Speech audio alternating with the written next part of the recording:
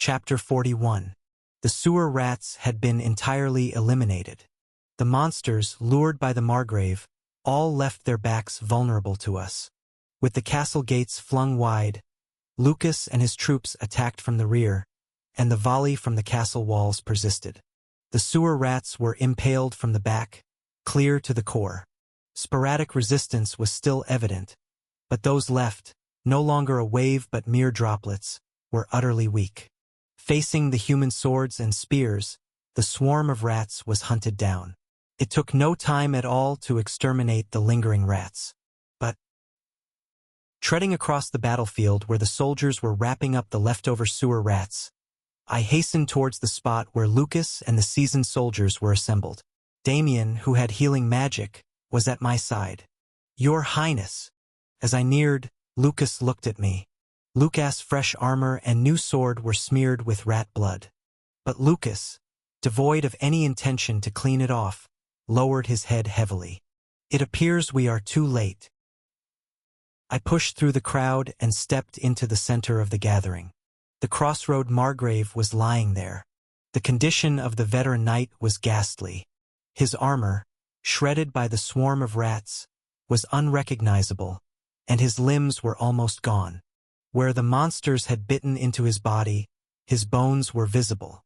Damien rushed over and applied his healing magic to the Margrave.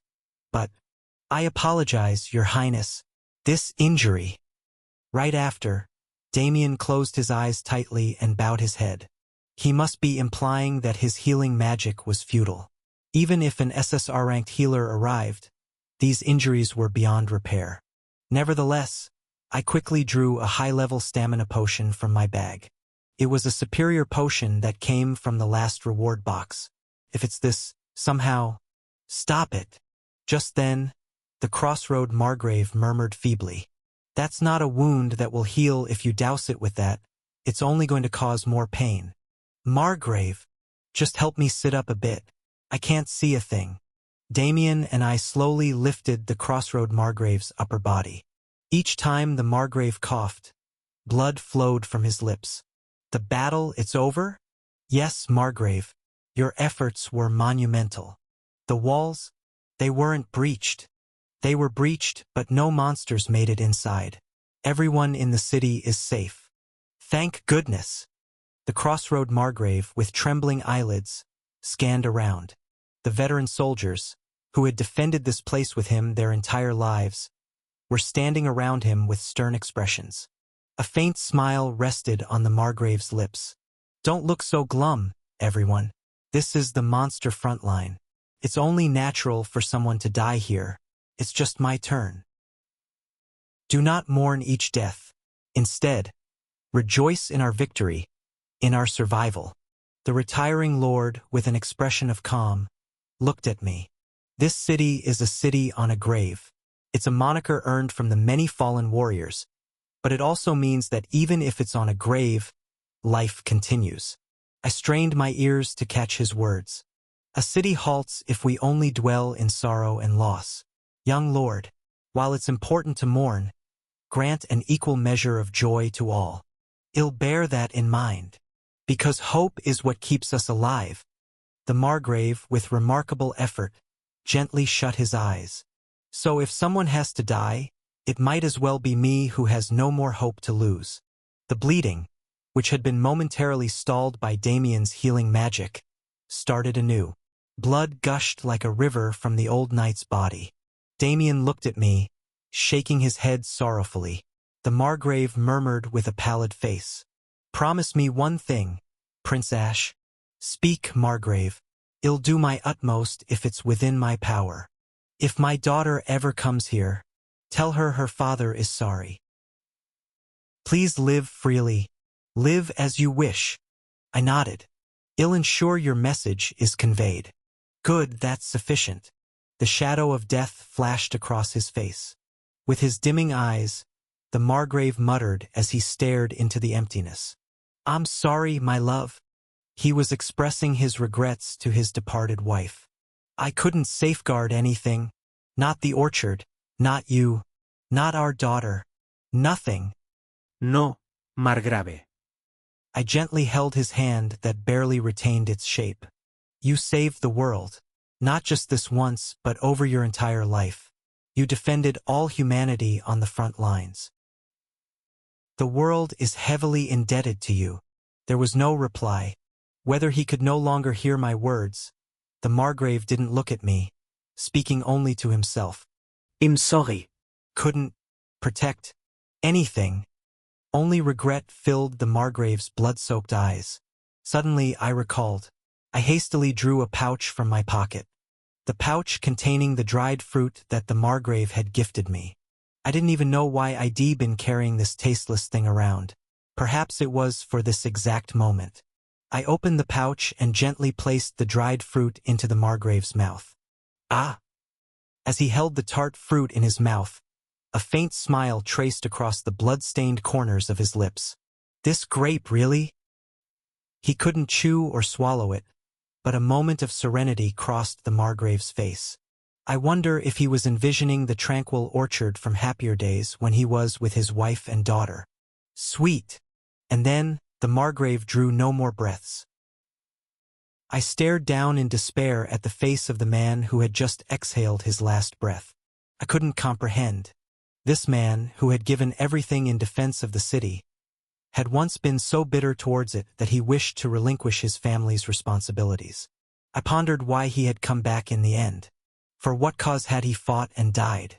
What was it about this battlefield that consumed an entire lifetime? The burden is heavy, Margrave, I murmured, gently closing his blood-streaked eyelids. The city's throne. It weighs too much. It felt as though thousands of pounds bore down upon my shoulders. For a while, I sat quietly beside the lifeless body of the Margrave. The soldiers who had gathered around me slowly bowed their heads one by one. Ding, ding, ding. The distant tolling of a bell echoed. It was the signal that the monster invasion had ended and the evacuation order lifted. The setting sun and the tolling evening bell blanketed the now desolate battlefield. Stage 2. Clear. Stage MVP. Lucas. SSR. Level up characters. Ash. EX. LV.11. 2. Lucas. SSR. LV.31. 2. Jupiter. SR. LV.37. 1. Lily R. LV.21. 1. Damien. N. LV.24. 3. Dead and injured characters. Guest character Charles Cross SR deceased. Acquired items. Ratman Legion Magic Stones. 562. Ratman Champion Magic Core. R3. Stage clear rewards have been given. Please check your inventory. N grade reward box. 3. SR grade reward box. 1. Get ready for the next stage. Stage 3. The continuation. In the heart of Crossroad, at the Lord's mansion. I shuffled towards the mansion's entrance. Oh, Lord! On spotting me, Ader scrambled over, alarm written across his face. Are you injured? We've been worried sick. Ader, you've done well in this stage too. It's truly remarkable. Ignoring his chatter, I seized Ader by the collar. Cough? Lord! With a firm push, I pinned the disconcerted man against the wall. Bang! Cough, gulp. Lord, what? Talk! My growl rumbled as I tightened my grip on his collar, causing Ader's face to blanch with bewilderment. Yes? Gulp. Yes. Talk. What are you? Quit playing innocent, you director bastard. My roar echoed, my grip around his neck verging on throttling. The situation is blatantly odd. What's with this absurd difficulty level? I overlooked it because the tutorial stage is meant to be that way. I thought maybe I'd just drawn the short straw when living armor showed up in stage 1. But my tirade continued unabated. A hostile NPC showing up in stage 2 and commanding the monsters? That's not even a feature in hell difficulty. Spit it out. What in the world have you done? Why is the game this challenging? What other odd twists will there be in the upcoming stage? Ader's pallid eyes, peering out from behind his bangs and glasses, quivered with bewilderment. Grasping Ader's collar with both hands, I gave him a violent shake. "Why are you concealing these things when you claimed you'd assist me? I want a straight answer. Even though you may not believe me, my lord." Ader, who had been anxiously biting his lower lip, began to speak hesitantly. "I am aiding you in the only way I know. Truly. Don't give me that. You're aiding me while all of this is going on, and you're withholding information while claiming to help." To that, Ader pointed at my neck. That necklace. A leather choker-like necklace adorned my neck. It was a reward from the tutorial stage. The necklace you received for completing Stage 0, its functionality will be revealed once you clear Stage 3. And then, once that function is unlocked, you'll understand the matters that are puzzling you now. Ader spoke with a trace of bitterness. You'll know once you clear one more stage. The reasons for these events unfolding. I maintained my distrustful glare at Ader, finding it hard to take his words at face value. "Please, my lord." "No, retro addict." Ader called me by my Earth-given nickname. "I sincerely hope you can manage. Continue battling as you are now, even once you uncover the full truth of this insane world." "What?"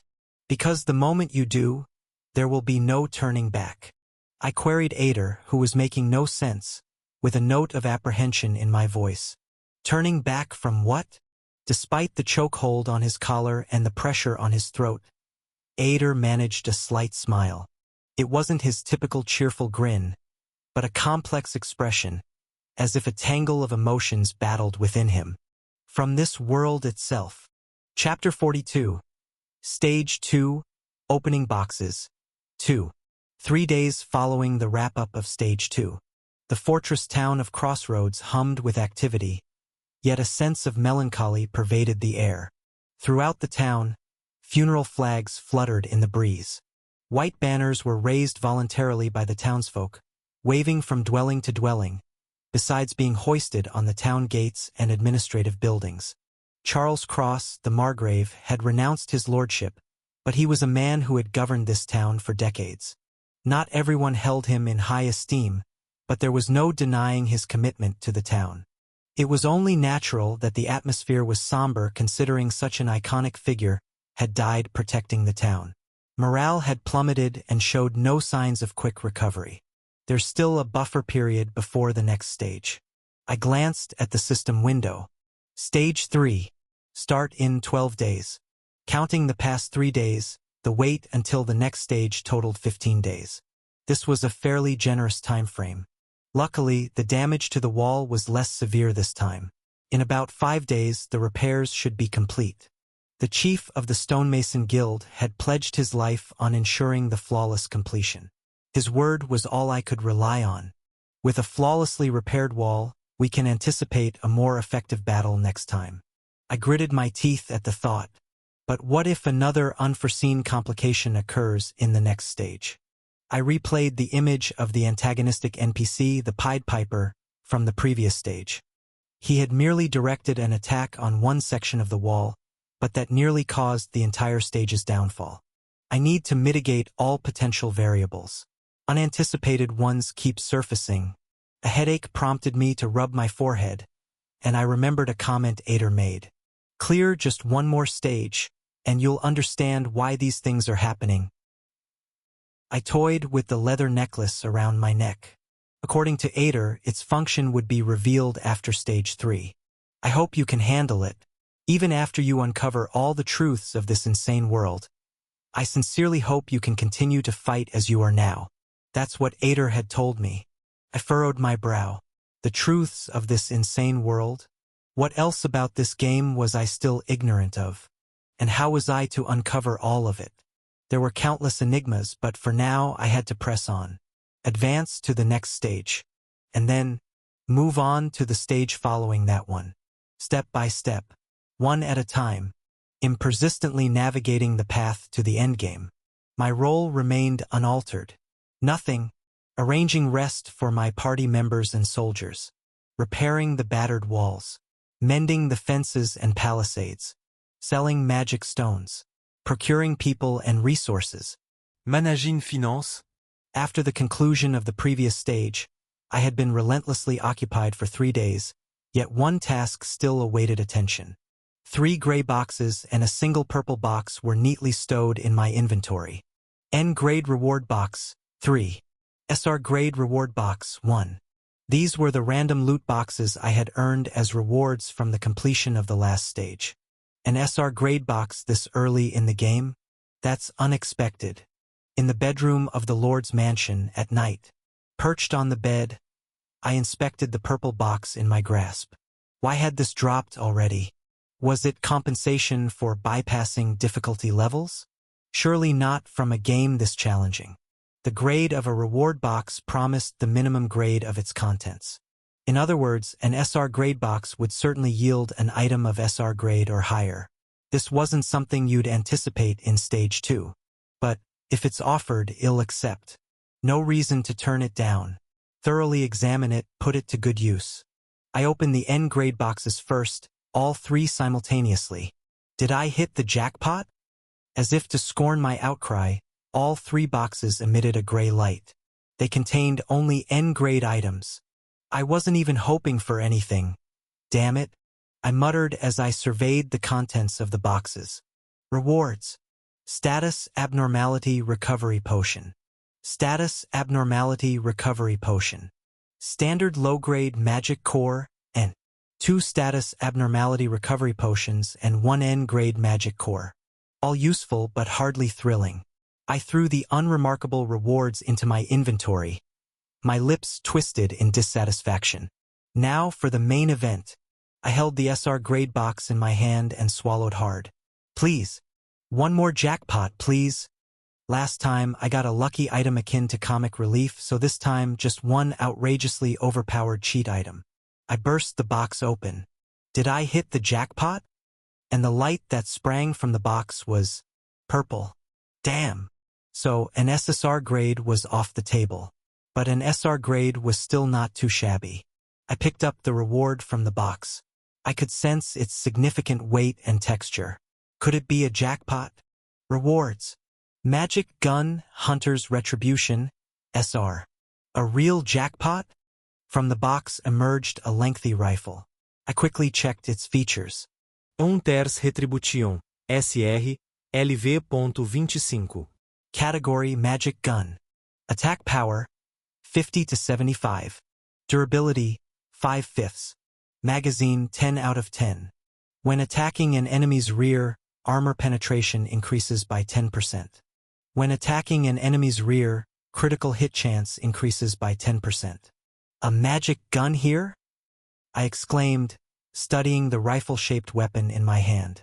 Magic gun. A weapon akin to the guns on Earth, but operating on a different principle.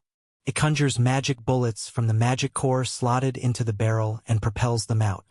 Simply put, it's a downsized magic cannon that can be wielded by one individual. Its range is shorter than a bow, but it boasts superior firepower and firing rate. At first sight, it might seem formidable, but in truth, this weapon was littered with drawbacks. To start with, its essentially shrunk cannon-like design made it absurdly challenging to maneuver. The aim was strenuous, the recoil overwhelming. It was a weapon that turned accurate hitting into a laborious task. For similar reasons, its reduced size made it unstable. Breakdowns were frequent, and should the magic core overheat, the equipment could be rendered completely useless. However, the most critical issue was its ammunition capacity. The number of magic bullets a magic core could create was set. Once all the bullets were spent, there was no recourse during the several hours of generation cooldown time. This caused most players to steer clear of it, making it a phased-out weapon type. With the widespread use of dependable bows and crossbows, there was no rationale to employ a faulty magic gun. I swear, they always hand me some crap items. Why do they do this? I groaned. Where to use this? Hold on a second. Just as I contemplated stripping it for parts, an idea struck my mind like a flash of lightning. What if Damien wields this?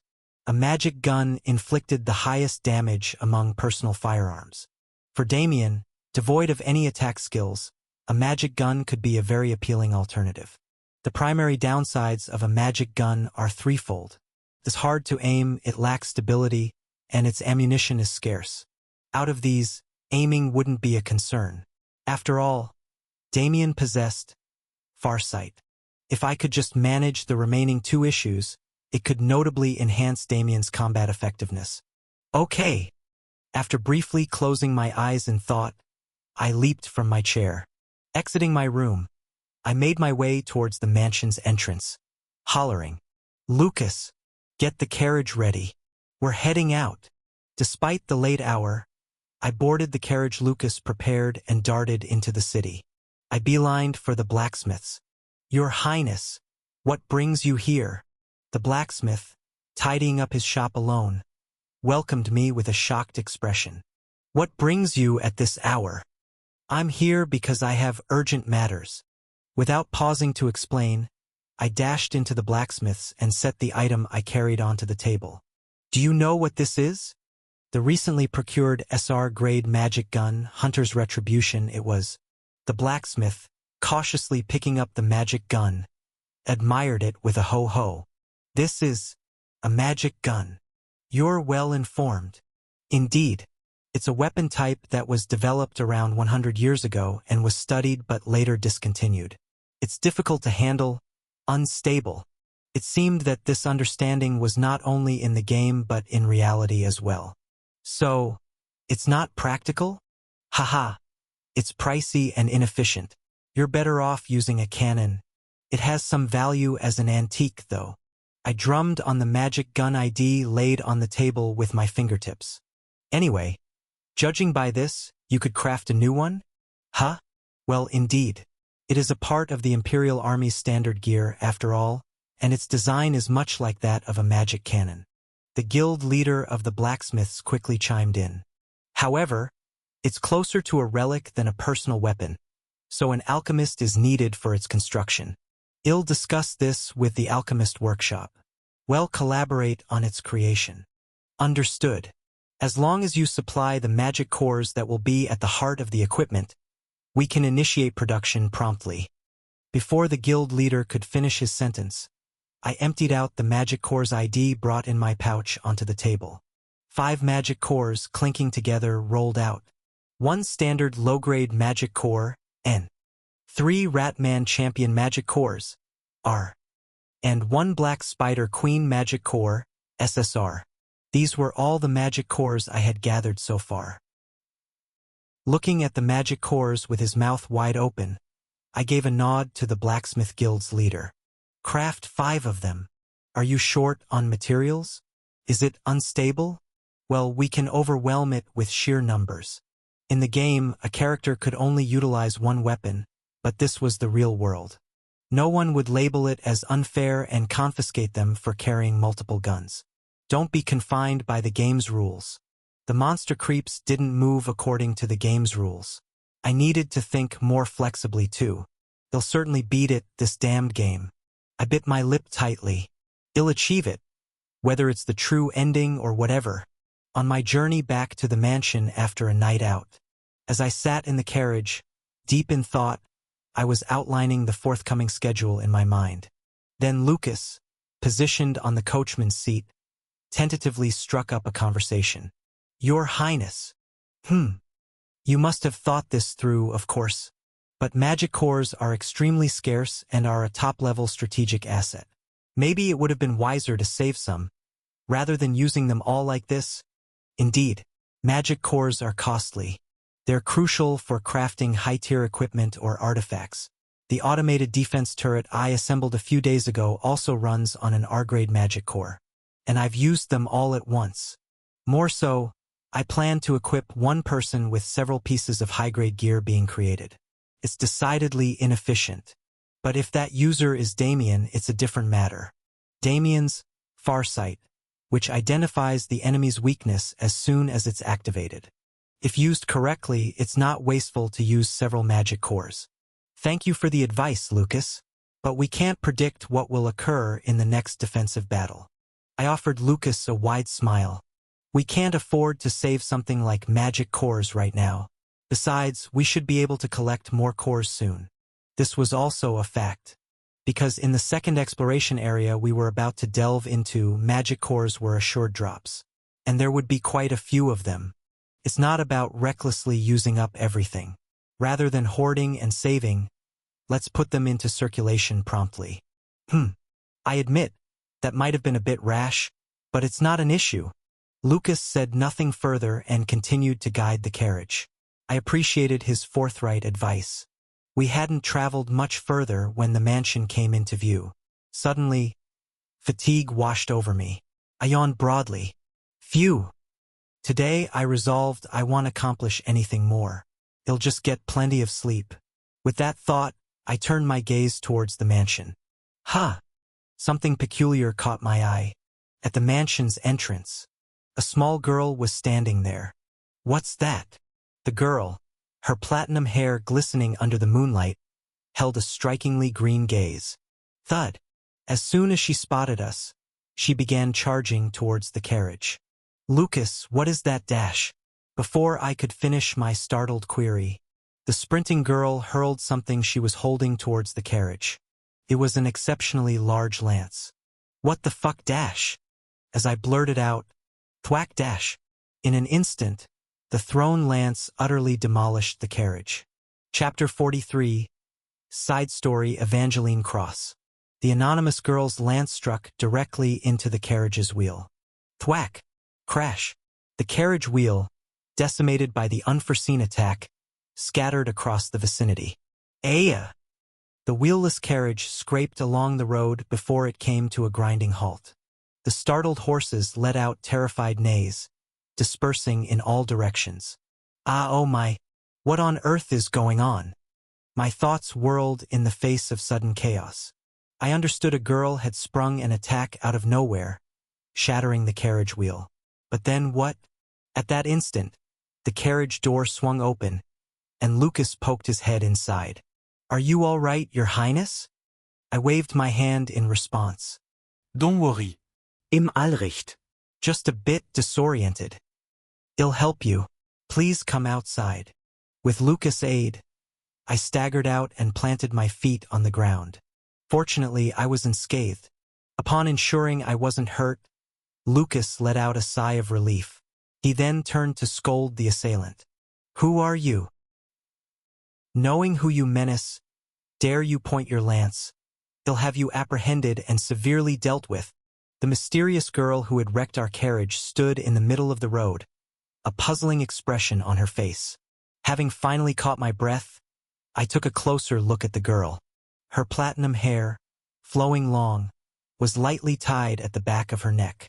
Her keen eyes were a bright green, and tiny, pointed fangs peeped from between her tightly closed lips. She's just a child. Indeed, very young. 14, maybe 15? She seemed even younger. Do not let her age deceive you, Your Highness. She seems to be a trained warrior. Trained. Observe her attire. Attire? What about it? Following Lucas' cue, I scrutinized the girl's clothing. A white jacket adorned with gold embroidery, black skirt, and a red cape flung over her shoulders. A school uniform? Recognizing the familiar style, I asked Lucas, somewhat surprised. That's a school uniform, isn't it? Yes, it's the uniform of the Imperial Royal Academy. The emblem on the cape confirms it. In other words, she was a pupil from a knight academy, an age still reliant on school meals. Why is a student from the academy here? State your identity. As Lucas demanded, the girl revealed her sharp fangs and growled. The who are you query should be mine. You guys. What? You guys. Taken aback by her unexpected tone, I bristled, but the girl remained nonchalant. If you're older than me, you're you guys to me. That's how it works, right? Im Chorrest, Arent I. Unable to counter, I clenched my fist. The nerve of these teenagers. The girl pointed towards the manor with the enormous lance she was holding. This was once my home. I returned after a long absence and found unfamiliar soldiers occupying it. Even the family banner that has flown for centuries has been carelessly removed. The girl's sharp eyes squinted. Are they the persistent bandits I've been dealing with forever? Or has a foreign force snuck in? I was considering these possibilities due to insufficient information when you gentlemen arrived in a carriage, so I decided to ask. Hey, you could have just asked. Was there a need to wreck the carriage? Well, I was taught in school to first suppress anyone who might be an enemy. With a flourish, the girl nonchalantly swung her spear in our direction. So, who are you gentlemen? Why are you occupying someone else's home? Depending on your response, things might turn a bit uncomfortable, so I urge caution. Lucas, visibly agitated, responded on my behalf. What rubbish are you talking about? This is the residence of the Lord of Crossroad, and it rightfully belongs to him. What does that imply? The girl seemed genuinely perplexed. That the Lord here is my father? A moment of silence ensued. Lucas and I exchanged glances, comprehending the identity of the girl standing before us. So you are. I carefully spoke the girl's name. Evangeline Crossroad. Upon hearing her own name, the girl's intense eyes widened. Do you know me, sir? I've heard a great deal about you from your father. When our eyes met, I truly recognized that this girl was the daughter of the Crossroad Margrave. Her green eyes were strikingly similar. Hold on a second, though. The Evangeline Crossroad I had seen in the game and SSR grade tanker was undoubtedly a tall and striking character. However, the girl before me was not only youthful but also a lot shorter than I anticipated. She was petite. She appeared about 2 heads shorter than me. She was compact and small. Her fingers, grasping the spear, were slender, unmistakably those of a young child. She didn't seem this young in the game, and she was much taller. I couldn't recognize her immediately because her image differed so much. Why is she so different? Lucas and Jupiter resembled their game images, didn't they?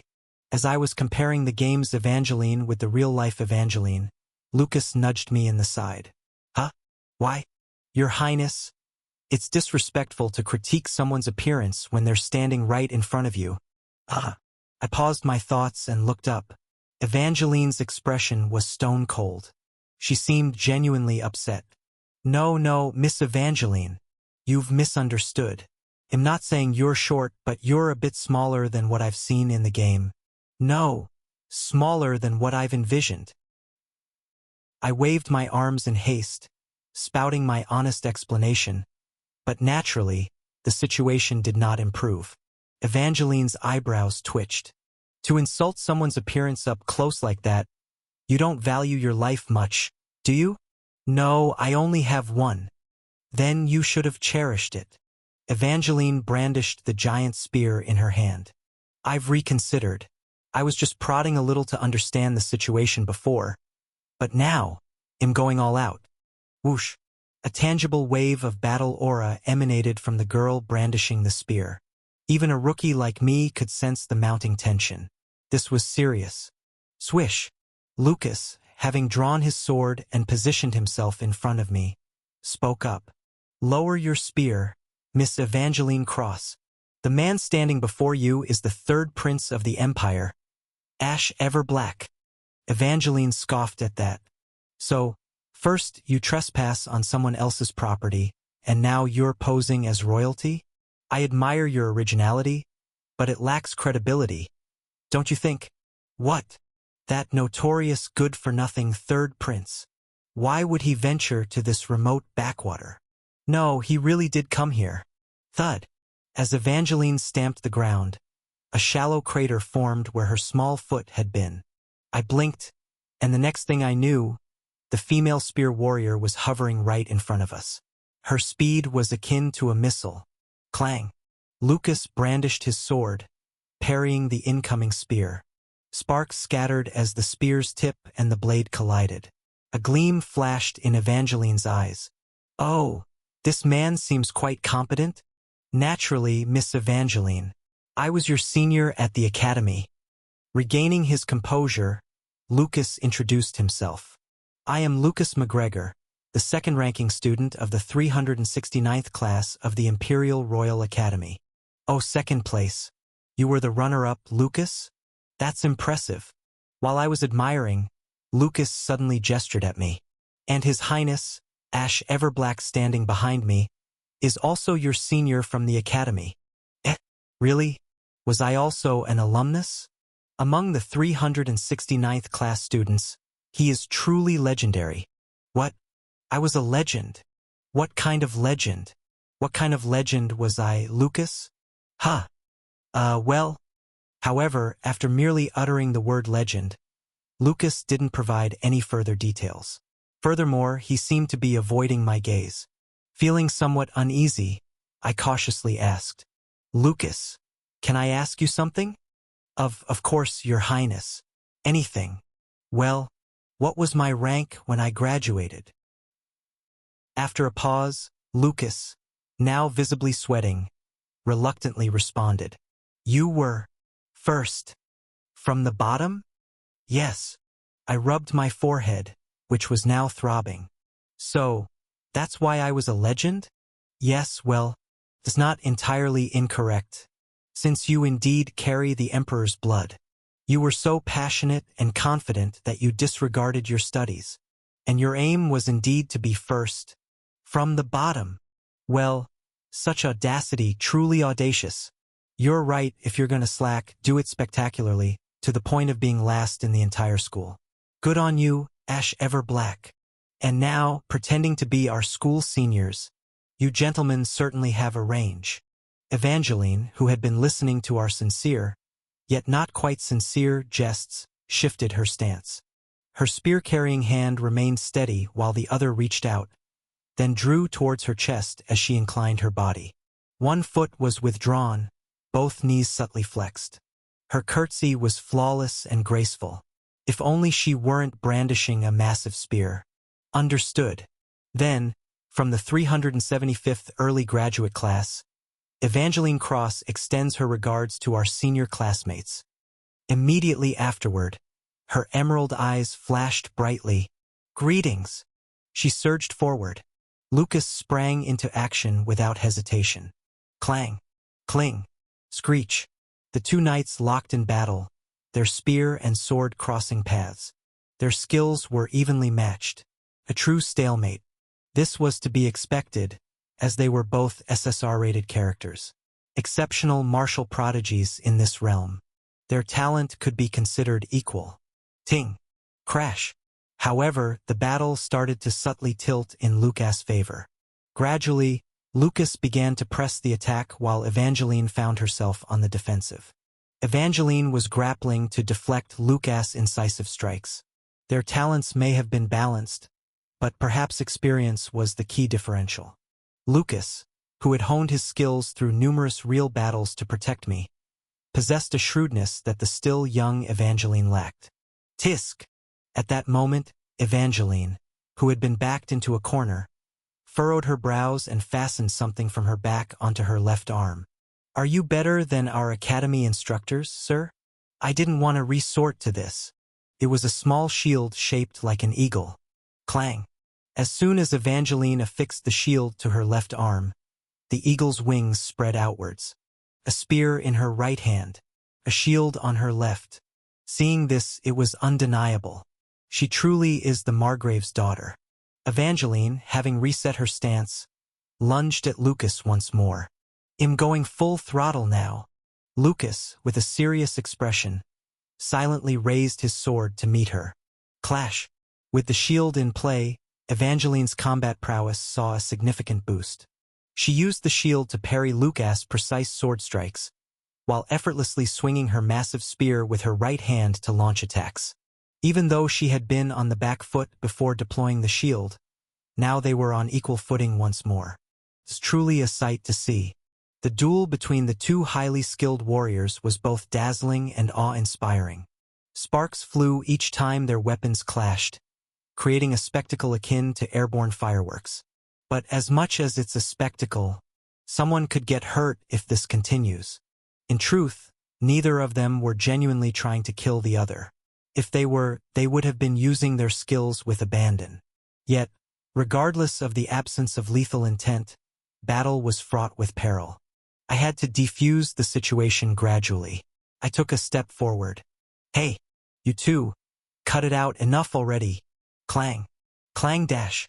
There's clearly some confusion here. Can't we just sort this out with a conversation?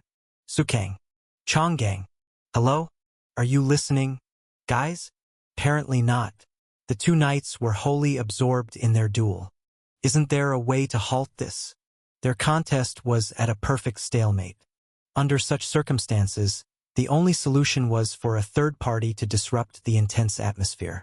My gaze fell upon my hand. The SSR-grade weapon of luck, Lucky Strike, shimmered, craving attention. There's no other choice. It didn't matter if the attack was feeble. I just needed to throw a wrench into the works of this duel. Evangeline, whether fortunately or unfortunately, was completely oblivious to my presence. She appeared to have her hands full just dealing with Lucas. Stealthily, I sidled up to the duo, positioning myself right next to them. It seems my existence as a contender was faint. They weren't paying me any mind at all. Just a light, very light hit should do the trick. My fist clenched, my breath steady. All right, let's do this. Prince punch. With a half-hearted thrust. What? When? At my sudden outburst and flying fist, a startled Evangeline reflexively lifted her shield to block my punch. The instant my fist made contact with her shield, a slot began spinning rapidly at the edge of my vision. Ding. 7. Huh? As a solitary digit materialized, a wave of dread washed over me. It was a form of gamer's intuition. Next, the tens digit. Ding. 7. The premonition of something drastic surged through my mind like a bolt of lightning. Impossible?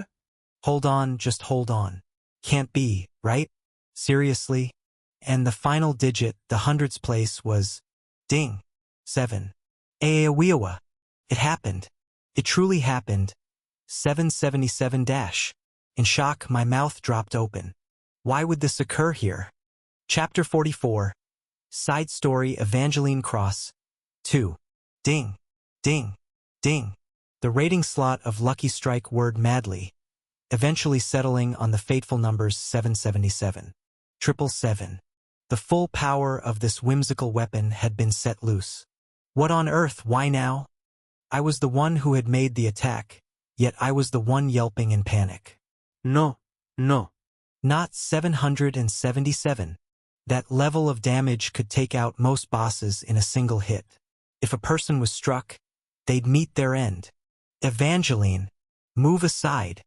Naturally, it was too late. The damage slot had activated the second my fist made contact with Evangeline's shield. 777. Congratulations! Jackpot!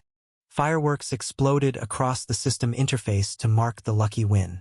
The system window vanished just as quickly, and in its place, zap dash, a laser burst forth from my clenched hand. Not kidding, no hyperbole, an actual rainbow-hued laser had been launched. This was sheer insanity. Quong! A streak of radiant light slashed through the atmosphere, illuminating everything in its path. Kayak dash? Caught in the laser's path, Evangeline was catapulted into the distance. Whoosh!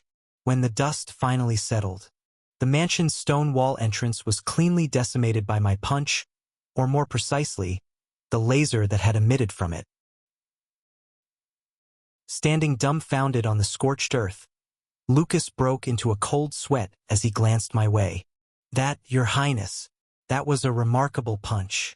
How did you... No, that's not the point.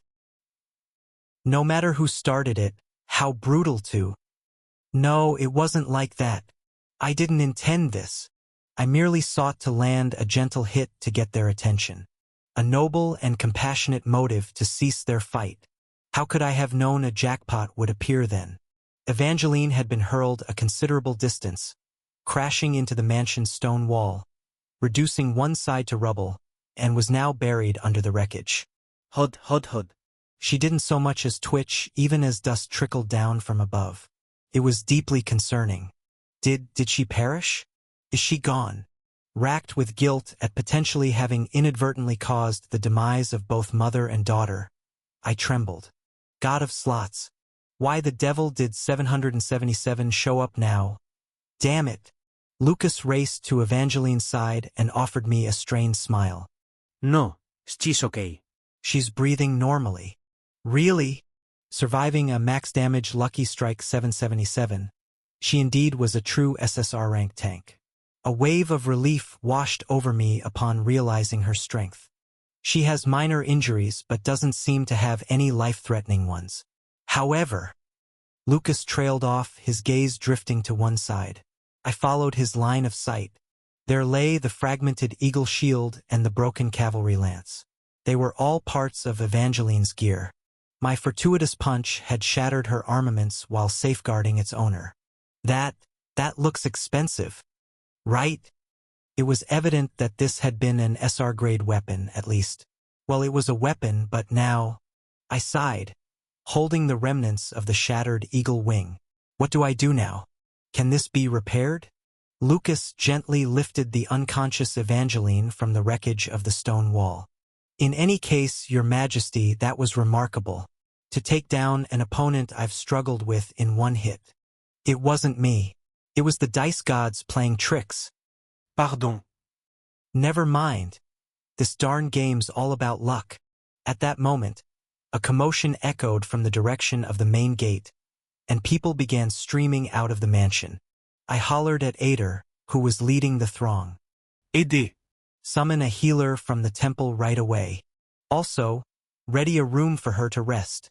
I let out a deep sigh as I glanced at Evangeline, unconscious and slumped in defeat. Alas, let's be grateful that no one lost their lives and that the situation has somehow been managed. Evangeline was lost in a dream from her childhood, in a corner of a vast, time-worn mansion, the room that had been Evangeline's since birth. Her mother would visit her unexpectedly, wrapping Evangeline tightly in her embrace. Evangeline soon learned to anticipate these visits. It was when her father would leave for battle. Whenever monsters assailed the city and her father rushed to the front lines, her mother would bid him farewell and then find her way to Evangeline's room. And she would hold Evangeline for hours on end. Your mother came to comfort you because you might be afraid of the monsters. Her mother would explain with a smile. But Evangeline knew the truth. It wasn't her who was terrified of the monsters, but her mother. Her mother, her arms trembling around her daughter, was the one who was afraid. Evangeline would pat her mother's back and offer her a comforting smile. Mom, you're silly. Dad will defeat all the monsters, so why are you scared? Whenever Evangeline said that, her mother would respond with a somewhat mournful smile. It was only later that Evangeline understood. What her mother feared was not the monsters. What her mother feared was losing her father, and the cruel fate awaiting her daughter who would one day have to step onto that brutal battlefield. Bathed in the streaming morning sunlight, Evangeline slowly opened her eyes. From a distance, an unknown bird called out. Ha! The familiar layout of the room. The scent of freshly laundered blankets. The patterns on the ceiling, forever etched into her memory. Evangeline, gazing around in a daze, realized that this was her room in her family mansion. Ah! That's right, she had returned home. 3 years ago, after the passing of her mother, she fled from this place, heading to the capital city without a destination in mind. She enrolled in the Royal Academy of the Empire's capital. After completing all the night group courses over 3 years and graduating with top honors. So, where to next?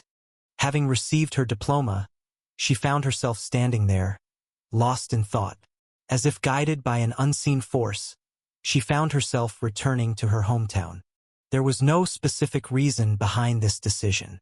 It was simply her final chance to visit her childhood home before she officially took up her role as a knight and ventured to the front lines.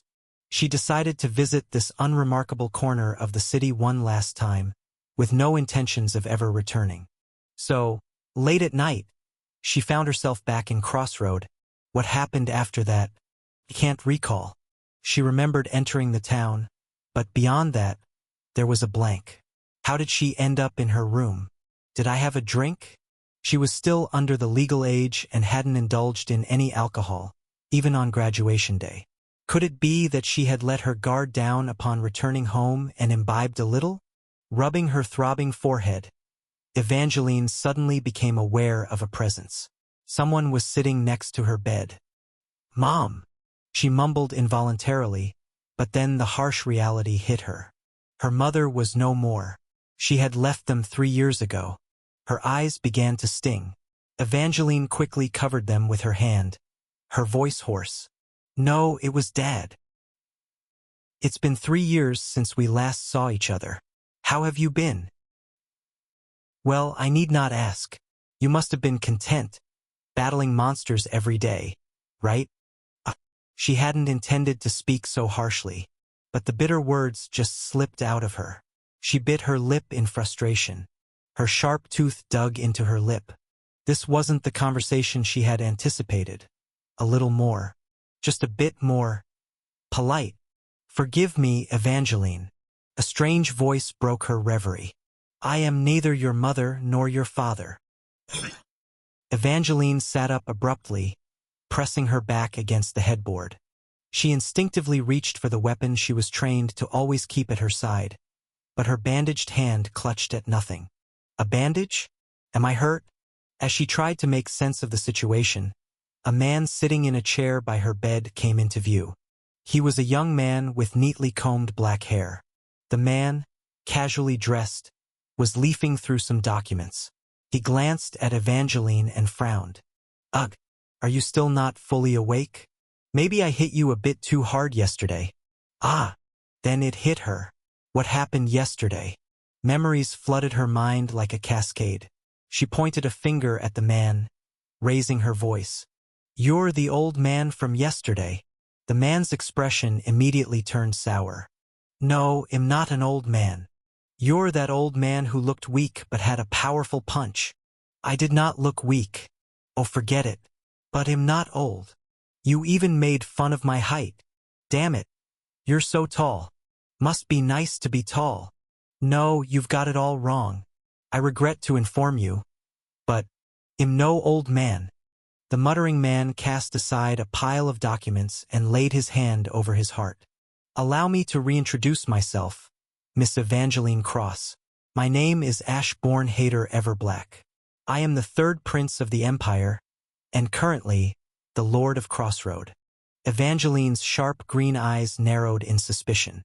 "Stop your nonsense. If you're a prince, then I might as well be the queen of a duchy." "Got it. Damn. This girl is so skeptical. You don't believe I'm the prince? Should I show you the royal emblem?" "Yes. Prove it. Right now." Evangeline gave an eager nod. With a hint of reluctance, the man fished out an emblem made of black jade from his pocket and handed it to her. Evangeline's eyes widened as she inspected the emblem handed to her. It's real. I told you it's genuine. Why is it real?" Evangeline's gaze darted between the man the emblem in her hand, then back to his face and back to the emblem. She repeated this cycle several times. "Is it authentic? You're the notorious 3rd Prince, Ash." Im notorious? "Of course, you're infamous. You're one of the only 3 princes in the royal family." Evangeline had spent the last 3 years confined within the Royal Academy. However, the gossip about the imperial princes had often found its way to her. They were, after all, the talk of the town in the capital. The stoic and cynical soldier, the eldest prince. The kind-hearted, gentle politician and magician, the 2nd prince. And the wild, reckless, the 3rd prince. All 3 princes were regular topics of conversation. But the stories about the 3rd prince were by far the most frequent. He was known to stir all sorts of chaos within the capital. If there was any trouble brewing within the royal family, 9 times out of 10, it was Ash's handiwork. "I've been swamped preparing for an early graduation and missed out on the recent news. I can't believe a prince would visit such a remote place." Returning the emblem, Evangeline rummaged through her bag next to her bed, produced a pen and paper, and thrust them towards Ash. "Can I have your autograph?" "Wha what?" "I said, I want your autograph. Surely a prince has an autograph. No, well, yes. Ido. Awkwardly, Ash scribbled his signature on the paper. It wasn't in common language but an odd, alien script. However, Evangeline didn't seem to mind. She carefully folded the paper and stashed it deep in her bag. She then extended her right hand to Ash. Can I shake your hand? Huh? Sure. Taken aback, Ash hesitantly reached out and shook hands with Evangeline. Her face lit up with excitement, and she energetically shook his hand. A broad grin spread across her face. Im a fan. What? Im your fan? A fan? Like, fan as I'm thinking. Yes. Among the royal family, Im the biggest supporter of the third prince. I even kept a scrapbook of your news from the weekly paper published in the capital. Evangeline pulled out a scrapbook from her bag and flipped it open. Upon examination, Ash confirmed it was true. Every week, the flamboyant incidents and accidents caused by Ash were neatly recorded there. Well, yeah, I'm really grateful to have a fan. Unable to shake off his nervous expression, Ash asked, "But why? Why did you become my fan?" "That's obvious. There's only one reason." Evangeline beamed a bright smile. It was an innocent yet somewhat wicked smile, fitting of a teenage girl. "Because you, the prince, are the biggest troublemaker in the empire." Chapter 45. Side Story Evangeline Cross 3. I was utterly taken aback. My mouth hung open slightly. "Because you, the prince, are the biggest troublemaker in the empire." Evangeline's response to why she had become a fan of mine left me speechless. Was she pulling my leg? Unsure of the audacious teenager's true intentions and feeling perplexed, Evangeline waved her hands in denial. "No, I'm not pulling your leg. I genuinely admired you for being such a notorious rule-breaker." What? Why? "I wanted to defy my father." Evangeline awkwardly shrugged. "I yearned to rile up my father as much as possible. Stir up trouble, create a fuss, tarnish the family name. I wanted to lead a life like that." Untangling the complex psyche of a teenager was no easy task. But, how should I put it? Going off the rails was harder than I'd imagined. Initially, it worked because my father detests knights from the Royal Academy. So as soon as I fled, I enrolled there. But then, once I joined the academy, all they had me do was train day in and day out. Far from going astray, I was molded into a model student. Model student was putting it mildly. Evangeline had completed the 6-year Royal Academy curriculum in just 3 years and graduated at the top of her class. She was a prodigy who would be remembered in the annals of the Academy's history. The only act of defiance I could manage was to cut off all communication with my father. That's quite a charming rebellion. While I was living such a timid life, I heard about you, Prince Ash. Evangeline's gaze turned to me, her eyes gleaming. Your audacity to defy the Emperor, the ultimate authority of the Empire, even though he's your own father. Your inventive ways of stirring up trouble week after week.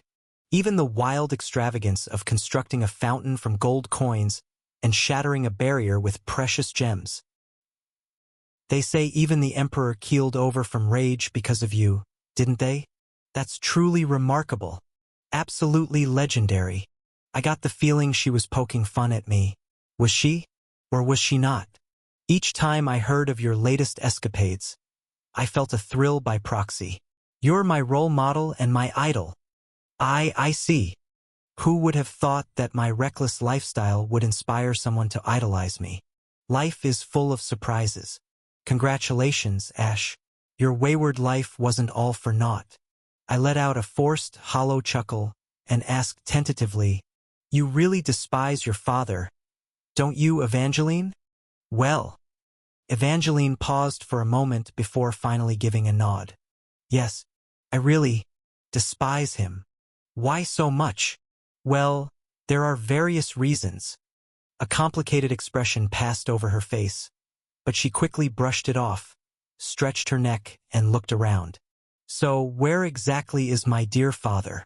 Even if he detests his runaway daughter, he should at least meet and speak to me upon my return after 3 years, right?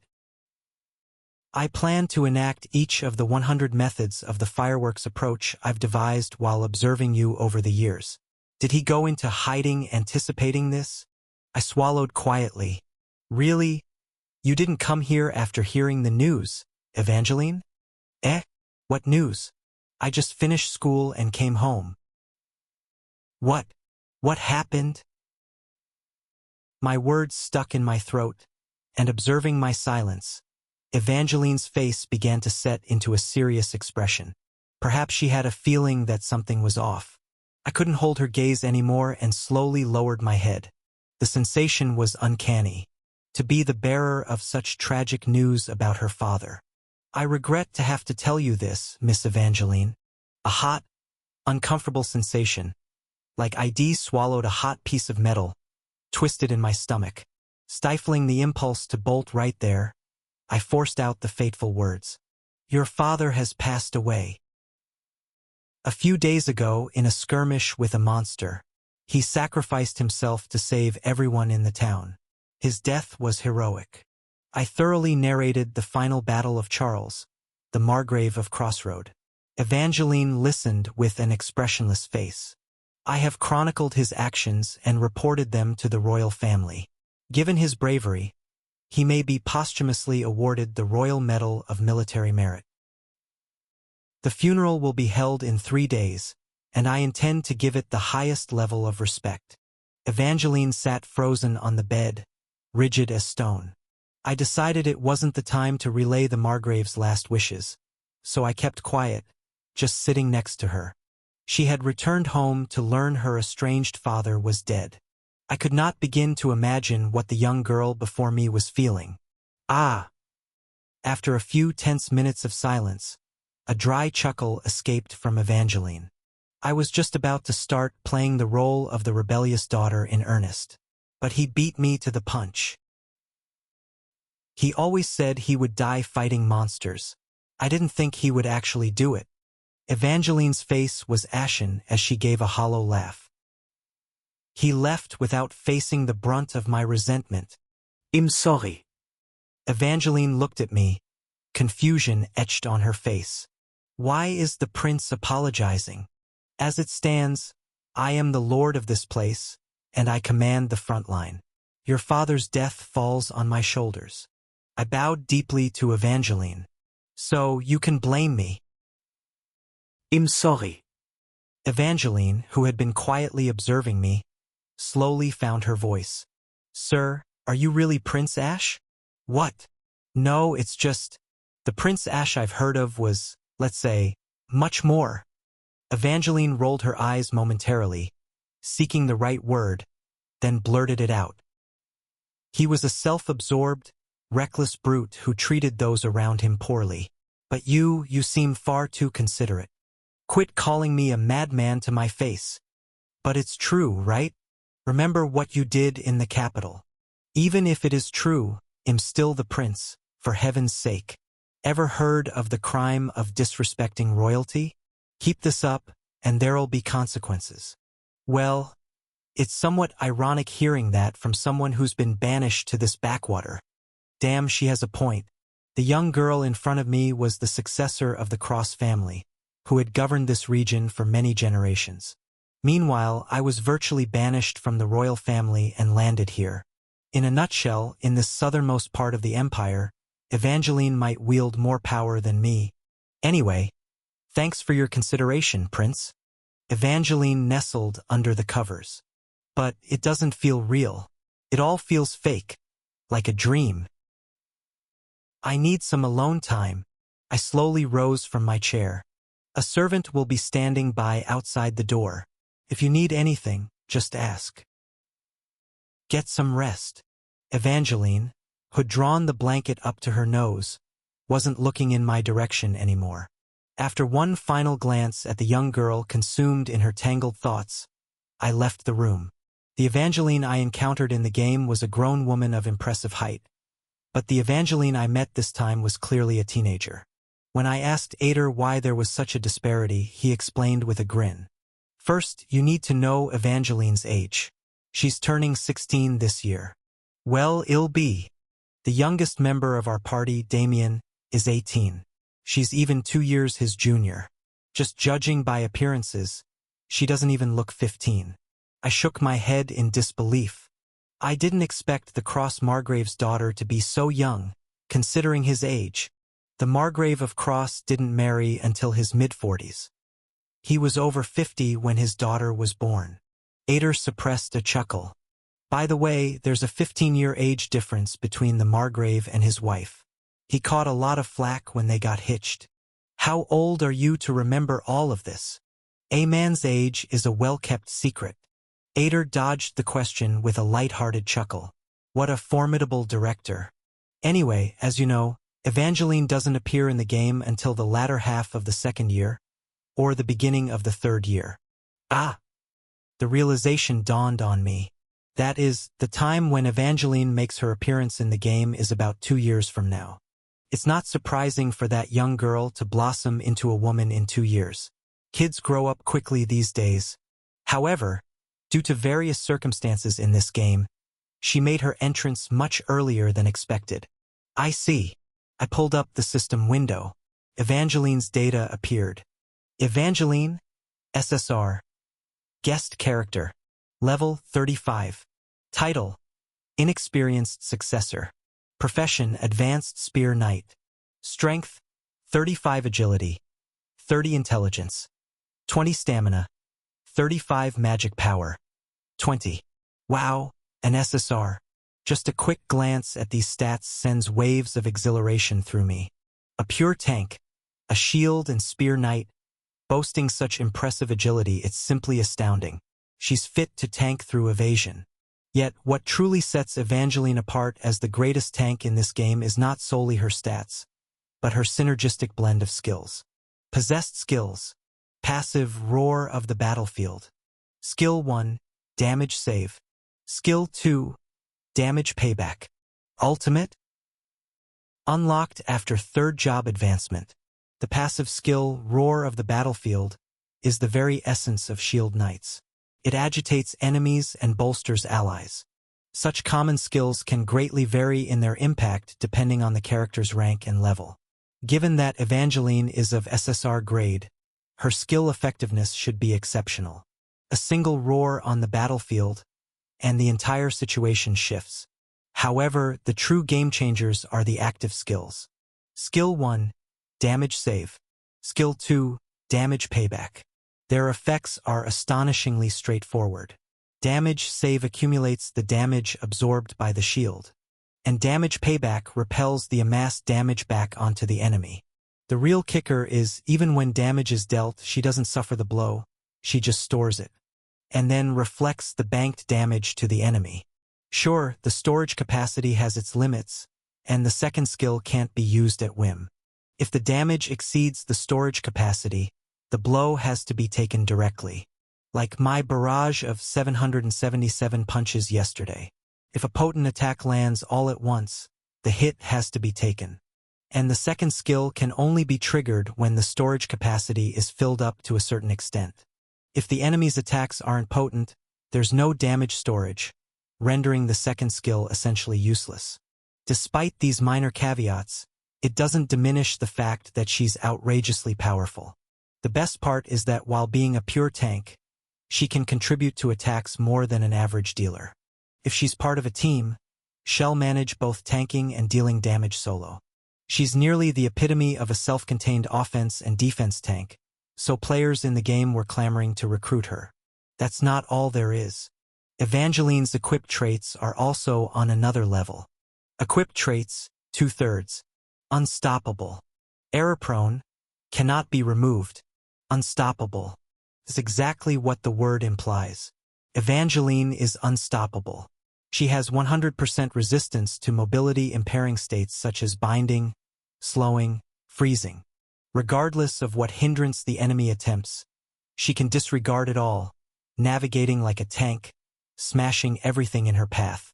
This is an incredibly subtly powerful passive. It's rare for a tank to have such an effective passive. She's indeed a cheat character Wait, what? But the second trait is something I've never encountered before. Error-prone? Did Evangeline always have this trait? To investigate further, I called up the description. Error-prone. Given her youthful inexperience, she is prone to occasional errors. The likelihood of her committing both major and minor mistakes on the battlefield is elevated. This trait dissipates once a specific amount of experience is gained. This explanation popped up. Blast it! I thwacked my forehead. Sure, her earlier-than-expected appearance was a boon, but it came accompanied by this detrimental trait. Well, she's still quite young. At 16, she's merely a child. This is not her battlefield, but rather an age to be filled with laughter and carefree chatter with friends in a more ordinary setting. Brother!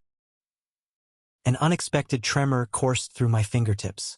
Ader came closer to me as I stayed silent. My lord, you plan on recruiting Miss Evangeline to our team, correct? Huh? Well, I found myself unable to respond immediately. It was akin to having a nugget of gold tumbling before my eyes. Evangeline was, without a doubt, the preeminent tank in this game. It was a must to recruit her. However, just promise me one thing, Prince Ash. The echo of the Margrave's final plea, whispered into my ear mere days ago as he perished in my arms, still resonated vividly in my mind. Incapable of providing an immediate response to Ader's query, I merely pursed my lips tightly together. Chapter 46. Side Story Main Party 2. Are you choosing not to invite Miss Evangeline to join our ranks? Ader pressed me further as I vacillated. Miss Evangeline could prove a crucial asset. To claim I'm not enticed would be a falsehood. Truthfully, I was hellbent on recruiting her. The desire was overwhelming. To possess 2 SSR tier frontliners at stage 3? Moreover, those being Lucas and Evangeline? Regardless of how much the game tweaks the difficulty, having those 2 on my side would make for smooth sailing. However, I yearn for my daughter to escape this accursed place, this accursed duty, and to live a serene and joyful life. I had given my word. Please live freely, as your heart desires. It was the final wish of the departed Margrave. His dying plea was to free his daughter from the family's burden. I must uphold my promise. I'll let her choose her own path. Aren't you concerned about potential regret from missing this opportunity, my lord? Isn't it prudent to keep her with us, even if by force? I refuse to disregard basic human decency merely for the purpose of game completion. Ader cocked his head, perplexed. But wasn't your success in overcoming Hell Iron Man due to your indifference towards such considerations? That's accurate. I had crammed countless characters into every corner of the game, treated them as expendable pawns. For subquests, treasure chests, challenges, innumerable lives, I traded. I sacrificed lives for efficiency. That's how I managed to conquer Hell Iron Man. However, if I were to employ the same methods this time around, it would mean I haven't evolved. I grinned faintly. My aim is to be a better version of myself than I was yesterday. Ader regarded me with a complex look. Such a constraint may end up being your downfall someday, my lord. I can live with that. I have no intentions of feigning sainthood, nor am I inclined to morph into a monster. Even in a realm where life is taken lightly, I yearn to remain human. That's the crux of it. Anyway, Ader, please take good care of Evangeline. She's a teenager undergoing the tumultuous phase of puberty. She must be bewildered. As you command, my lord.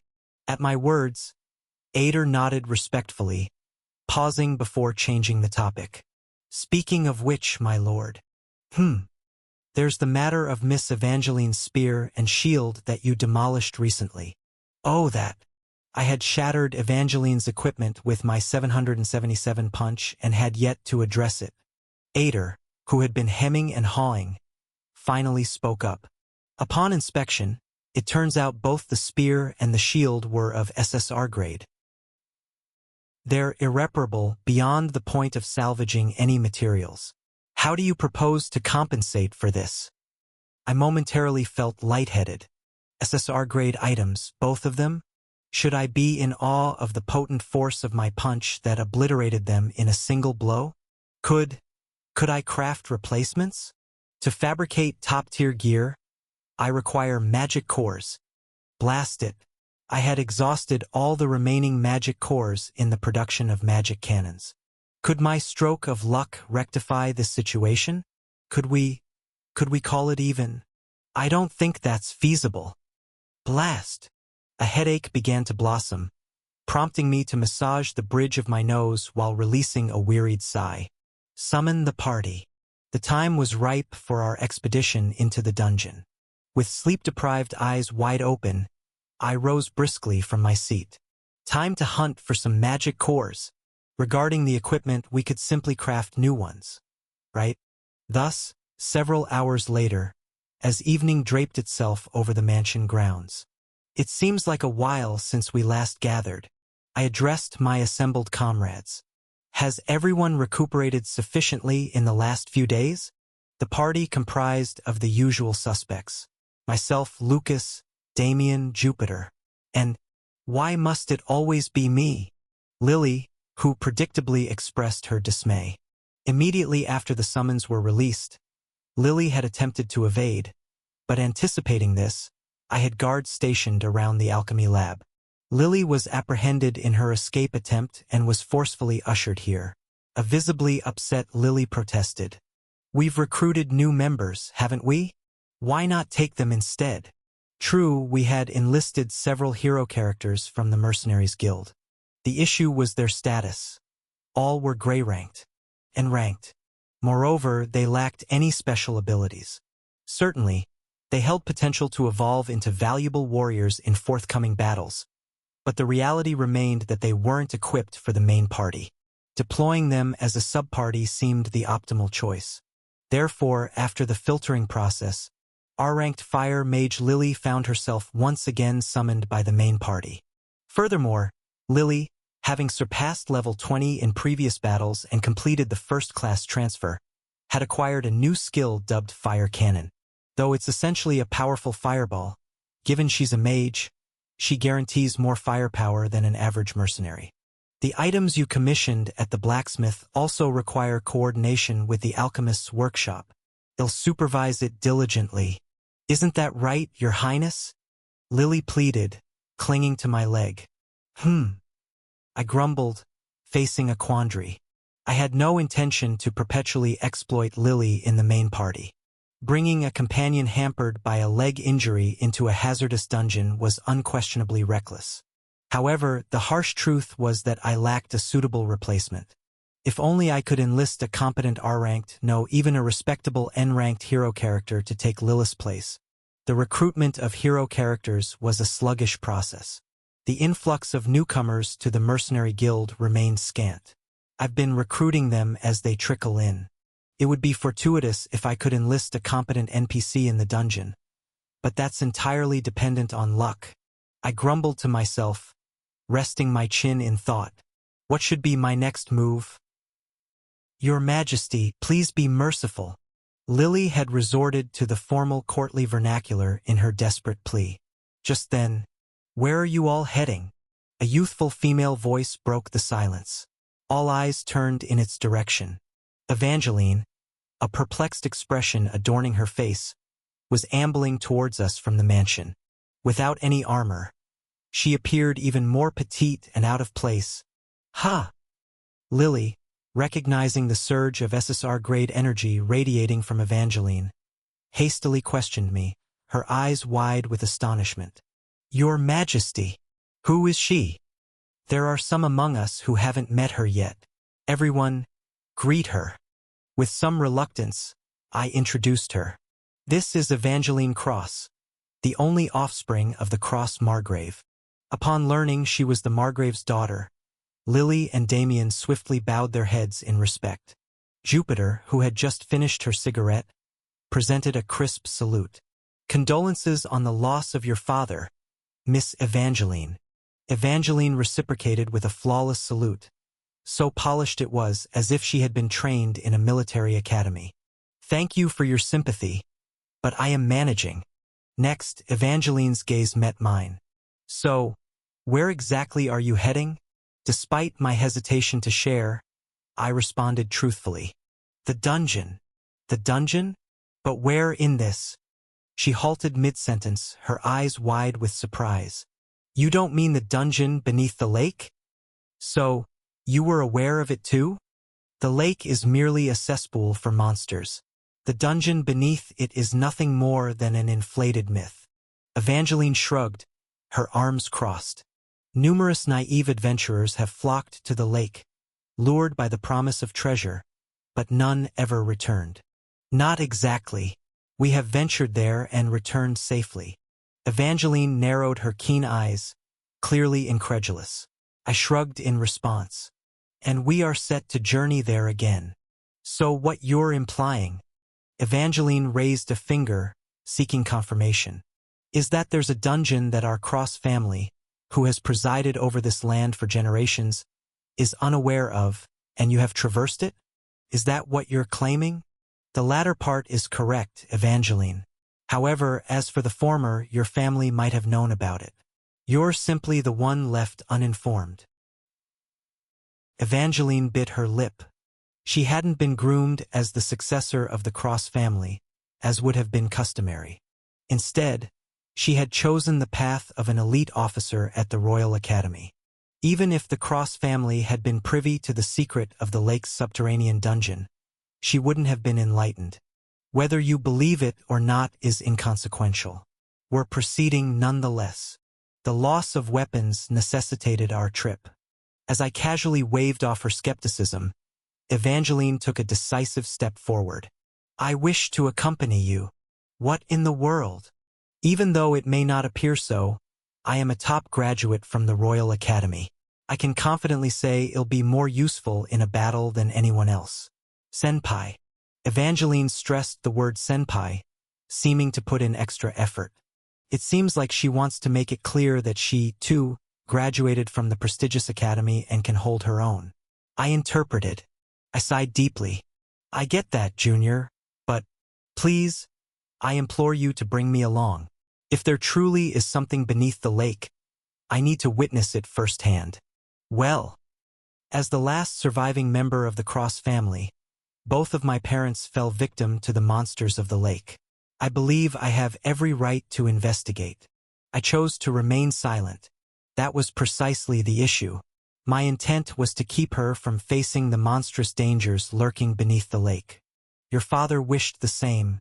Suppressing my thoughts, I simply nodded. Are you physically up to it? Instead of responding verbally, Evangeline unraveled the bandage on her arm.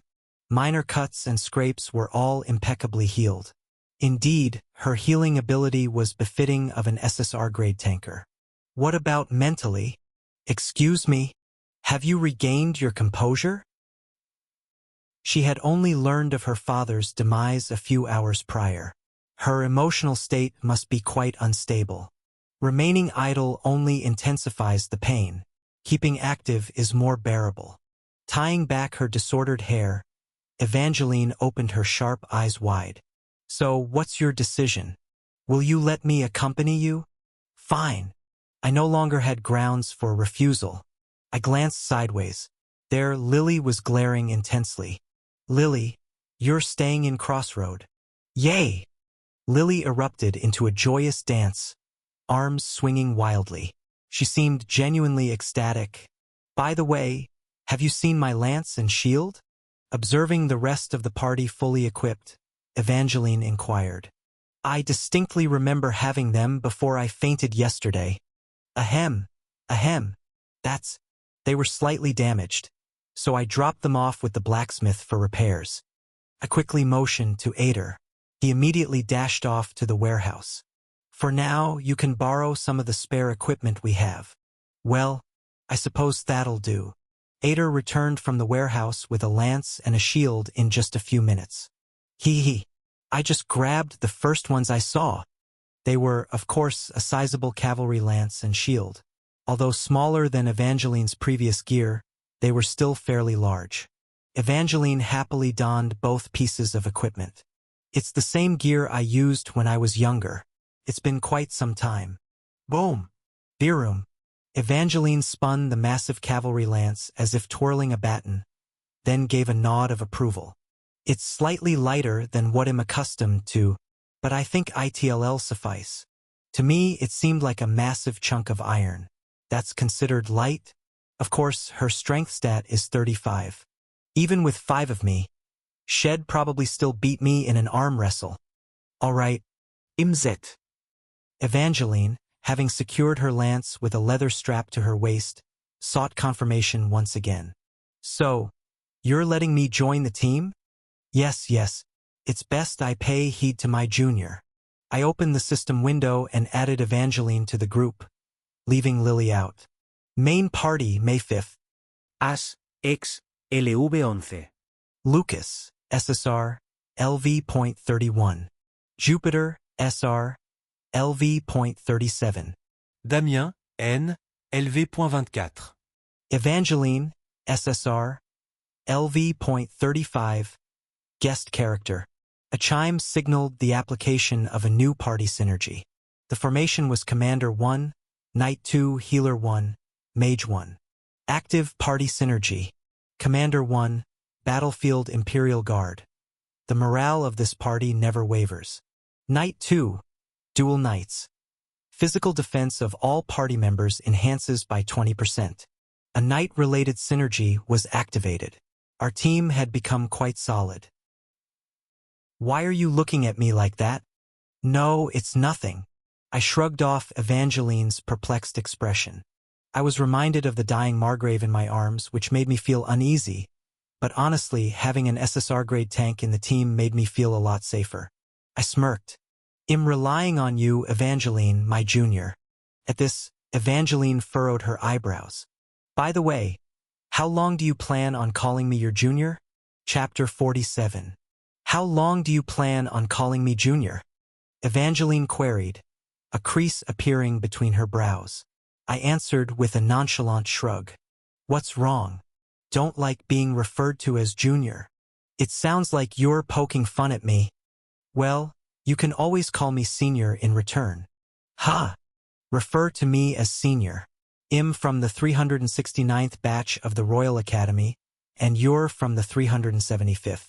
We are indeed senior and junior, aren't we?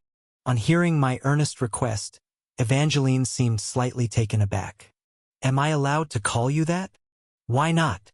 Feel free to address me as such, junior. After a moment of hesitation, Evangeline took a deep breath. Fine. It's not common to address a royal this way. She inhaled sharply, then spoke. From this point on, I'll refer to you as senior.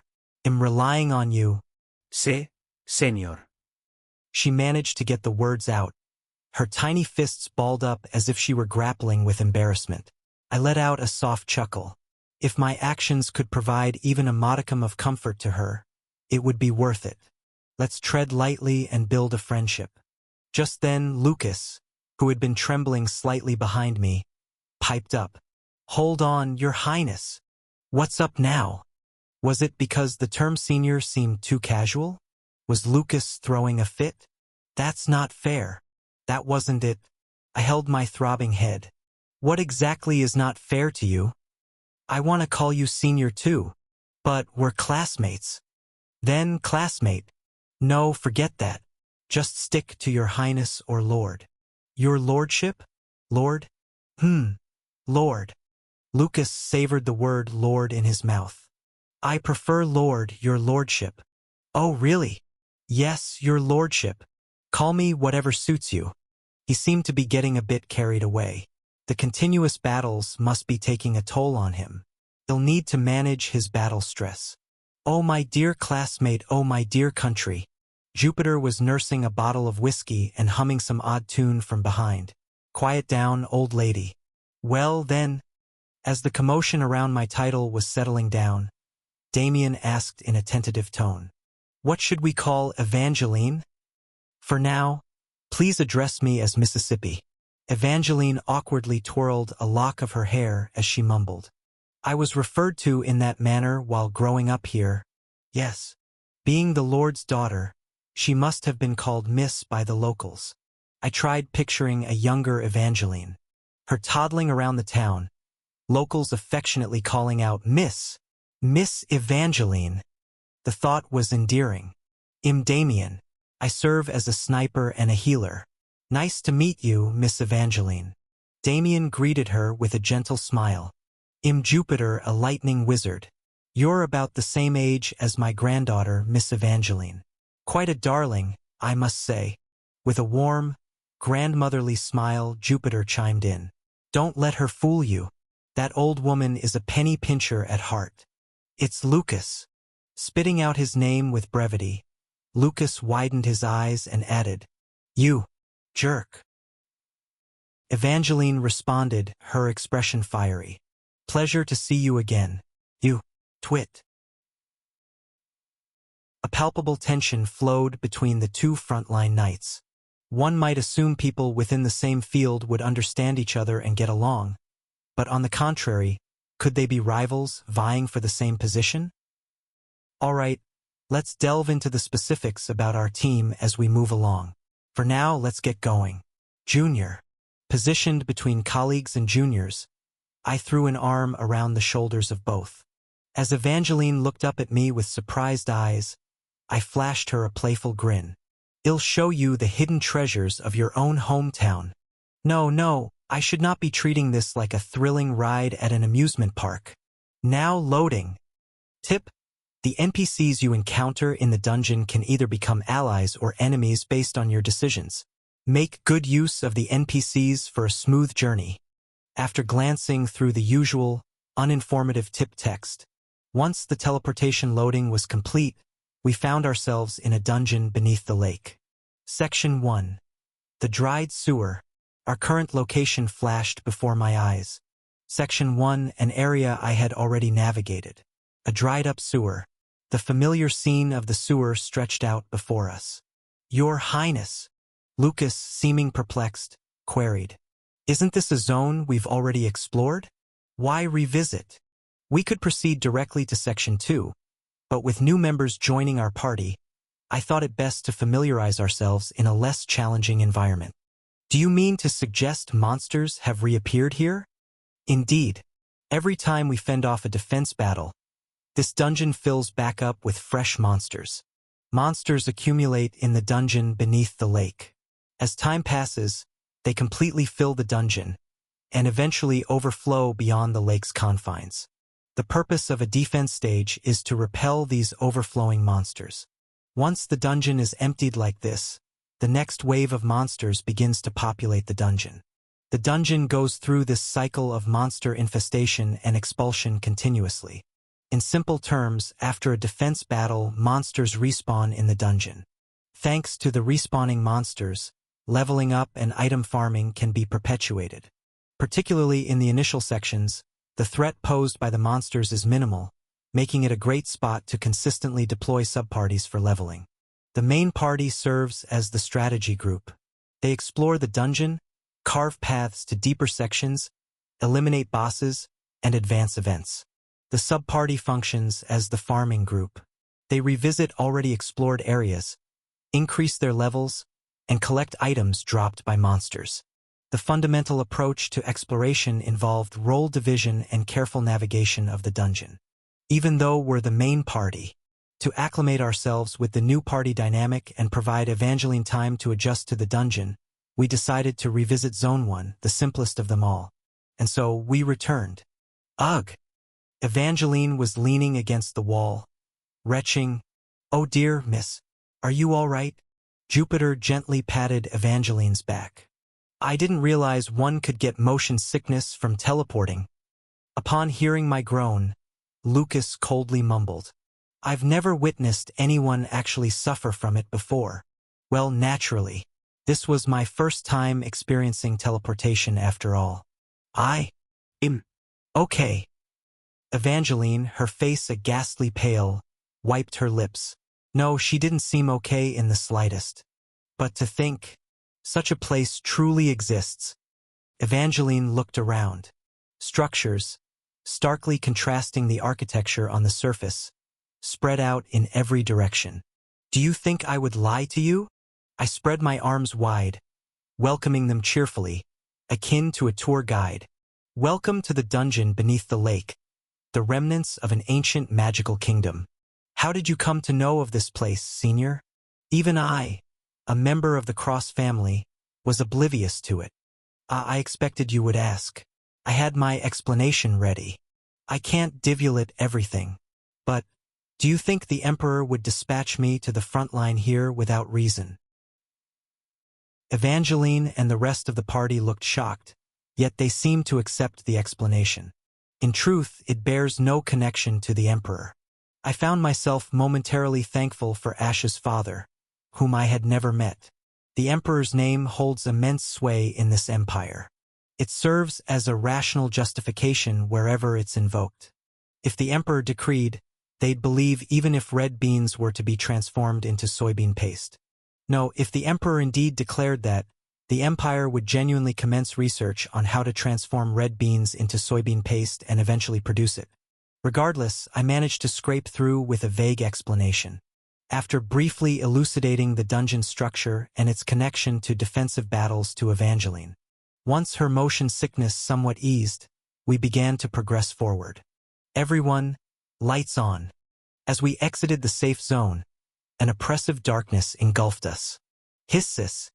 While the others adeptly ignited their torches or lanterns to ward off the darkness, Evangeline recoiled in surprise. Ah! What is this darkness? You'd best get accustomed to it, Junior. This entire dungeon is shrouded in such darkness. I grinned at Evangeline, who hesitantly retreated. If the darkness unnerves you, would you like to turn back now? Don't mock me. This is nothing. Evangeline hoisted her torch high. She was petite, so it flickered at my eye level. Nonetheless, it appeared she was ready. We made our way into the desiccated sewer. Section 1. The dried sewer. Progress to clear. Normal room 0/4. There was no boss room to conquer, the previous raid having already taken care of that. We had also secured all the treasure chests at that time. All we had to do now was deal with the monsters that regenerated inside the dungeon. Lucas, take point. Damien, you're up next, watching our front. Jupiter, you're in the middle, casting magic.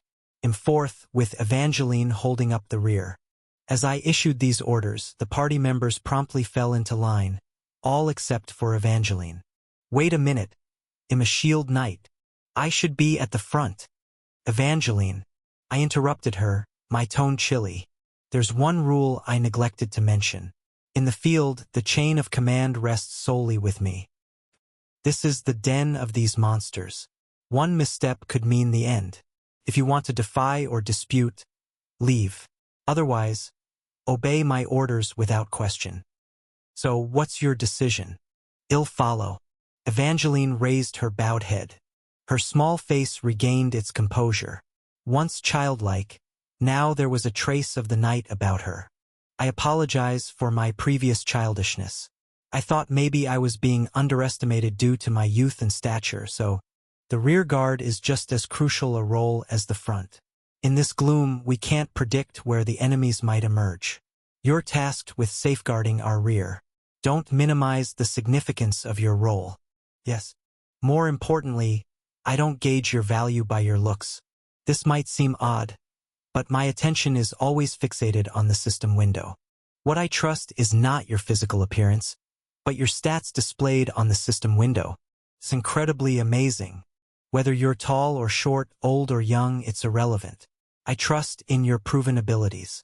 With her lips tightly sealed, murmuring something under her breath, Evangeline quietly nodded. So, as long as you're part of my party, I'll position you where you're most needed. Follow my lead without complaint. Yes, Senior. Great. Let's move. Evangeline took her place at the tail of our formation. At long last, the five of us began our forward march. We navigated a twisting passage and arrived at the threshold of the first room. I took a deep breath and charged into the room, throwing caution to the wind. What will be this season's monster? Thud, thud, thud, thud. As we infiltrated the room, colossal forms detached from the four walls and began to lumber towards us, their feet reverberating with each step. A massive creature comprised of earth and minerals, a magic core emitting a faint glow from its chest. As a golem, a system window promptly materialized before me. Dried Sewer Room 1. Wipe out all the enemies. LV.6 Rock Golem. 4 units. The monster we must vanquish in this dungeon exploration, and the monster horde we must confront in the subsequent defense stage, is indeed the golems. What a damn mess we've stumbled into now. Golems fell under the category of large monsters. These huge bastards were charging at us in a pack. I cursed under my breath, even as my party members formed a defensive circle around me. It seemed that each of us would have to take on one golem. I clapped my hands together in approval. All right, everyone. Shall we show them what we're made of? Lucas drew his sword, and Damien took aim with his crossbow. Jupiter conjured lightning in her hands, and Evangeline, gulp, she positioned her shield forward, swallowing loudly enough for all to hear. She seemed unaccustomed to real combat. A hint of nervousness showed on her face. Observing the young prodigy's side profile, I couldn't help but chuckle. Let's mine these rocks. Take them down gently. At my shout, the 4 members of the party and the 4 golems launched into attacks against each other. Chapter 48. To be honest, for a team of our caliber, these low-tier golems were hardly a challenge. Who would have thought we'd clear the entire area in under an hour? In no time at all, we found ourselves in the final room of Zone 1. I nudged the scattered remnants of the defeated golems with my boot, a hint of disappointment in my heart. Each member of our quartet had dealt with the golems in their own distinctive style. Flash. Each time Jupiter snapped his fingers, a bolt of lightning reduced a golem to molten rubble. Thwack. Thud. Damien's arrows found their mark, piercing the magical cores of the golems with unerring precision. Chop. With a single, powerful stroke, Lucas cleaved a golem's magic core, splitting the creature in twain. And then there was Evangeline. Smash! She simply laid waste to them. With a spirited charge, she speared them with her lance and then crushed the immobilized golems with her shield. None of the golems could withstand this brutal onslaught and crumbled into debris. Yip! Yippee! Evangeline hopped around, her petite form a blur as she alternated between her lance and shield. Her expression might have been a bit eccentric, but she resembled a sprightly squirrel foraging for food. Crash! Yahahaha dash! With the final golem reduced to rubble under her shield, Evangeline roared triumphantly, her face flushed from the exertion. She seemed more invigorated than ever. Is there another one? Isn't there anyone else? That was the last one, Junior. Zone 1. The parched sewer. Clear progress. Normal room 4 of 4. Across the span of 4 rooms, we'd laid low about 20 stone golems, and not a scratch on any of us. This is too easy. The difficulty was so low, it hardly felt like we were engaging in coordinated team play.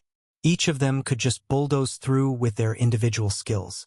Since these were low-tier golems, the materials we could salvage from them were fairly average. Given that we needed to destroy the magic power cores to neutralize them, all the cores ended up shattered beyond use. We all seemed to be warmed up. Let's take a short breather and then head to Zone 2.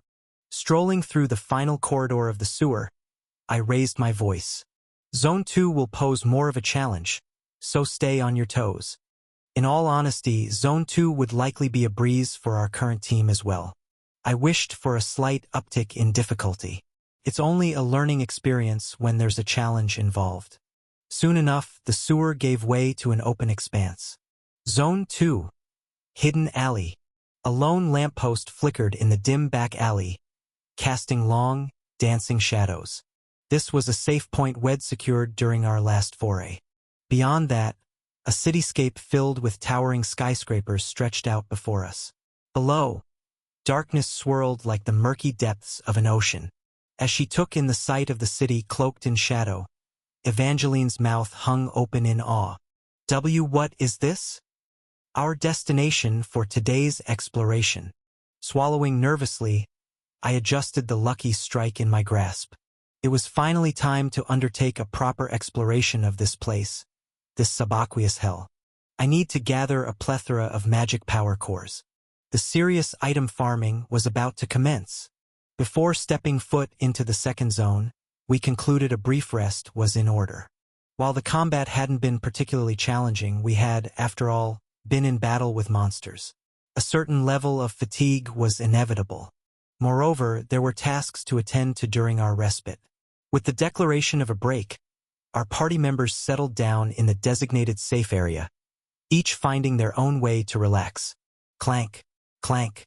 Evangeline and Lucas were heartily consuming their food rations, retrieved from their supply bags. Quite the typical behavior for those heavily physical nights. Lucas was renowned for his sizable appetite, but Evangeline was not far behind him. With his cheeks puffed out in the manner of a squirrel, Lucas voraciously devoured the contents of his food pack. Good meal. Evangeline, having made short work of a full lunch box, shook her now empty food pack with an air akin to a gusty breeze. Is there no more? You've already finished? With a face that discontent. Does this stuff even fill you up? Evangeline promptly started rummaging through her supply bag for more sustenance. Indeed, her insatiable hunger might be a byproduct of her adolescence. Lucas, not to be outdone, hastily began to stuff the remaining food pack into his mouth. No, Lucas, there was no need to compete in such a trivial thing with a child. Phew. In a distant corner, Jupiter was engrossed in her own world. She held a cigar between her lips, exhaling plumes of smoke.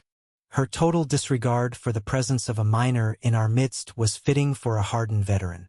As I strode by, I found the urge to chide her too overwhelming to ignore. Quit smoking, Jupiter. We need you around for the long haul, grandmother. You're a vital component in more battles than one. In response, Jupiter simply flashed a grin, remaining silent. Indeed, if she were the type to heed advice, she'd have quit drinking and smoking ages ago, leading a more wholesome life.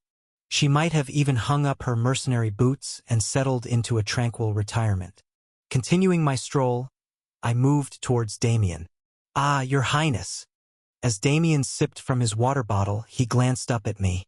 I offered him a nod of acknowledgement. Damien, how are you holding up? I'm fine. I didn't overexert myself. Handing over the bag I'd been carrying to a somewhat bashful Damien, I addressed him. Take this. Huh? What's this? It's a magic gun. Specifically, it was the SR-grade magic gun, Hunter's Retribution, a prize from our most recent loot box. As Damien unwrapped the package, a long, classically designed rifle was unveiled. The magic core lodged in the heart of the gun barrel cast an eerie purple light. It's substantially more potent than the crossbow, though the weapon itself is quite unpredictable, and its ammo is limited. Damien carefully lifted the rifle and scrutinized it, his anticipation barely veiled. There was no need for an in-depth tutorial. Thanks to his farsight, Damien would grasp the operation as soon as he held the weapon. For now, try incorporating it as a secondary weapon. It's hefty, a lot heavier than the crossbow. It's a bit weighty then, but soon enough you'll be lugging around half a dozen of these guns.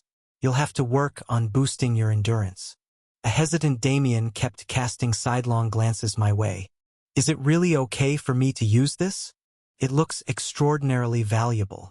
Absolutely. It's yours now, so use it as you please. Toss it around. Break it. Whatever you like. But I couldn't possibly do that. A flustered Damien cradled the magic gun tightly, a wide grin slowly spreading across his face. Thank you, Your Highness. I promise to handle it with care. Well, the thanks should be mine, you lucky character. Matching his grin, I turned to the rest of our companions. Evangeline and Lucas were busy gnawing on biscuits they'd brought along as snacks. Were they some sort of bottomless pits? While Jupiter was stubbing out her cigar, I clapped my hands together. Did everyone manage to rest up? Should we head out? Without uttering a single word, the group got up and readied themselves for battle. After ensuring everyone's torches and lanterns were in order, I gave an approving nod. Let's get moving. And so we ventured forth into the second district of this dungeon labyrinth. The moment we set foot in the labyrinth's backstreets, traversing the neatly arranged multicolored tiles underfoot, ding! A system window flickered into existence, displaying the specifics of the dungeon area. Second district, hidden back alleys. Clear progress. Normal rooms 0/4, boss room 0/1. Treasure chests acquired 0 out of 5. An impressive 5 treasure chests were up for grabs in this second district. It's high time we seriously upgraded our party gear. With thoughts of potential item upgrades dancing in my head, I nodded in resolution. Let's wipe them all out. Navigating a linear path hemmed in by decrepit brick walls on either side, devoid of any significant structures, our party progressed cautiously. The dark alley oozed an unsettling aura. Back alleys are eerie even in Korea, where every corner is illuminated by street lamps. Yet, here in the Lake Kingdom's backstreets, the darkness was all-encompassing, devoid of any trace of light. It was as black as pitch. More than just eerie, every step we took, guided by the glow of our torches, was fraught with tension. This is literally a monster's den. Not just ethereal specters or spirits. All manner of hostile creatures lurked in this submerged city. Thankfully, only one type would emerge at any given time. In our case, it was golems. But even knowing that, it's still terrifying when a golem abruptly lunges out of the shadows. Imagine a house-sized golem unexpectedly leaping out at the end of the alleyway. The mere thought sent shivers down my spine. And then, kaboom! Just as I contemplated the possibility, the thought became a reality. From the right-hand side of the alley where we'd been carefully advancing, a colossal golem erupted through the brick wall. Ah, shit! Caught off guard, I cursed reflexively, recoiling in surprise. It seemed we'd already entered the first dungeon room. It's nothing but pitch-black alleys. How are we to know? The golem resembled something out of a steampunk fantasy, adorned with metallic gauntlets and joints. The golem in the initial area was endearingly massive, roughly the size of a sizable truck. Dash! A deafening growl echoed through its frame, puffing out wisps of white steam like a train, as the colossal golem spread its arms wide. Intercept it, Lucas hollered, dashing to the right and swinging his sword in a sweeping arc. Clang! The golem's arm, struck by Lucas' sword, was forcefully repelled. Ding! At that moment, a system window materialized before me. Hidden back alley room 1. Eradicate the enemy. LV.15 Steam Golem Elite 2. Level 15. Steam Golem. Elite Monster. However, that was not what struck me. 2 of them? I exclaimed in disbelief. There's another one. Kaboom! This time, from the left side of the alleyway. Smashing through the boundary wall, a second golem emerged. Dash! With a fierce operational roar and steam billowing from its body, the golem hurtled straight towards us. It was as if a freight train was barreling down on us. Thud dash! Evangeline halted its charge with her sturdy shield. Evangeline's delicate legs skidded backwards. Her feet, firmly rooted as though anchoring into the ground, pulverized the tiles beneath her, raising a cloud of dust. Blast it! What the hell is this, a bull? Evangeline grunted, her teeth clenched in determination. Ugh! From the opposite direction, Lucas also stifled a grunt. My gaze darted towards him in concern, only to find Lucas under siege. He was barely holding off the golem's continuous onslaught, warding off its relentless downward swings with his sword. Thump! Kaboom! My eyes locked with Lucas as he rolled to dodge the menacing metal fists. He caught my signal and I nodded back immediately. The reason I, a non-combatant, was here in the first place was clear. Time to start calling the shots. It was to issue quick and accurate directives. Chapter 49. From this point forward, I will be commanding you all. I spun around. Jupiter, Damien. Jupiter was already conjuring magic within her palms, but Damien seemed rooted in shock. 2 hulking golems had suddenly appeared, driving our stalwart knights to the brink, inflicting chaos from every direction. His stunned reaction was understandable given the circumstances, but he needed to snap back to reality. I grabbed Damien's face and gave him a quick shake. Ow, ow, ow. That stings, Your Highness. Tears welled in Damien's wide brown eyes. Good, he had shaken off his daze. Listen up. Well, target the golem, engaging Lucas first. Lucas and Evangeline were both resilient knights, but they each had a unique role. Lucas was a hybrid, a balanced character skilled in both offense and defense. He was adept at both roles but couldn't fully commit to either. Evangeline, on the other hand, was a pure tank, a specialist built to endure onslaughts. Evangeline, go full defense and stall that beast. Lucas, you're assisting now. As Evangeline single-handedly thwarted one golem, the rest of the party could concentrate on taking down the other, a tried-and-true strategy. As expected, Evangeline skillfully blocked attacks with her sturdy shield. Jupiter, focus your attack on the golem's chest plate. On it. Damien, are you ready? Yes, yes. When Jupiter shatters the plate, target the exposed magic core. Can you manage that? I can handle it. Damien nodded, gripping his magic gun tight.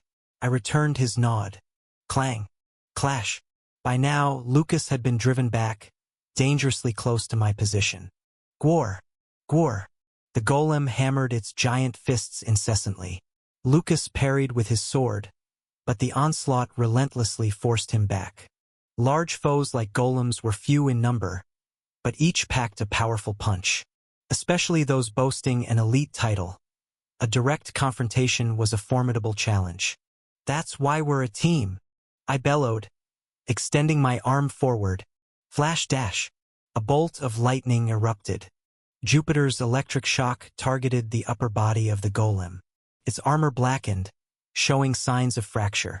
But the armor was extraordinarily resilient, merely singed with a few cracks despite Jupiter's magical assault. Damn! It's not enough, Jupiter grumbled, but I quickly dismissed her concerns. No. It's sufficient. Creak. Damien had already positioned his magic gun, taking aim. A substantial gap wasn't required for Damien. Even a minuscule crack was enough. Shoot!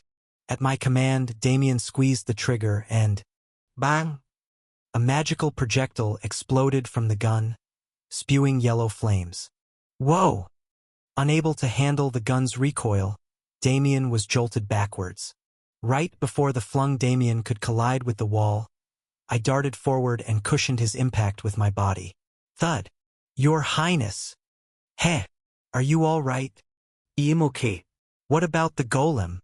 To the still stunned Damien, I flashed a cheeky smirk. Take a look. I guided his gaze with my pointing finger, a smile of relief washing over Damien's face. Boom. Temp. The golem was collapsing slowly.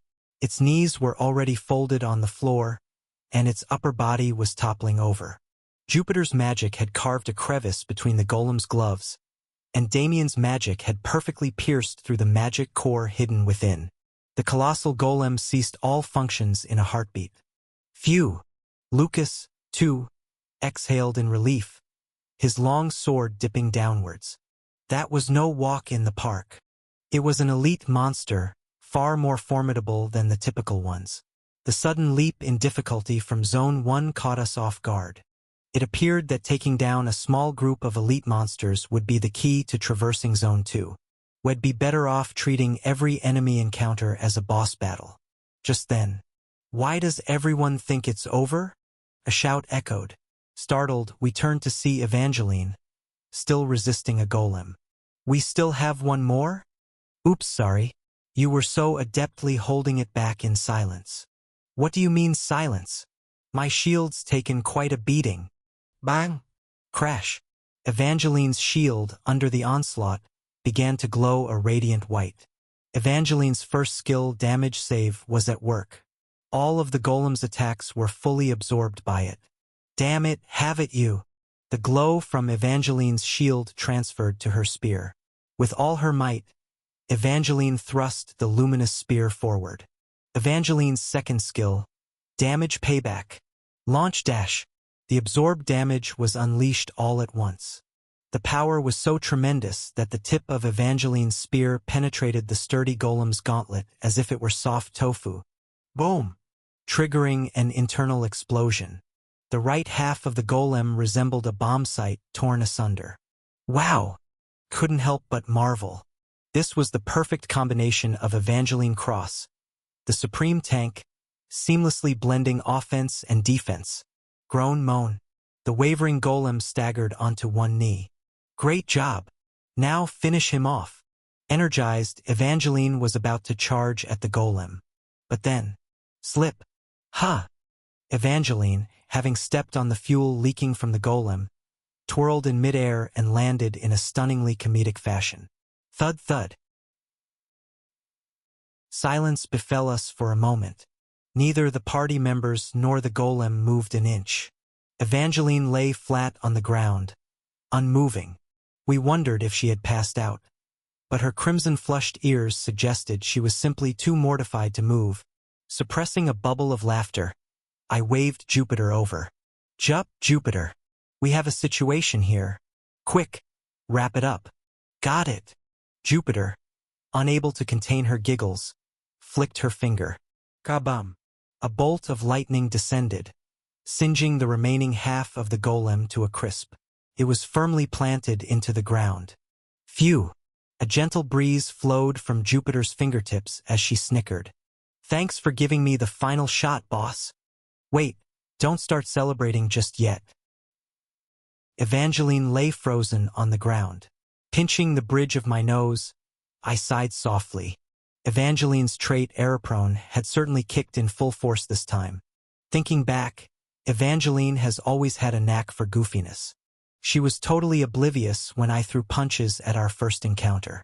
Travel sickness and now a slip on an oil slick. I can laugh it off for now, but it could lead to serious problems in a crucial situation. Just then, Evangeline, who had been quaking like a leaf, swiveled her gaze towards me. Her eyes were aflame. She had the look of someone who wouldn't hesitate to kill if I dared laugh at her blunder. Ahem! Ahem! We all coughed awkwardly, carefully avoiding Evangeline's burning gaze. Best to pretend it never happened and move on. Miss Evangeline, are you okay? If you're hurt, I can heal you. Hold on. This innocent, clueless healer. Damien rushed to Evangeline's aid, hurriedly casting a healing spell. Evangeline's forehead, which had taken a nasty hit in the fall, was swollen and red. As Damien's healing magic made contact, the swelling subsided rapidly. Unfortunately, the damage to her pride seemed beyond repair. Evangeline trembled, her face flushed crimson, ready to burst at any second. Oh? Did you bump your face too? I quickly ushered away the bewildered Damien. Our child is truly kind-hearted, but oh so knave. Ahem! Let's quickly collect the loot from the golem. They were tough, so they must have dropped something worthwhile. Yes, sir. This part is my favorite. Lucas and Jupiter nodded in agreement, promptly dashing towards the golem. I pulled away Damien, who was fussing about needing to do more healing. Evangeline, rooted to the spot, muttered under her breath. No, being so considerate just makes it worse. But we were already making a beeline towards the golem.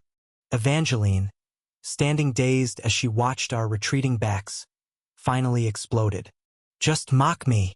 Just laugh at me. Hey, where are you all going? Ugh.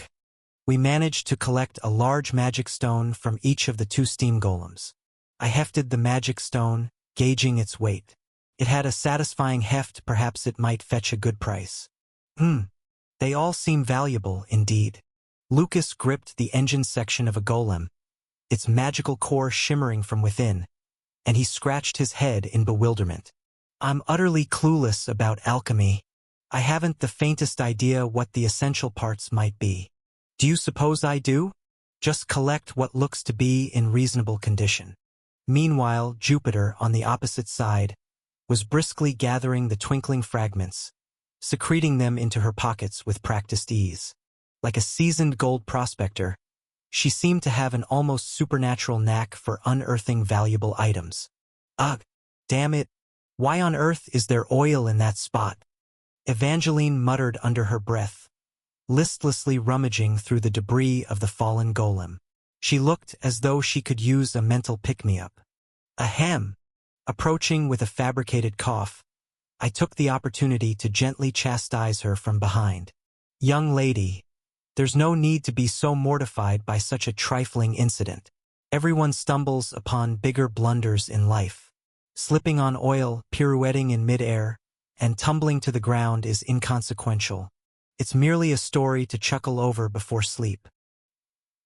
Evangeline's keen eyes glinted threateningly. Her bared teeth seemed poised to sink into my skin at any moment.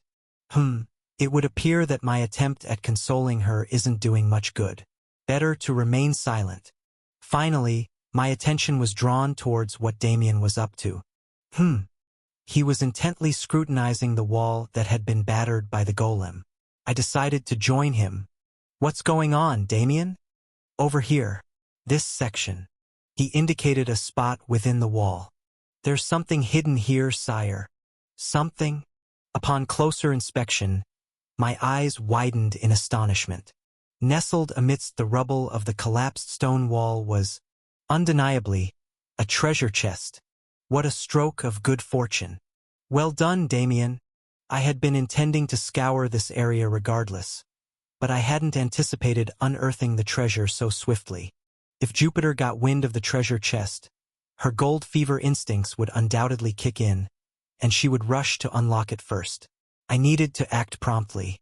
With a thrill of anticipation, I made my way towards the chest. The chest. It was subtly shifting. Moreover, that glint nestled between the lid and the chest. Those were unmistakably teeth. It's a mimic. A mimic is a monstrous creature that cunningly masquerades as a chest. While it does yield actual treasures upon defeat, if you try to open it unprepared, you could be courting disaster. I was on the verge of hastily summoning the rest of the party to handle it when another idea surfaced. Casting a surreptitious glance behind me, I spotted Evangeline, her shoulders drooping in defeat. She had been having a difficult time since we set foot in Crossroad. The brunt of my 777 punch had knocked her unconscious. Her armor lay shattered. She had learned of her father's demise, and then she had blindly trailed us into the dungeon only to be made a laughingstock. Her recent blunder seemed to have particularly dented her pride. Well, that's not entirely surprising. Fresh from her victorious graduation as the valedictorian from the academy, her pride was understandably at its peak. To stumble so early in her first actual combat situation. Maybe it's time I gave her spirits a lift. With that notion in mind, I gestured for Damien. Damien, come here. Yes, my prince. Damien quickly approached my side. Listen carefully, Damien. I casually put my arm around Damien's shoulder and pointed towards the chest. From now on, I'm going to deliberately provoke that mimic disguised as a treasure chest. Huh? Ah, yes. Damien, who didn't quite understand, listened as I continued to explain. And then, on purpose, I'll let it capture me and let it swallow me. Okay? Do you understand? Damien, who clearly didn't understand, looked up at me with a puzzled expression and then, there.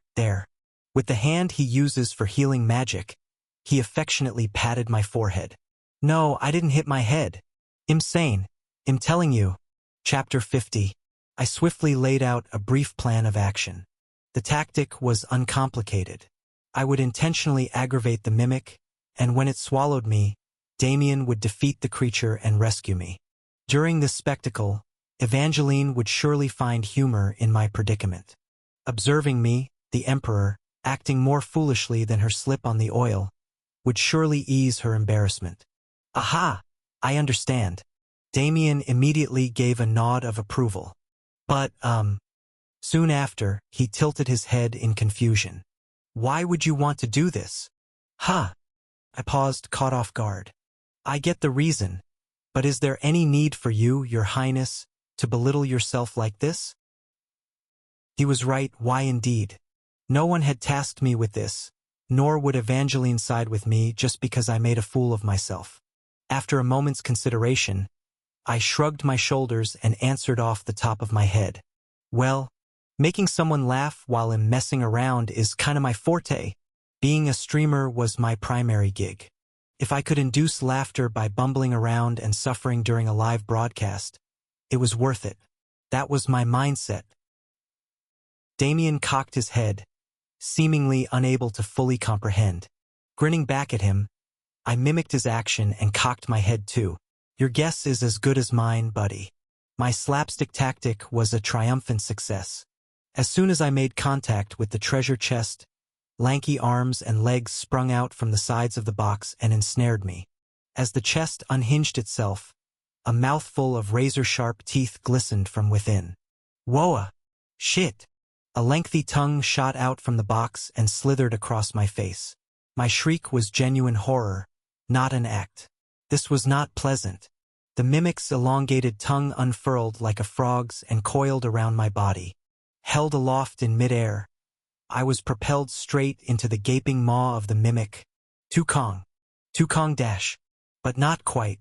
Damien squeezed the trigger in rapid succession. The initial shot struck the mimic's tongue. The subsequent one lodged in the creature's body. Keek. The dying mimic let out a final screech and fell silent. My plummeting body was intercepted by Damien. Thud. Ah. Ugh. Evidently, Damien wasn't a brute force type but a nimble sniper. Unable to support my weight from the fall, he collapsed under me, rolling onto the ground. Your Highness! Oh, dear Your Highness! Are you all right? No sooner had I fallen, the other party members converged, only to fall silent at the sight of me. Ouch! I had no idea it was a mimic and tried to open the treasure chest, and it attacked. Wait, why are you all laughing? I gnashed my teeth at my companions who were struggling to suppress their laughter. But not just Jupiter and Evangeline. Even Lucas couldn't contain his chuckles. Especially Lucas, who, unlike the other two who were unabashedly laughing, was making a desperate attempt to stifle his laughter by jamming his fist into his mouth. Just go ahead and laugh. Well, it was indeed hilarious. Enveloped in the mimic's tongue and drenched from head to toe in the creature's saliva. It was an utter spectacle, far from the decorum expected of a royal. Damien pulled a towel from his bag and passed it to me. As I roughly dried my hair, I muttered disgruntledly. Hey, you lot. Dungeons are supposed to be like this. We screw up, we suffer, and all our failings are out in the open. That's what I'm saying. As long as we're safe, damn it. Yeah. They'll remember this side of you, senior. Evangeline, who had been chuckling all along, nodded vigorously. Really, you're nothing like I thought you'd be. Likewise, kid. You're a far cry from the impeccable tank Evangeline I had pictured. But it's comforting to see her smile. As I rubbed my damp hair with the towel, I exhaled a quiet sigh of relief. If you, Evangeline, had been upset, guilt would have gnawed at me. Keep living with joy, for your father's sake if nothing else. The incident eventually came to a close, and from the gullet of the mimic, we retrieved a standard high-grade magic power core R. We opted to take a brief pause, to gather the remaining items and for me to recover from the shambles I had found myself in. Perhaps feeling a sense of relief, Evangeline hummed softly as she gathered items from the golem's remains. After toweling off and reaching for a water bottle, I felt a piercing gaze. Turning, I found it was Damien. I returned a small smile. What is it, Damien? Still puzzled by me? Yes. I truly can't grasp what goes on in your mind, Your Highness. Damien erupted in hearty laughter. But I can see that you're a good person. I awkwardly took a swig from the water bottle. Just like that, one joke turned me into the good guy. Incredible. We pressed on. The city's back alleys, engulfed in shadows, were a labyrinth of confusion. But we had only one way to go. The various alleys branching off the main path all led to dead ends. Lucas even attempted to scale the towering stone walls blocking the alleys. Damn it! But the darkness wasn't having it. The thick, Gelatinous darkness retreated in the face of our light but balked when we tried to veer off the designated path. Beyond the stone barrier, everything was shrouded in this darkness. It seems we can't deviate from the given route. We'll have to follow this alley quietly. Lucas, having just climbed down after trying to penetrate the darkness above the stone wall, concluded. Out of sheer curiosity, I inquired, "Did you touch that darkness? What did it feel like?" "Well, if I had to describe it," Lucas responded with a grimaced expression. "It felt a lot like when I was a squire and got swallowed whole by a giant sandworm monster. The sensation of being trapped in the monster's belly was pretty much the same." Evangeline shook her head in disbelief. "I can't quite place it. Yet, for some reason it felt familiar. Maybe because I'd just been wrapped in a mimic's tongue. Sticky, thick, and heavy, right?" "Exactly, Your Highness. That's spot on. We should keep moving then." Evangeline's complexion turned ashen. She must have visualized it. Along the cobblestone path, scattered worn-out buildings stood. A striking contrast to the dazzling city in the distance. Most of these structures were time-worn and crumbling shacks. But we couldn't enter any of them. "The door," Damien mumbled in front of the first shack we approached. "The door. It's sealed." Both the door and windows were tightly fastened with iron plates and planks. Lucas attempted to rip off the iron plate, but it didn't move an inch. "It appears to have been treated with magic. Mere strength won't be able to open this door," Jupiter noted, peering into the sealed window. Damien tilted his head. Did they lock it to shield the house from something outside? What could it be? "No, Damien." I pointed at the nails holding the iron plate and shook my head. "This seal was put in place from the outside. They're trying to keep something inside from getting out." Damien, swallowing hard, questioned me with a shaky voice. "Then what might be inside this shack?" "Well, we don't need to concern ourselves with that now." I turned from the shack and marched towards the path that lay ahead. "Let's press on." One by one, the party members followed suit. Damien, who had been peering into the shack until the very end, hastily caught up. Zone 2. Hidden Alley. Clear progress. Normal room 3 of 4, boss room 0 of 1. Acquired treasure chest, 4 out of 5. The strategy that unfolded was simple. Each time the narrow alley seemed to broaden slightly, steam golems would charge. But having discerned their pattern, they proved easy adversaries. Evangeline blocked, Lucas restrained, Jupiter stripped the armor, and Damien took the shots. The initially disjointed teamwork began to fall into place. By the third encounter, even when 4 steam golems sprang out, the party members managed to take them down without a single injury. "Let's check the loot we've gathered." I opened my bag and peered inside. 3 grade are magic cores, several magic stones, and several metal gloves of unknown origin. The durability of the gloves far surpassed ordinary iron. I had collected a few to request analysis at the blacksmith's. Not bad, but somewhat underwhelming. The grade our magic cores were decent, but it was somewhat tedious for someone like me who had hoped for a more sensational reward. Maybe the boss room reward is something to look forward to.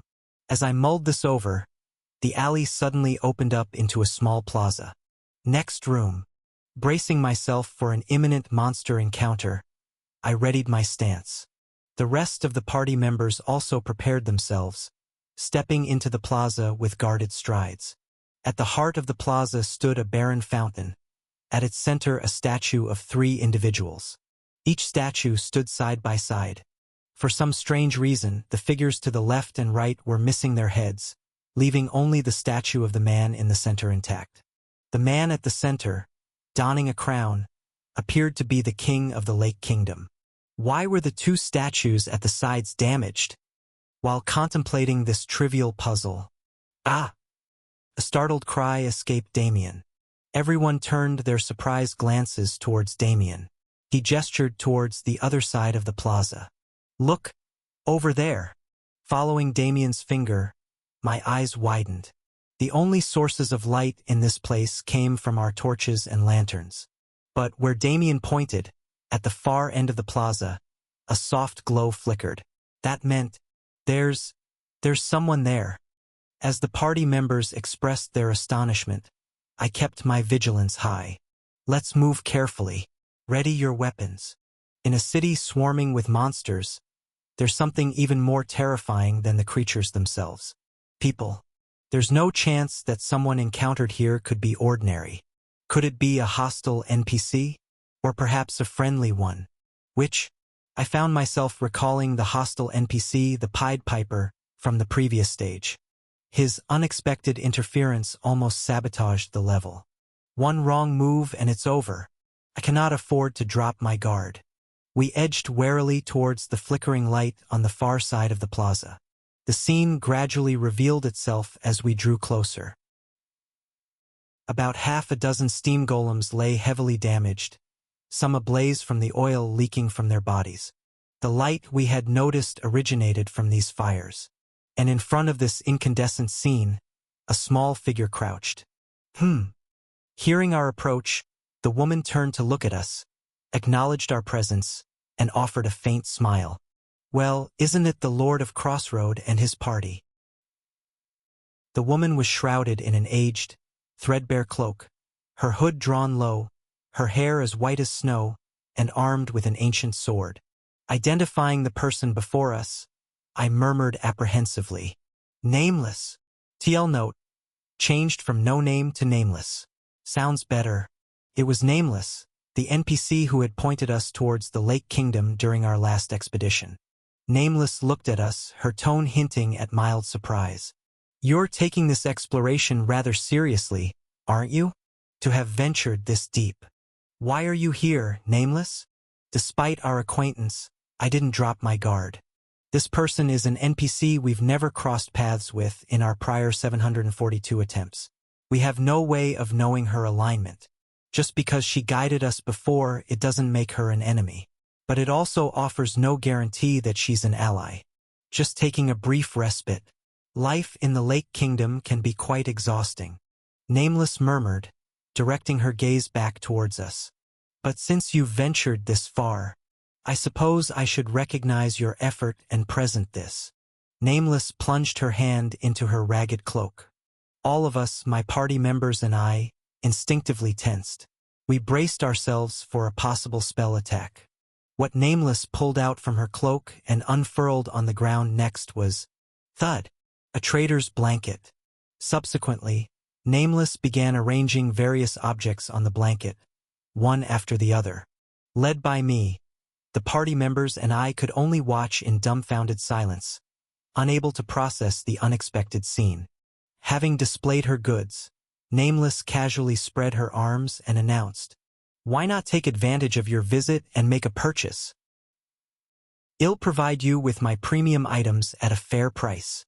Stunned, I stared blankly at Nameless before blurting out, "Don't tell me. You're a merchant NPC? NPC? Not sure what that means. But yes, I am indeed a merchant." Nameless responded promptly, then added, "I'm currently running a buy one, get one free event. You also get a 30% discount on your first purchase. So what'll it be? Are you going to let this incredible deal pass? This level of top-notch service doesn't come by every day." I settled down in front of Nameless' blanket, let out a resigned chuckle, then asked in a quieter tone, "So, what exactly are you selling?" Chapter 51. What's on the market today? Hunched over the humble stall, I posed the question to Nameless, who nonchalantly motioned towards his offerings. The inventory's dynamic, always changing, but one thing's for sure. These are relics you won't stumble upon in the world of humans. Indeed, that much was evident. The dungeon we were in, a domain touched by demonic influence, bore a stark contrast to the world we hailed from. The items before me were undoubtedly premium. At the very least, they were rarities not to be found within the confines of Crossroads. This stuff is incredibly valuable. With a ring in hand, I inspected it, a low groan echoing in my throat. The wares were steeped in hues of gold and violet, a clear indication of their superior SR/SSR grade. And astoundingly, they were selling at a discounted price at this shop. Everyday vendors have their fair share of treasures, but this is unparalleled. Could it be that this character, Nameless, was an exceptionally beneficial NPC? Just as I began to dive deeper into my investigation of the items, my party members started to cluster around me, each one trying to catch a glimpse of the goods. As the gathering crowd swelled, Nameless casually flicked an item with his fingertip. These are the spoils of my travels throughout the Lake Kingdom. Their quality should fare well against worldly counterparts. Feel free to peruse at your leisure. And how do we agree on a price? Your outside currency holds little worth in these parts. From his pocket, Nameless extracted a luminous magic stone. We deal in magic stones or magic cores here. That sounded about right. Magic stones were a type of exchangeable commodity. They could be bartered for the currency of the Empire or be put to use when crossing paths with a random merchant NPC in a dungeon. My predicament lied in my current stock. Each magic stone I managed to accrue was immediately traded for the Empire's currency, leaving me bereft of any. Who would have thought I'd run into a merchant NPC this soon? I felt like a pauper gazing at unreachable riches laid out before me. I mustered all the magic stones and magic cores I had gathered on this dungeon run and presented them to her. What can these buy me? Let's see. In Nameless' hands were 3 R-grade magic cores and a sack full of magic stones, which she weighed thoughtfully. To be frank, not a whole lot. Having deposited the items in her pocket, Nameless then offered a consoling nod. But, considering this is our maiden trade, and given your commendable resolve to master this place, as a token of encouragement, you may choose one item. Are you a celestial being in disguise? The shock of her generosity left me nearly on my knees in reverence. Was she truly going to let me select one SR/SSR grade item in return for these meager magic stones? Felt like a handout. As I swallowed my awe, my eyes darted over the stall's treasures, each item a potential talk of the town. Simultaneously, my party members, who had been spectating this negotiation from behind, began to point out their preferred items one by one. Your Highness, I'm a simple old lady with few desires. However, if I were to consume this 100-year-old ginseng, I could perhaps regain the vitality of my youth by a decade. What? It's not even a combat item. She's opting for a health-enhancing ingredient? Spare your cash and get it on your own. Humph. Jupiter stepped back with a grumble, making way for Lucas, who carefully extended an item to me. Sire, what about these feather boots?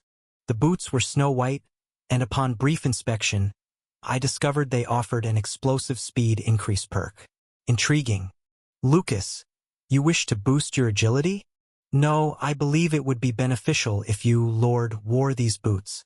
They might aid in swift evacuations during emergencies. Lucas. His thoughtfulness choked me up. Even in this predicament, he considered me first. The lad was indeed exceptional. However, there's no need to deliberate my gear presently as I'm not a main fighter. Thus, his suggestion too was dismissed. Next up was Damien, who, after a moment of hesitation, presented his choice. It appears to be a potion generator. It looked much like a portable water filter. Upon examining it, it indeed proved to be an item that replenished potions after a set duration. It really seemed like one could find anything here. If we position this within the temple, it could significantly aid in healing the wounded. A valid point. Even if the refill interval was somewhat lengthy, a continuous supply of potions could indeed facilitate efficient wound management. Nonetheless, this wasn't an irreplaceable commodity exclusive to this instance. After all, potions could be sourced externally. It seemed wasteful to utilize this once-off exchange opportunity for such an item. I gently explained my reasoning to Damien and reassured him, before directing my attention to the final party member, Evangeline. She stood at a distance from the panel, surveying the surroundings. I motioned her over with a nod. You're not selecting anything? I'm merely a temporary addition to this party. Evangeline shrugged. Besides, I don't particularly care for gear. Upon my graduation, the principal bequeathed me a superior grade lance and shield. Ah, you are having them repaired at the blacksmith shop at the moment, right? That's sufficient for me. I stood there, dumbstruck. Lucas, adjacent to me, also began to perspire anxiously. Right? I shattered her lance and shield, and she joined us here to grind for magic cores to cover the repair costs. In my greed-fueled haze, I had overlooked that fact. Damn it. After gulping down my apprehension, I inquired in a low voice to Nameless. Hey Nameless, any chance you've got a lance or shield available? I do have a set. From the opposite side of the panel, Nameless fetched a lance and shield, placing them before me. Their gleaming golden hue revealed them to be of SSR grade. Demon Spear, SSR, LV.35. Category, Cavalry Lance. Attack power, 35 to 40. Durability, 20/20ths. When an attack accurately targets an enemy's weak point, the damage dealt increases by 30%. Giant's Shield, SSR, LV.35. Category, Shield. Defense, 35 to 40. Durability, 20/20ths. When an attack from an enemy is successfully defended against, the damage received is reduced by 30%. Set effect, Demon and Giant, February 2nd. If both items are used simultaneously, the coefficient of special abilities sees a 50% increase. The Beast's aura, it's disappeared? A certain teammate of a Spear Knight. Ugh! An unexpected sound escaped my lips. Excellent. Beyond excellent. Whether it was a snake or a dragon etched into the spear, it was stylish, and the shield, seemingly formed in the likeness of a colossal fist, was equally striking. The functionality was stellar. All was superb. It's a set equipment. The full potential is only achieved when both items are in use. To acquire it, both are necessary, but earlier she mentioned only offering one. As I muttered, eyes darting between the spear and the shield, Nameless shot me an enigmatic smile. I mentioned at the outset, didn't I? There's a buy one get one free event ongoing. Do you recall? Aha! As a courtesy, I'll give you both. They're a set, after all. I was wide-eyed. The peculiar woman standing before me started to resemble a beacon of light more than a celestial being. Really? Yeah, just take them quickly. They're of no use to me anyway. Nameless gestured, extending the spear and shield in my direction. Just keep thoroughly exploring this place, and should you encounter me now and then, let's make a trade. Was this akin to a seasoned player easing a newbie into the game? Regardless, there was no reason to decline the generous gift of items. With gratitude, I accepted both the spear and the shield. As I pivoted around, Evangeline wore a puzzled expression. Handing her the pair of items, I confessed about the previous night's incident. In truth, last night, when I revealed that her gear was shattered by my fist and that this was reparation, Evangeline's expression grew even more perplexed. I don't follow. Huh? What part? I was the instigator of the conflict yesterday. In theory, you simply responded in kind. But we attacked 2 against 1. What significance does the count hold if you were the ones assaulted? Evangeline pushed back the spear and shield without accepting them. I was the one defeated, and my gear got damaged in the process. It's my liability for the loss. There's no need for you to intervene this way. However, I wasn't prepared to give up either. A grin stretched across my face. Then don't perceive this as compensation, rather as a gift from Ash, the third prince. Ha! A graduation present from the prince to Evangeline Cross, my fellow academy mate. You surely wouldn't refuse a gift from a prince, would you? And it was also a gesture for Margrave Cross, who had devoted himself to the city. If I were to leave her without equipment, the guilt would gnaw at me. Naturally, I wouldn't dare voice such thoughts. Listen, don't turn it down, just accept it. Where are your manners? When an adult gives you something, you should just smile, say thank you, and take it. Pressured into accepting the gift, Evangeline looked up at me, finally dipping her waist in a polite nod. Thank you, Senior. I promise to put it to good use. Absolutely, absolutely. Just make sure you do. Watching Evangeline gear up with a grin, I felt a weight lift from my shoulders. Next, Jupiter, who'd been standing beside me, gestured towards herself. What about me, Your Majesty? Don't I deserve a gift too? You receive a salary, don't you? Just hold your horses.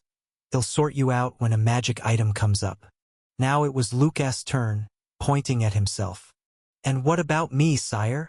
I've already given you armor. Don't fret, just wait.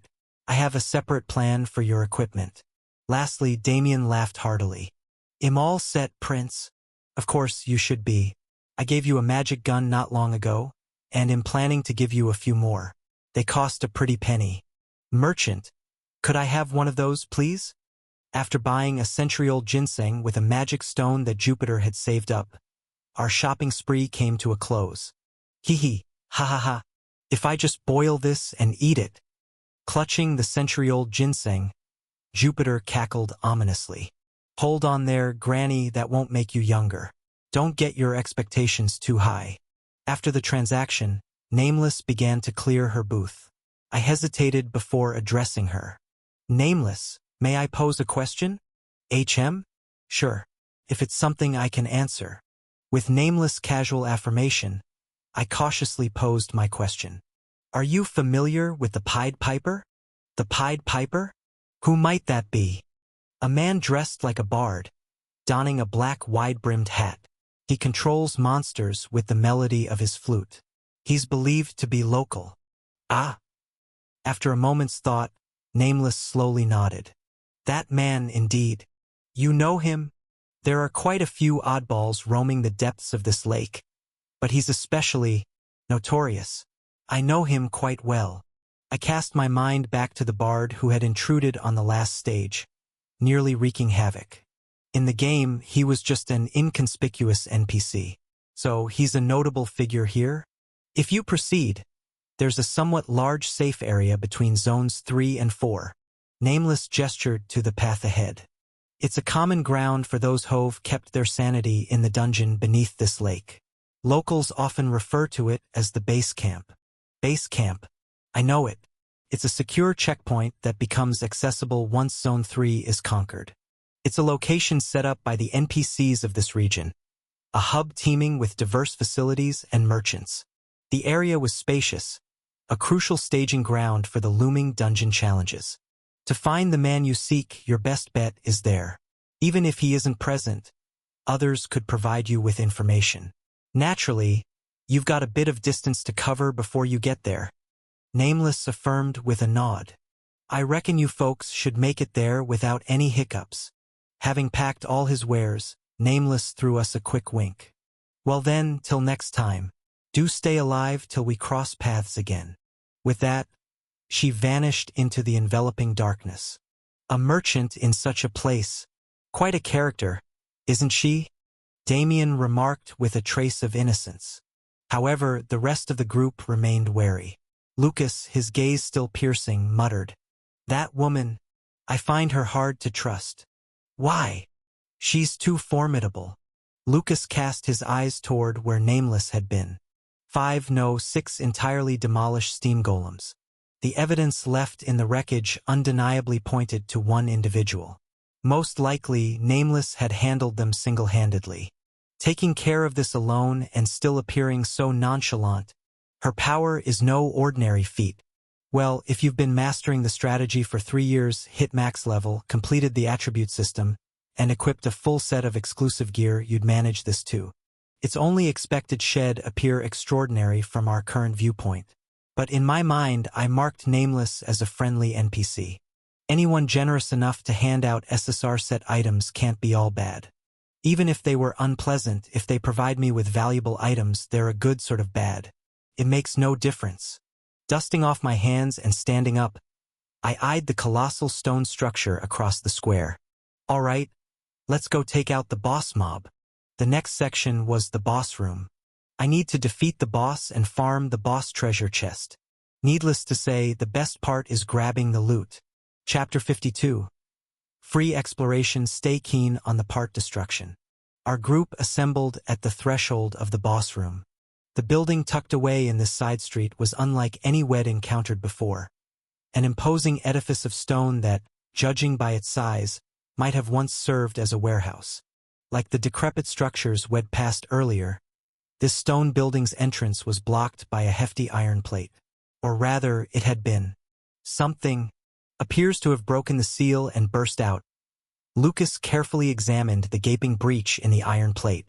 Quite literally, the iron plate sealing the entrance had been blown open from the inside. Clearly, the seal hadn't been particularly effective. I gestured towards the building's gloomy interior. This appears to be our path. We need to venture inside. Immediately, the faces of our party members whitened. Specifically, Damien and Evangeline appeared none too pleased with this plan. Do we have to? Let's perhaps retreat. Silence, youngsters. We can't come this far and not even catch a glimpse of the boss monster. I gave Lucas a reassuring pat on the back. Onward. All right. Lucas, swallowing hard, moved towards the entrance of the stone building and pushed against the door. Screech. The rusted hinges creaked unpleasantly. The broken, half-hanging door reluctantly gave way. We maintained formation as we ventured inside. Contrary to the foreboding atmosphere outside, the interior was surprisingly unspoiled. Of course, unspoiled was relative. It was still a disaster. It's expansive and towering. Inside was a vast, warehouse-like space. The breadth was striking, and the ceiling reached astonishing heights. It appeared to be roughly the height of a 3-story building. Yet there were no goods in sight that one would expect to find in a warehouse. The wooden shelves that likely once housed stored goods had mostly rotted away, with only a few standing defiantly intact. Lucas, examining a grotesquely warped shelf on the ground, narrowed his eyes. The floor, walls, and furniture show evidence of water damage. It appears this place was submerged for some time. After that, it was abandoned. Was there a flood? Well, we're beneath a lake. It's hardly a surprise it's waterlogged. I responded dismissively, shedding light on our surroundings with the lantern in my grasp. But more importantly, we're already in the boss room. Don't delay inspecting the area. Prince, over there. Damien clutched at my sleeve. I glanced down at him, perplexed. What is it, Damien? Over there. It's there. What is? With a trembling hand, Damien pointed into the warehouse depths. Seeing what he indicated, I held my breath. There it was. A colossal golem, vastly superior to any we'd encountered so far. In an all-too-human pose, it lay sprawled on the warehouse floor. Ding! Moments later, a system message popped into my field of view. Hidden Alley Boss Room. Defeat the boss. LV.20 Giant Steam Golem. Warehouse Janitor Banyan Bullock. The boss provides rewards for partial destruction. Our opponent, the Zone 2 boss monster, was the colossal steam golem Banyan Bullock. Why is there a human name tacked on? Similar to the sewer manager Palug, the boss monster from Zone 1, this one also bore a human name. Was there a reason? There was no time for such thoughts. An ominous mechanical noise began to emanate from the prone form of the golem. Grung! Like a beast rousing from slumber, the golem lying on the floor slowly raised itself. Oh dear! I seem to have dozed off again. The golem emitted a synthetic voice. My party members and I instantly readied our weapons for the impending battle. Thud! Grung! Once standing, the golem adopted an unusual posture, its waist oddly twisted. Yet its size was astounding. Its head almost grazed the ceiling. It was roughly twice as tall and 3 times as wide as the previous steam golem we'd confronted. What's with this ridiculous size? Evangeline, staring up at the golem with her mouth ajar, murmured. Hey, mind sharing some of that height, please? Seriously? Was that the appropriate remark for this situation? Grung dash. Now fully erect, the golem slowly extended its arms. Well, Let's begin cleaning then. In the following instant, the golem's outstretched hands gathered a surge of red magical energy. Zing dash, and released it, a beam of red light. The beam shot forth at a startling speed, but Lucas and Evangeline were ready. Evangeline dashed forward, raising her shield to intercept one beam, while Lucas deflected the other with his sword. Ping! Pew vroom! Qua einge. The redirected beams of light careened haphazardly around the warehouse interior, causing further destruction as they ricocheted off the sword and shield, sending furniture flying and raising a cloud of dust. It's light magic. That's a rarity these days. Jupiter, unfazed by the boss monster's scale, appeared tense at the sight of the magic. Your Highness, would you provide us with instructions? Absolutely. I was well versed in tactics for handling the giant steam golem. Is there any monster in this game that I don't know how to defeat? I battled this monster so frequently it was becoming a bore. There was no reason to lose our cool. The golem in front of us may be gigantic, but the key to defeating it remains the same as with others. We must destroy its magic core. Naturally, it wasn't quite that simple. I raised my voice so everyone could hear. But this behemoth has multiple magic cores spread throughout its body due to its immense size. Both hands, both arms, both feet, both legs, chest, and head. It houses a total of 10 magic cores. 10 cores. So, we just keep dodging like this until we destroy all 10? Evangeline and Lucas, barely able to deflect the continuous barrage of light beams, were taken aback. I smirked. To bring it down completely, we must do this. However, I gestured towards the glowing magic power core nestled in the golem's palm. When you shatter a magic power core, that part of it becomes paralyzed. Aha! First, we should target the hands casting the magic. Rumble. Even before I finished my sentence, Jupiter had summoned a thunderbolt. Understood. Then this old man will make the first move. Flash dash. The cascading yellow lightning blasted the golem's right hand. The entire right hand was charred, and the magic power core in the right hand, which was exposed while casting magic, instantly disintegrated into fragments. Bang! Following that, it was Damien's turn to snipe. Without needing directions, he aimed at the magic power core in the left hand.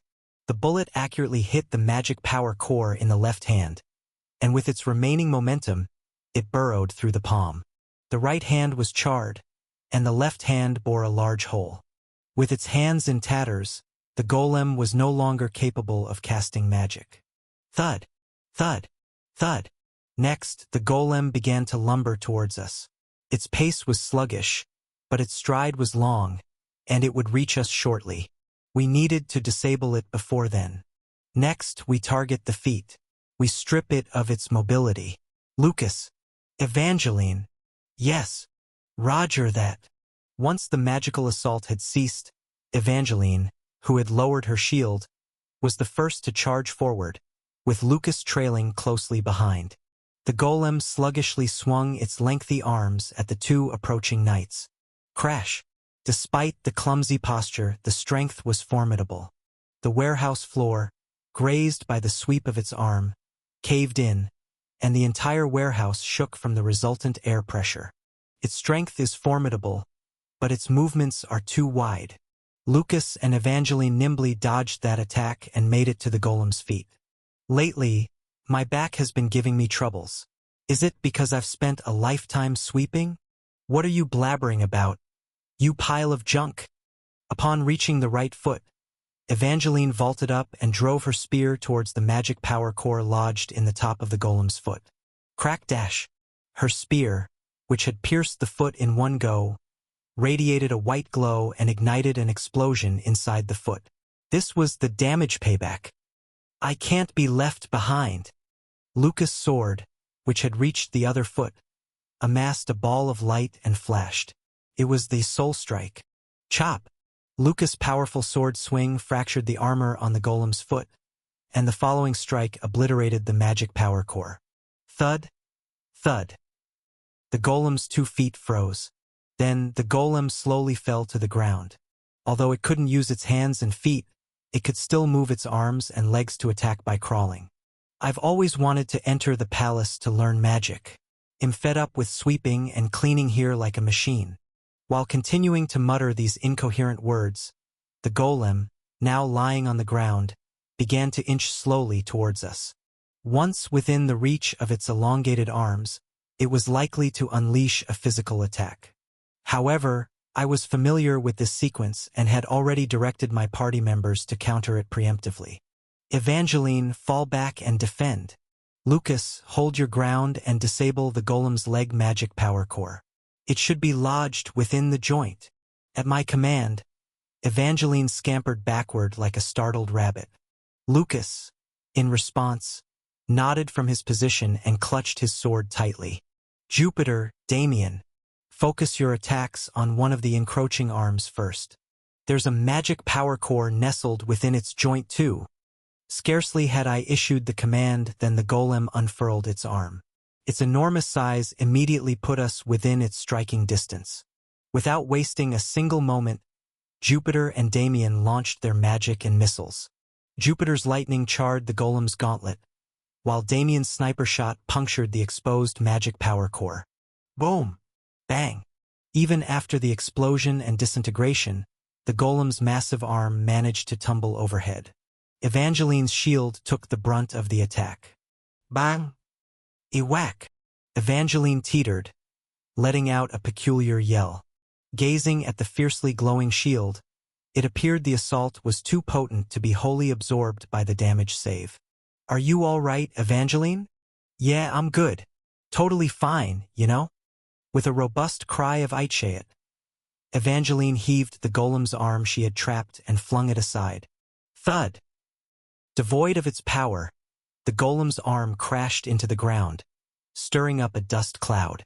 Evangeline swiveled towards me, her face beaming triumphantly. How's that? Damn impressive. I silently offered her a thumbs up. Evangeline, who had sought praise, scratched the back of her head awkwardly, apparently feeling a tad shy. A trickle of blood was seeping from her small nose, but let's ignore that for now. Thud! Thud! The golem attempted another assault with its remaining arm, but it could no longer maintain its balance. In the meantime, Lucas had demolished the magic power cores in both of the golem's legs. With only its arm still functioning, it was unable to maneuver efficiently enough to launch an attack. Someday, I will develop cleaning magic and make it easier for my fellow cleaners. Nonetheless, the golem still strived to swivel its arm to strike us, but Evangeline's spear punctured the joint of that arm. Crash! She retaliated with the damage she had saved earlier in full. The golem's last arm was obliterated. Lucas then dismantled the magic power core in the now immobile golem's chest. He pried open the backplate and casually drove his sword into it, rendering the chest's magic power core useless. But even in this condition, the golem refused to surrender. Grumble! The golem swung its barely operational head, attempting to crush us. As its massive head scraped the ground and hurtled towards us, I could hear Jupiter and Damien swallowing hard. I, who was prepared to evade, could easily sidestep it, but Jupiter and Damien, who were relatively slower, risked being swept away. But damn it, I just wanted to give commands from the back. Clasping my lucky strikes tightly in both hands, I stepped forward. Lucas and Evangeline were too far away, and like it or not, I had to step in. I want to sit back, enjoy a good beating, and let you guys carry me. With my true feelings shouted aloud, I swung my fist forward. The moment my fist met the golem's head, ding, ding, ding. On one side of my vision, the damage slot started to spin rapidly. Just how much is it this time? Chapter 53. Ding, ding, ding. The damage slot began to whirl with a vengeance. A wave of unease swept over me as I observed the frenziedly spinning numbers.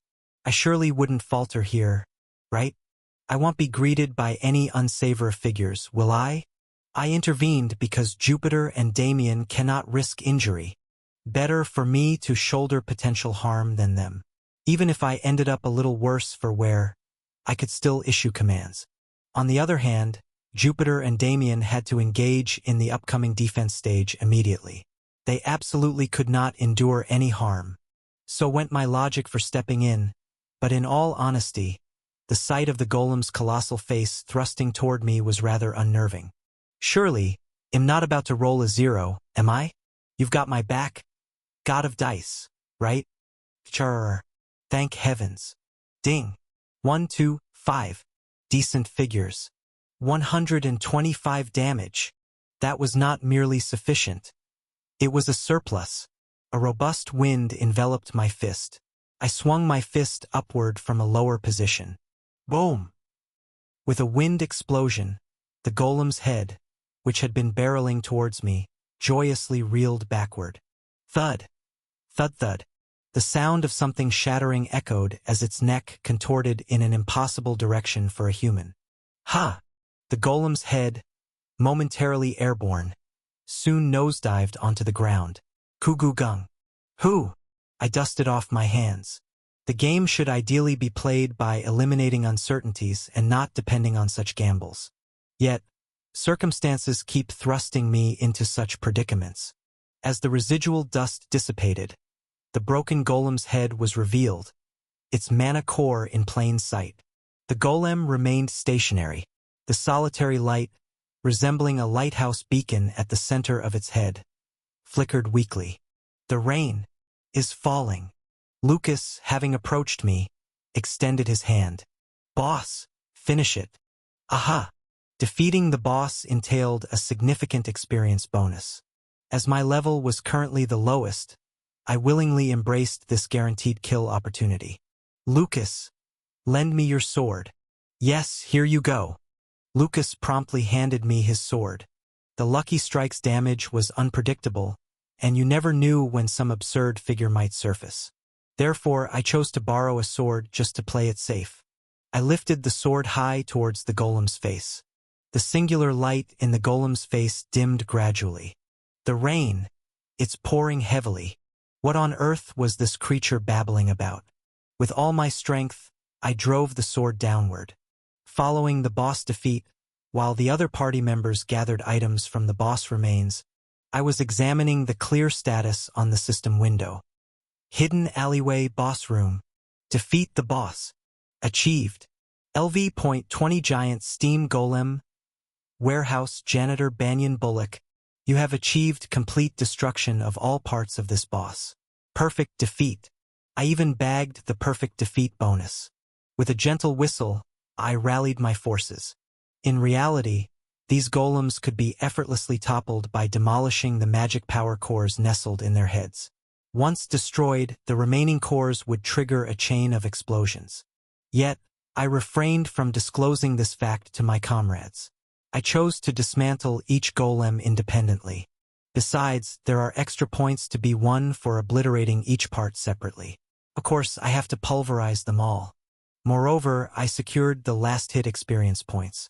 A level advancement was within reach. This quest is turning out to be quite a goldmine. I successfully harvested all the rewards inside the dungeon. To add to my fortune, I bumped into a merchant NPC and secured a pair of SSR-ranked items. Naturally, I had to promptly bestow them upon Evangeline under the guise of compensation. I was ready for this expense. Quite a bargain, really. Things were progressing too seamlessly, almost suspiciously so. But a blessing is a blessing. At that moment, as I was rummaging through the boss room, Damien hailed me. Prince, we found a treasure chest and a path here. On my way. And Lucas. Calling Lucas' name, I motioned towards Jupiter. Catch. Roger that. Lucas swiftly apprehended Jupiter, who was virtually salivating over the sight of the treasure chest. Jupiter wriggled and cried out. No, il behave. How can you mistrust this helpless old man? He'll just observe. Okay? Your Highness. I promise, just observing. As if she would merely observe. It's like entrusting a fish to a cat. In the remotest corner of the warehouse, a massive treasure chest and a door leading to the opposite side were situated. Positioned before the chest, I flung it open. Let the goodies roll in. A purple radiance emanated from the chest. It's an SR-ranked item. Plunging my hand into the chest, I retrieved the item. What on earth? Screen Orb SR LV.30. Category: Magic Orb. Attack power: 40 to 45. Durability: 15/15. Each successive defeat of enemies escalates the damage of the subsequent attack by 5%. This effect sustains for 30 seconds. Set effect: Must Scream, January 3rd. If all sets are equipped, each enemy vanquished induces a wide area of fear status effect. Need Scream Robe for set activation. Need Scream Gloves for set activation.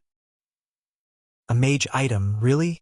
Holding the orb, I glanced at Jupiter, who was barely containing her delight. Oh boy. Here. Thank you. As I flung the orb her way, Jupiter deftly caught it and equipped it, chortling with joy. Well, the item's specifications complemented Jupiter quite well. It's an excellent set item for a wide area mage capable of annihilating mobs in one fell swoop. I'm unsure when we can gather the remaining pair of items. Apart from that, 2 high-grade standard magic power cores SR were nestled within the chest. A small victory. With that, I had seized the boss room treasure, and the second region was vanquished. Second area: Hidden Alley. Progress: Normal room 4 of 4, boss room 1 of 1. Treasure chests collected, May 5th. Boss utterly defeated. With the full annihilation bonus coupled with the sweep everything reward, we certainly hit the jackpot. We had no more business left here. I motioned towards the door situated behind the treasure chest. Let's press on. We need to secure the next checkpoint, and then we can wrap it up. A sigh of relief washed over the faces of my party members. And it was well justified. This free-range exploration had nearly consumed our entire day. Had our pace been just a tad slower, we would have had to resort to camping within the dungeon and aim for a 2-day sweep post-rest. They all must be drained.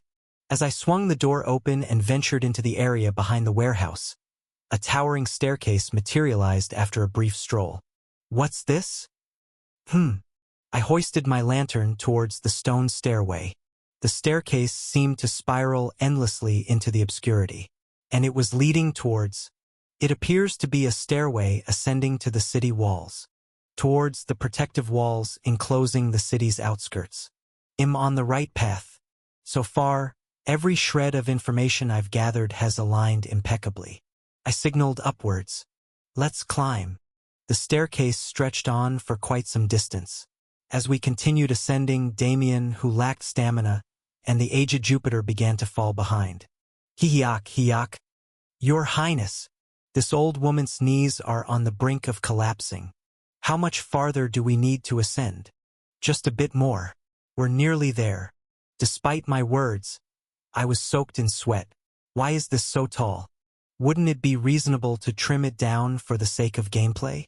But this was our reality, and we finally summit the staircase about 10 minutes later. Your Highness, my back is shot. I crumbled onto the frigid stone floor, worn out. Damien quietly slumped beside me, while Jupiter parked herself next to him and lit up a cigarette. Heek. I feel like I'm going to drop dead from heart failure. I'll light up one before that. If you smoke now, old woman, you're gonna drop dead for real. Lucas and Evangeline also seemed exhausted, pulling water bottles from their bags and chugging them down in unison. It was as if they had coordinated their drinking, each emptying a bottle. Aren't you two oddly in sync? Good job, everyone. But we've made it. I pointed forward. The staircase led us to a watchtower, and nestled within the spacious watchtower was a luminescent magic stone and a familiar heap of rocks. A teleportation gate. Hurrah! Let's head back quickly. If not, I fear this old body will develop arthritis. Jupiter, who seemed to have regained her vigor, leaped to her feet and bolted towards the teleportation gate. Got a sudden burst of energy there? What happened to the imminent heart failure? The moment we return, he'll draw a hot bath to soak in, a glass of whiskey with ice in one hand, and a cigar in the other. Jupiter's heartfelt wish was abruptly interrupted. Jupiter, positioned at the brink of the watchtower, was rigidly gazing at something afar. Intrigued, the rest of the party members trailed behind Jupiter to catch a glimpse of what had transfixed her. And then each one of them was rooted to the spot. This is... I too gradually trailed behind. A vast fortress wall unfurled in front of us.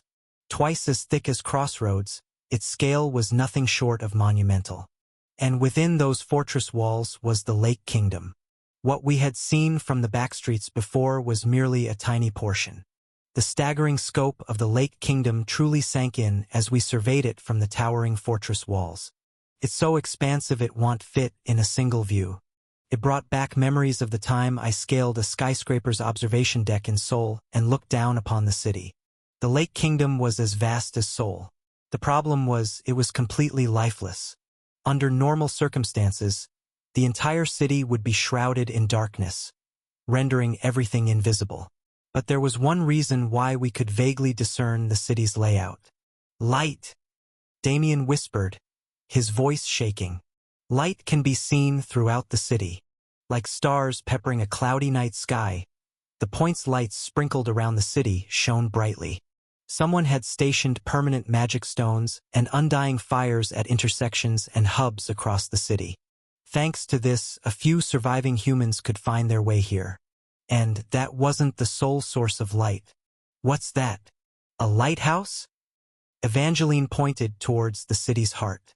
A faint flame flickered from the spire jutting out of the city's center. Despite being weak amidst the dense darkness, it was unmistakably a light. That light was illuminating the tallest and most resplendent tower situated smack in the middle of the city. Lake Kingdom's royal castle. I fixed my gaze on the castle, shimmering like a mirage in the remote darkness. That place was destined to be our final exploration zone. And it would be the battleground where the ultimate boss confrontation would unfold. There's a long way to go to get there. As I overlooked the entire city, I silently swallowed. Given the sheer distance from here to there, it was enough to make one feel faint. The city was designed so that the center was the highest point, and the outskirts were the lowest. And our current position was precisely Zone 3, Outer Northern Fortress. Here, the most distant and northernmost section of the city. We entered through the sewers, meandered through the back alleys, and wound up near the city's northern gate.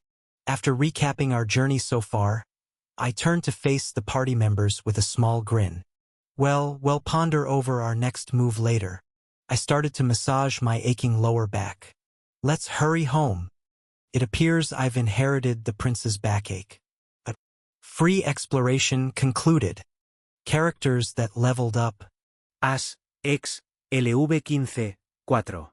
Lucas, SSR, LV.33, 2.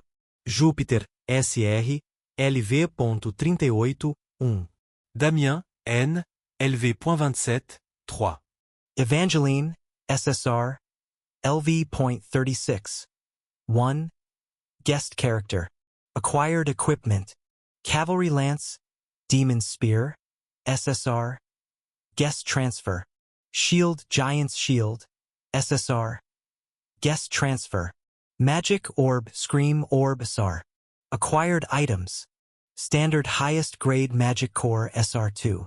Golem Legion Magic Stones, 120. Golem Legion Gauntlet Fragments, 32. Blue Flame Torch. Summon Scroll. Massive Steam Golem Player Skill Complete Destruction Bonus. Chapter 54. Side Story, Late Night Snack Time. Their expedition had started in the afternoon, and by the time they returned, it was approaching lunchtime. They had been moving continuously through the day and night. The tension of the dungeon had masked their fatigue, but the moment they set foot outside, their bodies felt heavy almost instantly. Today is a rest. Everyone did well. As the group disbanded, each party member dispersed, exhausted and limber, like jellyfish. Lucas and Evangeline had lodgings in this mansion. Damien resided at the temple, and Jupiter stayed at the mercenary guild. I summoned the carriage driver and instructed him to ferry Damien and Jupiter to their respective quarters. Perhaps I should rest a bit as well. With a weary shuffle, I made my way to my room in the mansion. My plan was to sleep until dinner, eat, and then get some work done. But as it happened, the moment I opened my eyes on the bed, the world around me was enshrouded in darkness. Glancing at the clock, it showed 3 in the morning. Midnight had come and gone. I was supposed to sleep until dinner. It appears I had fallen into a deep slumber. I yearned to sleep peacefully until morning, but my grumbling stomach wouldn't allow it. Maybe I should sort out the items I gathered yesterday. I dipped my hand into my inventory. No need to assess all the items. A simple review of the additional bonus items I received would suffice. First off, the blue flame torch I obtained as a full clear reward for Zone 2. Whoosh! The blue torch ignited and danced on its own the moment I pulled it from my inventory. It was nothing special, just a torch that never extinguishes no matter what happens. No matter how fierce the wind, even if it's doused with water, this flame does not snuff out.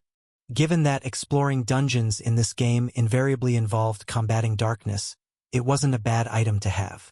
There's no other significance, though. It's better than nothing, I suppose. I swiftly tossed the blue flame torch back into my inventory. It wouldn't set anything else ablaze in there, would it? Next up was a surprisingly pleasant surprise. It was the item I received for totally dismantling the boss monster's body parts. I pulled out a magic scroll glowing blue from my inventory. Summon scroll. Massive steam golem, player skill. I wasn't expecting to receive this. Player skill, summon magic. An item enabling you to summon a boss monster. Though it's a single-use item, it's extremely useful. I can control the gargantuan golem boss I encountered during the free exploration. No need to save it, so I began registering the skill immediately. Would you like to use Summon Scroll? Massive Steam Golem? Yes/no. Yes. Whoosh!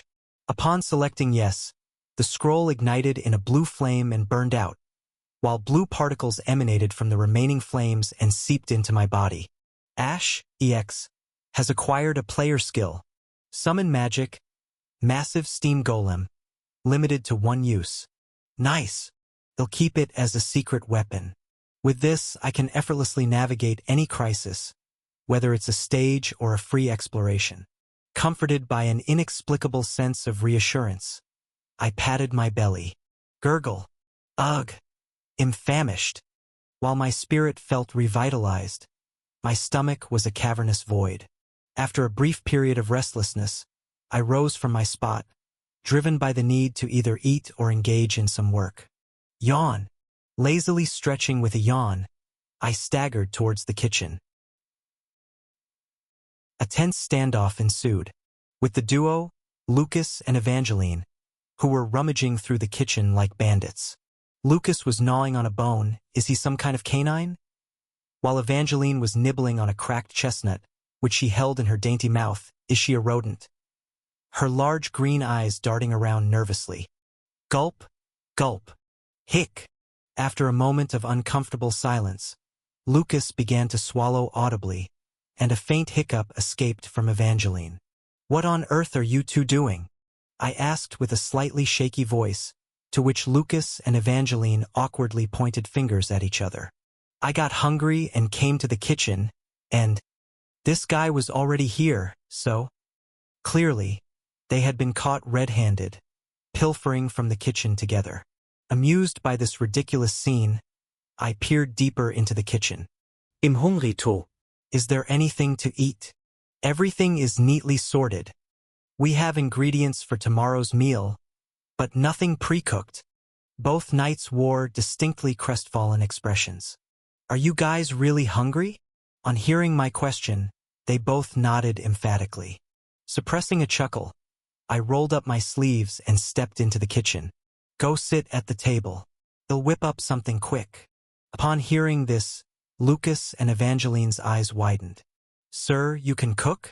Well, a bit. Even though you're a royal, you cook for yourself? Why not? Is it illegal? Even if it was, wouldn't it not matter since I am a royal? On Earth, years of living alone had blessed me with some rudimentary cooking skills. Given that I was also hungry, I decided to prepare something. What's in the pantry? A hot bowl of ramen sprinkled with green onions and eggs, accompanied by kimchi, would hit the spot. But that was a pipe dream in this realm. I started to rummage through the pantry. The pantry of this noble mansion was surprisingly well stocked. Butter, milk, eggs, spices, smoked ham. Lucas and Evangeline, now seated uncomfortably at the table, watched me with apprehensive eyes. Hey, don't look so worried. You think I'd serve you something inedible? Spotting a large loaf of bread tucked away in a corner of the pantry, an idea sprang to mind. Maybe some street toast.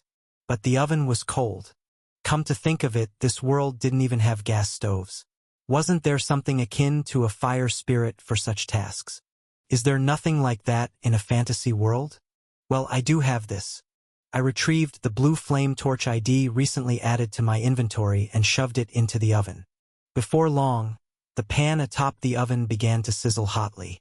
Sporting a sly grin, I tossed a generous chunk of butter into the heated frying pan. Sizzle. The savory aroma rapidly filled the air. I heard Lucas and Evangeline gulp audibly. These little rascals, they couldn't hide their appetites. Could they? Swiftly, I sandwiched smoked ham and a fresh vegetable salad, both nicely cooked, between 2 slices of bread doused with honey and eggs, then soaked in milk. Let's quickly munch on this and head to bed. It's a prince's specialty toast. Though the pantry lacked ketchup, mustard, or mayonnaise, it was still quite satisfying. I presented the sandwich, now toasted to a tempting golden brown, cut into manageable pieces. Lucas and Evangeline got 2 each while I kept 1 for myself. I took the first bite. Not half bad. The flavor was slightly different from what I was used to on Earth, but it was definitely palatable. When Lucas and Evangeline followed suit and bit into their sandwiches, their faces lit up with surprise. Especially Lucas, who looked incredibly moved. This is amazing, sir. You could easily be a royal chef. I'm honored to taste your cooking. Don't exagérate. Just eat. I was well aware of his loyalty, but he didn't need to butter me up so. Next to Lucas, who was wolfing down his meal as if he hadn't eaten in days, Evangeline gave me a nod of approval. But it is truly tasty. It tastes like something one would buy at a festival. Ah, a fitting description indeed. After all, this was a street toast recipe, so her comment was spot on. It brings back memories. Evangeline, who had been quietly enjoying her toast, murmured. When I was a little girl, I'd often wake up to the sound of clattering in the kitchen at dawn, and when I'd go downstairs, my father would be busy preparing something. She was talking about the Margrave. I paused, the half-eaten toast still in my hand. Monsters didn't care about time. They'd attack whenever they pleased. After defeating them and returning at dawn, Head be famished and would whip up a quick meal. Evangeline, lost in her childhood memories, wore a wistful look in her eyes. Head throw together whatever leftovers were available in the kitchen, and if our eyes met, Head always invite me to join. Want a bite? I chuckled. So, did you join him? I'd always accept whatever he offered me back then. That's why my cheeks are still so chubby. Evangeline grasped the pinch of baby fat on her cheeks and gave it a shake. It was both adorable and a bit sad. Then my mother, who was a late riser, would eventually join us and scold him for feeding me so early in the morning. Evangeline's smile gradually faded as she remembered. Just being here late at night, it suddenly jogged my memory. Slowly, Evangeline looked around the Lord's mansion kitchen, where every corner bore the deep-seated marks of time. This place, once filled with her father and mother's presence, was now empty. I remembered those mornings. The Margrave's funeral is tomorrow. My statement made Evangeline swallow hard. While we'd been lost in the dungeon's depths, time had relentlessly marched on.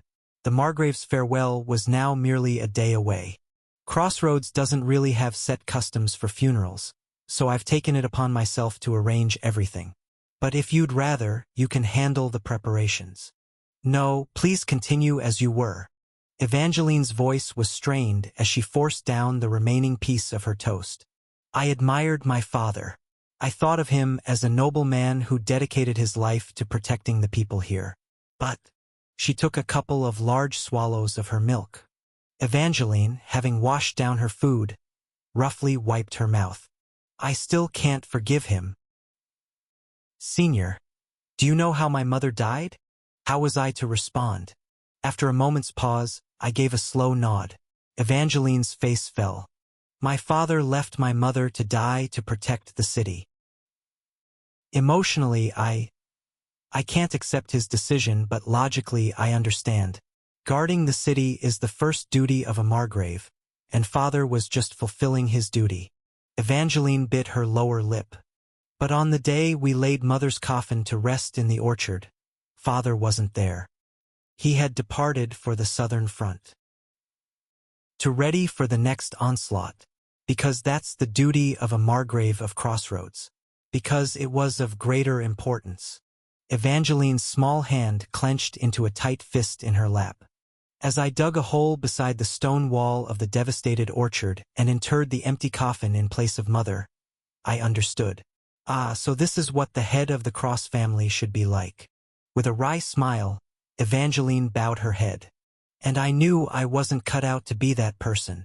I gave a slow nod. That's why you left this place. Yes. Evangeline raised her intense green eyes to meet mine. I appreciate you organizing father's funeral in my place, Senior. Yet, even if I respect Charles Cross Margrave as a public figure, Evangeline's words were heavy. As a daughter, I can't forgive him. I enjoyed the late-night meal. It's truly an honor to dine on food prepared by the Crown Prince himself. After rising from her chair and giving a slight bow, Evangeline briskly exited the kitchen. As I watched her retreating form, I let out a soft sigh. Families are complicated, aren't they? Lucas sat quietly by my side. I slowly put the remaining piece of toast in my mouth. Personal matters aren't things others can meddle with. It's something Evangeline has to resolve and accept herself. Having finished the last piece of toast, I brushed off my hands and stood up. It's getting late. Should we head to bed? Indeed, my lord. Lucas began to assist with the cleanup. Watching this sloppy behemoth clean up the dishes and tidy the kitchen was amusing. Covered my mouth and laughed. After the cleanup, we started to head back to our own rooms. Are you okay, my lord? Lucas, who was walking ahead, suddenly spoke up.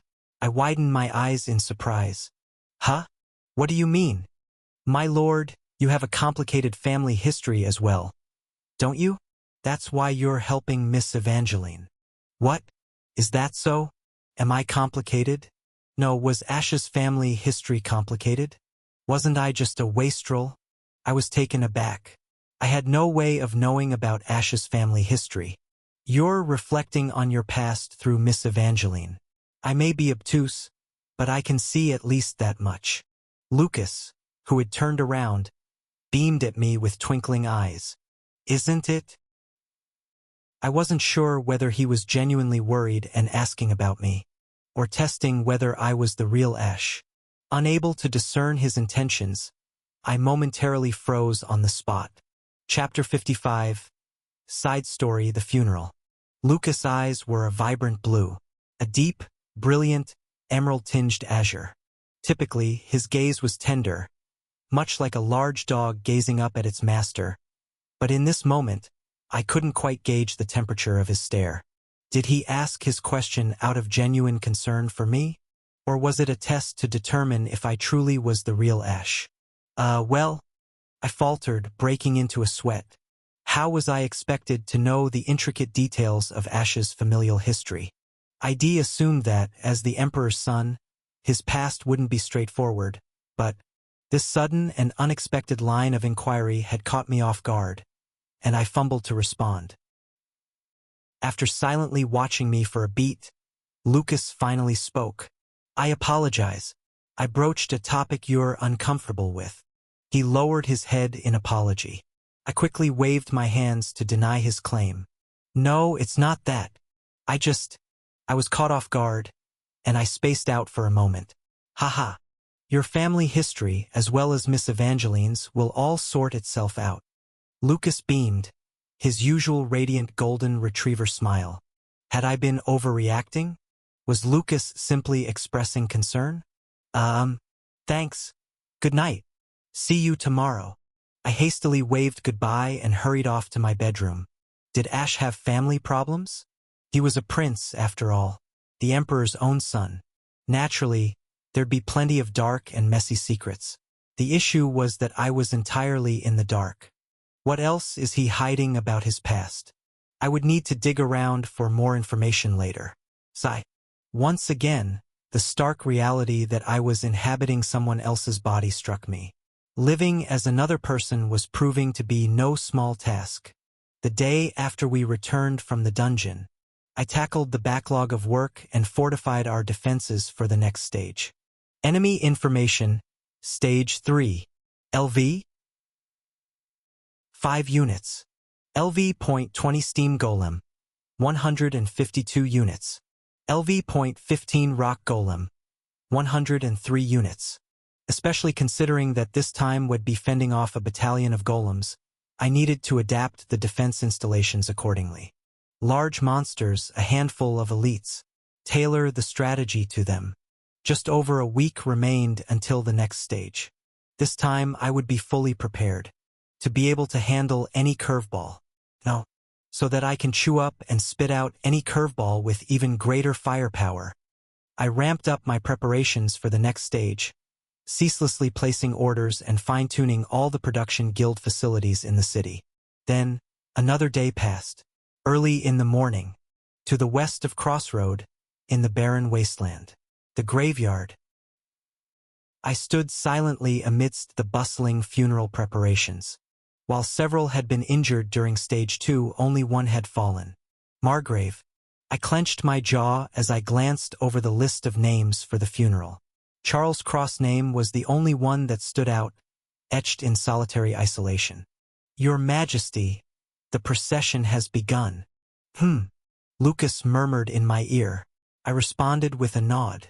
The casket, initiated at the temple, meandered through the city's main arteries, ultimately breaching the western gate. Unbeknownst to me, a lengthy stream of citizens trailed the procession. The lord who had presided over this place for decades had passed. Even in a city as unfeeling to death as this one, many were expressing their grief. Ultimately, the casket halted before the graveyard. The funeral would occur here, with the casket destined for burial in the orchard where Margrave Charles Cross had lived his life. His wife's tomb was there, too. Thud. The casket, gently placed on the ground, was draped with the banner of the Ash Ever-Black Empire. Priests, forming a circle around the casket, initiated their prayers, with a choir chiming in with a funeral hymn. Once the procession reached its conclusion, it was time for me to deliver my concise eulogy. I ascended the stage, now familiar with the scrutiny of many eyes. I drew a deep breath, arranging my thoughts. Then I began. I've said it before. Your deaths come at a high price, and that wasn't a metaphor. I meant it literally in terms of money, from funeral costs to compensation. Without hyperbole, death in the city bore a high price tag. But the death of Margrave Charles Cross surpasses mere monetary loss. It stings deep within. I pressed my hand firmly against my chest. The crowd remained hushed. Pausing momentarily to let my words resonate, I slowly recommenced. The Margrave once implored me to foster joy among the people. A faint smile appeared on my face. He claimed the city wouldn't thrive on mourning alone. Given its nature as a fortress city, death was an inevitable reality. So, he urged me to rule with hope and joy, rather than sorrow. Immediately following, I shook my head gently. But today I will go against the Margrave's final wish. Today, I choose to mourn. As the people listened to my tale, they swallowed audibly in anticipation. I raised my voice. This battlefield is perpetuated by the sacrifice of cherished lives. Not only the Margraves, but each life lost here strikes a painful blow. Once again, I pressed my hand against my chest. I hope you always remember the value of that sacrifice. The Empire, and indeed all of humanity, is sustained by your sacrifice and dedication. Always remember. I surveyed the crowd below the stage. I will reiterate, you will continue to meet your end on this front line. I nodded solemnly. And that is undeniably a valuable thing. In front of the silent crowd, I slowly inclined my head. For those who have given their lives in saving the world, let's take a moment of silence. As I bowed my head, the gathered individuals mirrored my action, one by one. With thousands amassed, a profound silence cloaked the area surrounding the Cemetery of Unity. Someday, may this city be a place where festivals prevail daily, rather than funerals. Gradually lifting my head, I voiced these words gently. Just as the Margrave had wished, I stepped off the platform, and Lucas signaled the artillerymen. Boom! Boom bam! The cannon salutes echoed, paying tribute to the departed. With that, the funeral ceremony reached its end. Soldiers loyal to the Margrave shouldered the casket, and I climbed onto my horse. We commenced our journey to the site where the Margrave's coffin would be laid to rest. Roughly 30 minutes southeast by horseback, the visage of the Margrave's orchard came into view. Ha! As the front of the procession, I noticed that someone had reached the orchard before us. A petite, platinum-haired girl stood in the orchard's backyard. Her hands were buried in her jacket pockets, her shoulders drawn in. I slowed the pace of my horse. One by one, the other soldiers in the funeral procession also noticed the girl. Oh, that person is Miss Evangeline, a young lady. The young lady has returned. The procession shortly entered the orchard. Evangeline was positioned in front of a small tombstone in the orchard's backyard. It appeared to be her mother's grave. Ah! Evangeline, having turned to face us, uttered in a detached tone. You're here. The soldiers hastened towards Evangeline and surrounded her, conveying their greetings. Miss Evangeline, it's been 3 years. You've journeyed a great distance from the capital. We're deeply sorry about the Margrave's incident. We should have safeguarded him. Evangeline responded by silently bowing her head. The soldiers promptly ceased their chatter and returned the bow. The coffin. Evangeline glanced at the coffin settled on the ground and inquired, "May I verify the coffin?" The priests presiding over the funeral looked at me, nonplussed. I nodded. You are entitled to do so. Please, proceed with the verification. Evangeline positioned herself beside the coffin, and the priests cautiously lifted the lid at the head. Evangeline clenched her mouth tight and studied her father's face. The corpse, saved from decay by temporary magic, was pallid. The small mercy was that while the body was horribly disfigured, the face was relatively untouched. So it's true, Evangeline murmured slowly, always at the front of the fight, as if he were invincible. But in the end, Evangeline, who had been biting her lip, abruptly pivoted away. Thank you. That will be all. The coffin was sealed once more. Evangeline remained stationary, her back turned, until the coffin was interred. The coffin was set into the deeply excavated hole, with only the task of covering it with earth remaining. It was then that one of the soldiers cautiously addressed Evangeline. Mississippi. Yes. I have something to ask. The veteran soldier extended something towards Evangeline. It was a battered cavalry lance and shield. Evangeline's eyes widened in surprise. This weapon was passed down through the Cross family, wielded by the Margrave himself. I originally intended to lay it to rest with him, but I thought it best to consult with you first. Though it's a bit worn and damaged, it could be restored to use. Bury it. Evangeline lowered her head. Please lay it to rest alongside my father. Your wish is my command, Mississippi. The soldiers carved out a separate niche beside the grave, inserted a box, and filled it with the lance and shield. The two weapons, loyal companions to the head of the Cross family for generations, were subsumed by the dirt mound. I observed the scene, a twinge of regret flickering within me. At last, the dirt blanketed the coffin. The priests offered their closing blessings, marking the end of the funeral. Ah, my shoulders! I needed my sore shoulders. Despite the event lasting merely a few hours, I was profoundly drained. Everyone, enjoy a refreshing drink.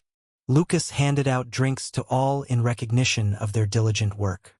As everyone accepted and sipped their drinks, I stood before the grave, my gaze fixed on the tombstone.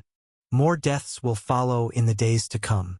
I remembered all those who had given their lives on the battlefield thus far. Their deaths, in retrospect, felt so vivid and real. How many more? How many more? Suddenly, one of the Margrave's remarks echoed in my mind. A time will come when you must surrender what you hold most dear to safeguard this city. What would I have to relinquish? Could I still maintain my sense of self after such a loss? Immersed in these thoughts, I softly began to recite a poem.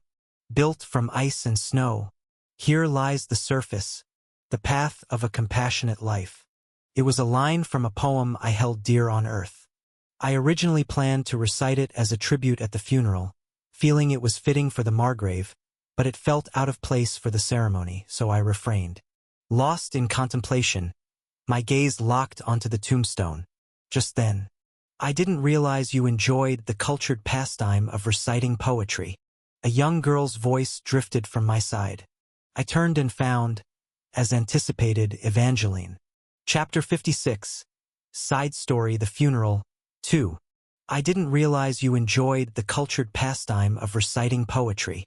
Evangeline's words drew an awkward smile from me. I felt it didn't suit the moment, so I shared it quietly. Seems I've been discovered. You've got a pleasing voice, how about sharing aloud next time? Her face held no expression, her thoughts unreadable. I ventured to ask, would that be all right? Certainly, why wouldn't it be? This day was inevitable. Evangeline shrugged her shoulders nonchalantly. After all, had I been appointed as a knight elsewhere, returning to this place wouldn't have been possible. Missing my father's final moments was a likely outcome. I count myself lucky to have been here for the funeral. For a young woman of just 16, Evangeline was assuming a maturity well beyond her years. Yet what could I say? Her ascension into adulthood was indeed necessary now. So, you plan to leave for another posting? Indeed. Do you believe I would linger in this rural Margrave simply for its peaceful setting? Evangeline cast a glance at the distant crossroads. My plan is to deal with the inheritance, dispose of the family mansion, lands, wealth, and then leave. Evangeline had made her decision from the onset. I assumed, then, that the family's ancestral sword had been interred this day as well. I'll assist you with settling the inheritance. At my offer, Evangeline squinted at me. I grinned back. It's a hefty task for someone so young. Allow an adult to help. Despite my appearance, I'm an academy graduate. I possess basic legal understanding. Well then, think of it as a favor from a fellow academy grad, your senior. Wouldn't it be easier with the support of the current lord? After examining me for a moment, Evangeline looked down. You want judge? Why would I? I am about to neglect the duties of the Cross family and leave. I am doing it for my own ease, out of selfishness. I chuckled softly. You speak of duty, but your family has been burdened with this obligation without choice. The Cross family has given more than enough. I don't know if I can match that, but from here on, I'll do my utmost to guard this front. I struck my chest confidently. Don't fret and go as you wish, my junior. I'll make sure the sacrifices your family has borne won't be in vain. I'll give it everything I've got. Evangeline, who had been studying me with a furrowed brow, tilted her head. You're quite unlike the rumors, senior. Oh, really? I assumed you'd be plotting a return, given your demotion to such a place. I felt a bit embarrassed. If I were the real Ash, I would have done just that. It's surprising you're taking your role as this place's lord more seriously than I anticipated. Haha. As I laughed off the awkwardness, I answered her honestly. If you defend this place well, it's said that someone will grant you a wish. That's why I'm giving it my all. This was the condition proposed by the entity calling itself the director of this game. If you lead this world to the true ending, I will grant a wish of yours. Retroaddict. Exactly. I didn't undertake this quest out of some noble aspiration. I sought the true ending as a means to achieve my own personal wish. But Evangeline, having listened to my words, rubbed her chin and pondered. Did His Majesty the Emperor really make such a promise? Going to such lengths for the borderlands of this out-of-the-way town? No, it wasn't a promise made by the Emperor. Explaining that would only muddle the situation, so I let her misconception stand. And then, rumble. Suddenly, a noise like thunder erupted. What in the world? The sky was clear. Oh, I'm famished. Turned out, the noise had originated from Evangeline's stomach. Normally, wouldn't it just rumble softly? What's with this thunderous clamor? Evangeline, after patting her belly under her shirt, shoved her hands into her jacket pockets and brusquely demanded of me. Feed me. Yesterday's meal was delicious. Make it again. Taken aback by her outrageous behavior, I stared at her in disbelief before breaking into laughter. Yes, the living must eat to sustain themselves. I hollered to all those who had gathered for the funeral. Let's head back. Time to eat. After interring the deceased, the living must press on. It's time to get to work. The next stage was fast approaching. From that day forward, I juggled two responsibilities. One was gearing up for the next stage as I had always done. Refurbishments and repairs to the town walls were undertaken in anticipation of the Golem Legion's assault, and the artifacts were aligned to be effective against the larger monsters. Primarily, the usual kill zone strategy won't work against these large-class monsters.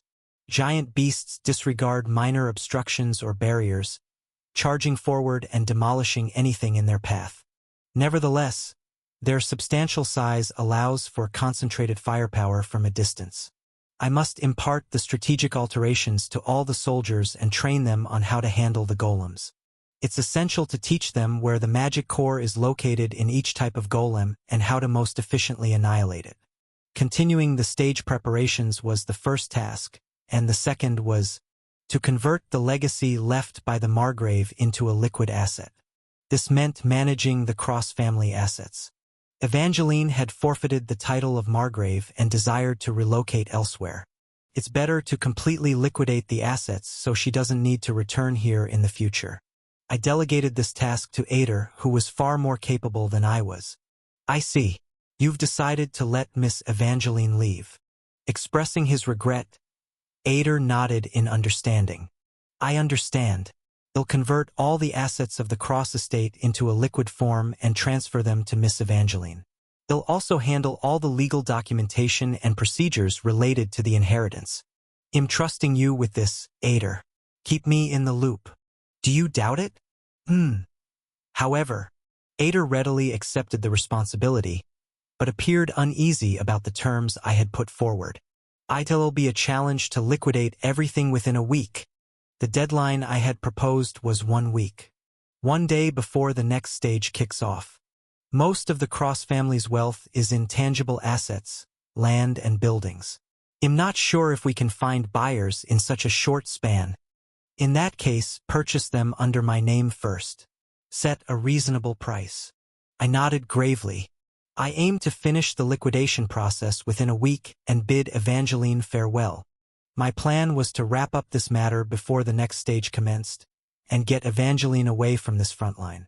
I can't let Evangeline get caught up in the next conflict.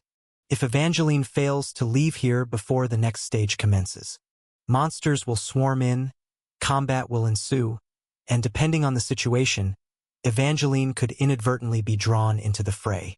No one can predict the aftermath of that. The image of the deceased Margrave of the Cross in my arms continually haunted me. I bit down hard on my lip. Every member of the Cross family met their end on this front line. Evangeline is the final successor of that lineage. In other words, the lone survivor. Evangeline, at least, should escape this battlefield unharmed. That was the dying wish and the legacy of the Margrave of Cross. I was resolute to honor it faithfully. Seeing my determination, Ader seemed to discern my thoughts and quickly broke into a sly grin. Understood. Just place your trust in me, Lord. Despite his questionable aspects as the director of this game, Ader proves invaluable as an aid to the Lord. He'll manage it competently. I opened the stage information window. Stage 3. Start in 8 days. Time advances relentlessly, and the subsequent defensive battle is inevitable. I tighten my fists. I'll demonstrate it. I can conquer this game without discarding human compassion, without exploiting human lives as expendable resources. I'll demonstrate it. Undoubtedly. Time whizzed past like a shot arrow. In no time, a week had elapsed. Blacksmith's workshop. I apologize, Your Grace. It's my maiden attempt at crafting magic guns, and there were numerous hurdles. The master blacksmith and the guild master of alchemists repeatedly bowed. We couldn't complete all 5 due to time constraints. Please pardon us. I dismissed them with a wave of my hand. No, that's perfectly fine. I'm gratified just to have secured a magic gun that's battle-ready. From the outset, I never anticipated using all 5 in this stage. It would be an overkill even for Damien. So, how many were you able to successfully craft? Well, 2. The pair of tense guild masters looked at me nervously. I laughed softly.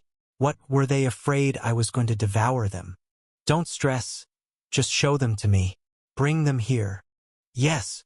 The 2 guild masters fetched 2 wrapped firearms from a table behind them. We utilized a standard-grade magic core and the Black Spider Queen's magic core to forge the cores of the weapons. Let's start with this one. The cloth concealing the first magic gun was removed. What emerged was a simple, gray magic gun, slightly smaller than those I had seen before. This magic gun was built with a standard-grade magic core. We figured the risk of failure would be less with a lower-grade core, so we made it first. Was it successful? Absolutely. It functions quite well. The Alchemist Guild Master's swift reply was accompanied by a fleeting glance and a droplet of cold sweat. The performance is a tad underwhelming, and there's a single defect. Defect? I took the gray magic gun and examined its specifications. Let's see. Woodpecker, N, LV.20. Category Magic Gun. Attack, 25 to 26. Durability, 4/4. Magazine, 20/20. Certainly substandard. The damage is remarkably low for a magic gun. The magazine is quite extensive for a magic gun, so it seems the damage was reduced in order to increase the ammunition capacity. What's the defect? As I set the magic gun on the table beside me and asked, the Blacksmith Guild Master responded. Due to a minor design miscalculation, if you don't release the trigger, it will fire all the rounds. Huh? So it's gonna discharge continuously? Yes, that's why we named it Woodpecker. If you accidentally engage full auto, maintaining your aim could be challenging, and the gun could potentially overheat among other issues. Both guild masters started to bow their heads once again. As it was our first attempt at crafting a magic gun, there were some errors. We apologize. We're deeply sorry, Your Highness. No, you've done well. You've created something, after all. If it has the capacity for full auto, then this feature could be advantageous in its own way. Aiming wouldn't be an issue for Damien. Now, on to the second magic gun.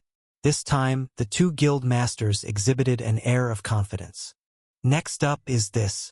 The magic gun crafted utilizing the high-grade magic core you bestowed upon us. We have great faith in this one. No, faith doesn't even begin to cover it. We felt as though divine inspiration guided us while crafting it. Their demeanor had flipped completely. What had they forged to be so self-assured? In front of my eager gaze, the 2 guild masters swiftly unveiled the second magic gun. A dark barrel that seemed to swallow all surrounding light. Exquisite gold patterns embellishing the gun. Dignified yet imposing, and somehow emitting an ominous aura. A single, long and slender magic gun lay there. Swallowing hard, I took the magic gun and checked its stats. This thing wasn't all glitz and glam, right? Black Queen, SSR, LV.55. Category Magic Gun. Attack 225 to 250. Durability 7/7. Magazine 7 out of 7. Fires cursed bullets that have a chance to instantly kill the enemy. The probability increases with the weapon's proficiency level. Dash unlocks depending on the number of enemies killed with this weapon. Dash unlocks depending on the number of enemies killed with this weapon. What the hell is this monster? An outrageous item had sprung forth. I was so dumbfounded that I stood there, mouth agape. What in the world is this? Chapter 57. Side Story: The Funeral 3. Originally, in a tutorial stage that wasn't meant to be conquered, I had vanquished the Black Spider Queen, a foe that should have been invincible, and procured its magic power core. Typically, squaring off against the Black Spider Legion wouldn't occur until midway through the second year. I had anticipated that equipment created from this magic power core would drastically surpass the current level of gear. I expected as much, but I firmly clutched the black magic gun in my hand, swallowing hard. An SSR-grade magic gun crafted from the Black Spider Queen's magic power core. The Black Queen. This changes everything. I felt ridiculous for having hoarded this magic power core, as an equipment piece beyond belief had materialized. I wasn't sure about the hidden options yet, but the revealed options were more than sufficient. No, they were staggering. With this alone, I can run the show for at least the first year. Even considering just the raw damage, it's a super weapon. For roughly the next year, not only the standard elite monsters but even boss-level monsters could be obliterated in a single shot if their vulnerabilities were targeted with this. And the wielder of this gun was Damien, a cheat character possessing the Farsight ability. This implied he could deliver this overwhelming damage at the precise moment and location. Has this damn game finally decided to cut me some slack? The corners of my mouth twitched involuntarily. Naturally, it was hard to suppress a smile upon obtaining such a phenomenal item.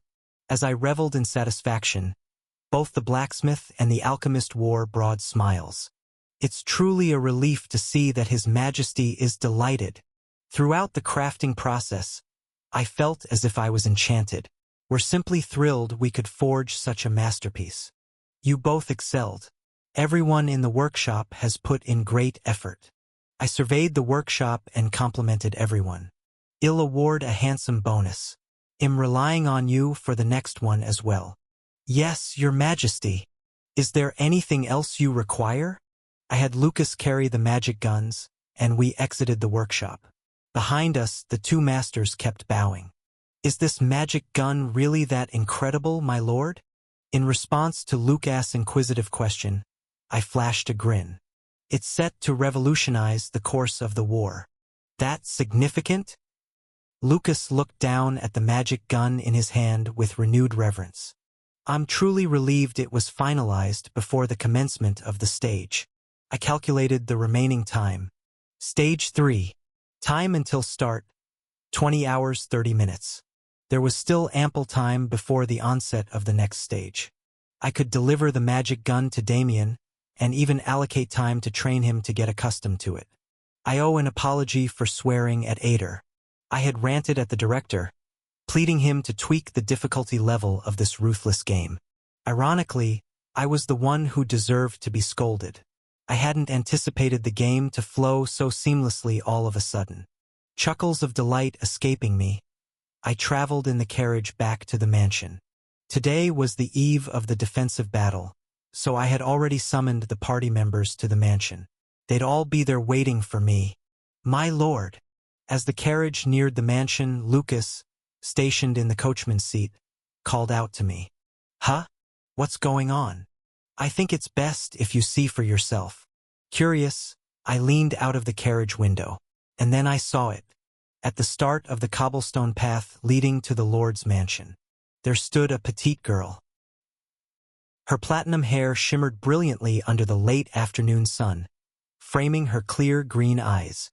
A large bag was strapped to her back, as if she were ready for an extended journey.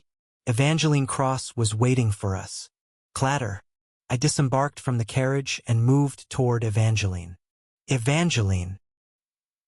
Evangeline looked up at me with her uniquely sharp eyes, and finally, she sighed. Today, the Lord's aid gave this to me. From within her clothing, Evangeline produced a sheaf of magically treated paper. It was a gold coin certificate. One couldn't lug heavy gold around all day. Backed by the Continental Merchants Union and the ivory tower of the Wizards Alliance, it was a magical document verifying that you indeed owned the stated amount of gold and where the physical assets were stored. In simpler terms, a check. Because it's uncommon for someone to possess enough gold to necessitate a certificate, the certificate itself is highly valued anywhere on the continent. Long story short, when we assessed the Cross family's assets, a substantial amount emerged. With the amount represented by that certificate, Evangeline would have no problem sustaining herself wherever she went. I'm grateful that you managed to sort everything out in less than a week, but, Evangeline grumbled, exposing her sharp canine teeth. Just after I received this, the aide made a comment. What did he say? He stated, "The Lord orders that, having received this money, you have no further business in this town, so you should depart promptly and exit the town." Mimicking Ader's voice, Evangeline expressed her discontent with crossed arms. And claiming it was the Lord's command, they packed all my belongings and evicted me from the mansion. I couldn't believe it, so I waited here to confirm with you directly. Did you really order this, Senior? I nodded my head. Yes. Aren't you expelling me a bit too swiftly? I haven't even said all my farewells. If you're going to say goodbye, it's best to do it quickly. What's the use of dragging it out? I replied, my voice steady and firm. The next defense battle begins tomorrow. This place will turn into a war zone. Do you wish to get caught in this turmoil and struggle along with us? But still, stop hesitating and move on.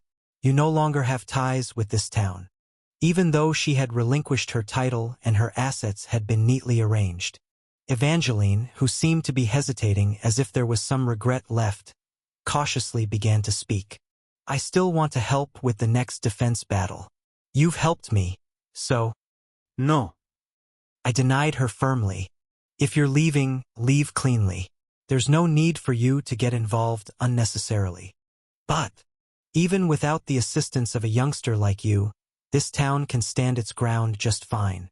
At my declaration, Evangeline's temper flared. You've seen me in action. I can hold my own. No, even more than that. Evangeline. At my bellow, Evangeline jolted and staggered backward. I pointed a finger at her, cornering her. Weren't you the one who chose to turn your back on your hometown and embark on a brand new journey? So you surrendered your title, sold your family's estate. You've discarded your home and your past. But, that's true. But, if you've made a decision, stick to it. Don't look back. Just go. I relentlessly fired harsh words at her. You're right. The only things you'll find on the monster front line here are death and dust. And once you step into that death and dust, it will never let you go. Steer clear of the monster wars from now on. Leave for good and find something else you truly desire. I took a breath, then slowly exhaled. Live a life of freedom, doing what you want. That was your father's final wish. You said you wanted to be a rebellious daughter, Evangeline, to live like a free spirit, but at least fulfill your father's last wish. I strode past the rigid Evangeline, stepping into the mansion. You're now a stranger. This mansion is no longer part of your family's estate. Senior, wait a moment. We have to prepare for tomorrow's defense meeting. I'd appreciate it if you could make your exit. I paced slowly into the mansion. I wasn't sure what expression Evangeline wore as she watched me retreat. Thank you for everything these past few days, Senior. No, Your Highness. A respectful voice echoed behind me. I'll pay my respects at my parents' grave one last time, then I'll depart from Crossroad. I hope that luck will accompany Your Highness on your journey forward. Without replying, I entered the mansion. As I walked into the hallway and glanced back, Evangeline stood there, her body bowed in a deep angle. I murmured softly, I wish you the best in your journey too. Slam. I shut the front door and let out a sigh. What a situation. Lucas, who had been standing beside me, chuckled. You didn't have to be so tough on her. If I'd been gentler, she might've clung to a glimmer of hope. Did you hear her? What was that? Help with the defense? Carry her own weight? What a mess. I waved my hand in dismissal. One more day, one more time, and she'll be stuck in a loop. We can't allow that. I have to push her out. But she might have been able to handle it. Who needs tears for a farewell? A stash of gold certificates should suffice, right? I stole a glance through the mansion's corridor window. Evangeline readjusted her backpack and fastened her spear and shield at her hip, commencing a slow trek towards the south. Shed mentioned something about a final visit to her parents' grave. Quietly, I watched the small figure of the girl retreat into the distance, allowing a small sigh of regret to escape. Farewell, my costly SSR. Well, that's one worry off the list. I clapped the back of another SSR grade knight standing next to me. Lucas mustered a forced grin. Let's give it our all, Lucas. I'm just here to follow your orders. Lucas and I ventured into the mansion's reception room. The key party members had already assembled and were awaiting our arrival in the reception room. Jupiter, Damien, and...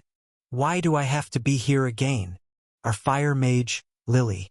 I sat down, a devilish grin playing on my lips, in front of Lily, who was protesting loudly. Enjoy your little break, Lily? Now it's time to get back in the game. Ah, please, send me back to the workshop. I'll work till I drop. Just spare me from this. Lily, bound by rope, was a pitiful sight, all tears and snot. Don't play the weakling, Lily. You're the sort who steps up when the situation calls for it. This prince knows all about your competence. Now we have less than a day left for the defense. Let's go over our team strategy once more. We launched into our strategy meeting, pacifying and consoling Lily. We already had a plan devised against the golems. Today was all about fine-tuning the details, comprehending them, and final checks. The meeting stretched for about an hour with the castle map laid out. After reiterating everyone's roles and assigning Lily a fitting support mission at the rear, and Damien, I have another surprise for you. I flashed a wicked grin and handed Damien 2 bundled magic guns.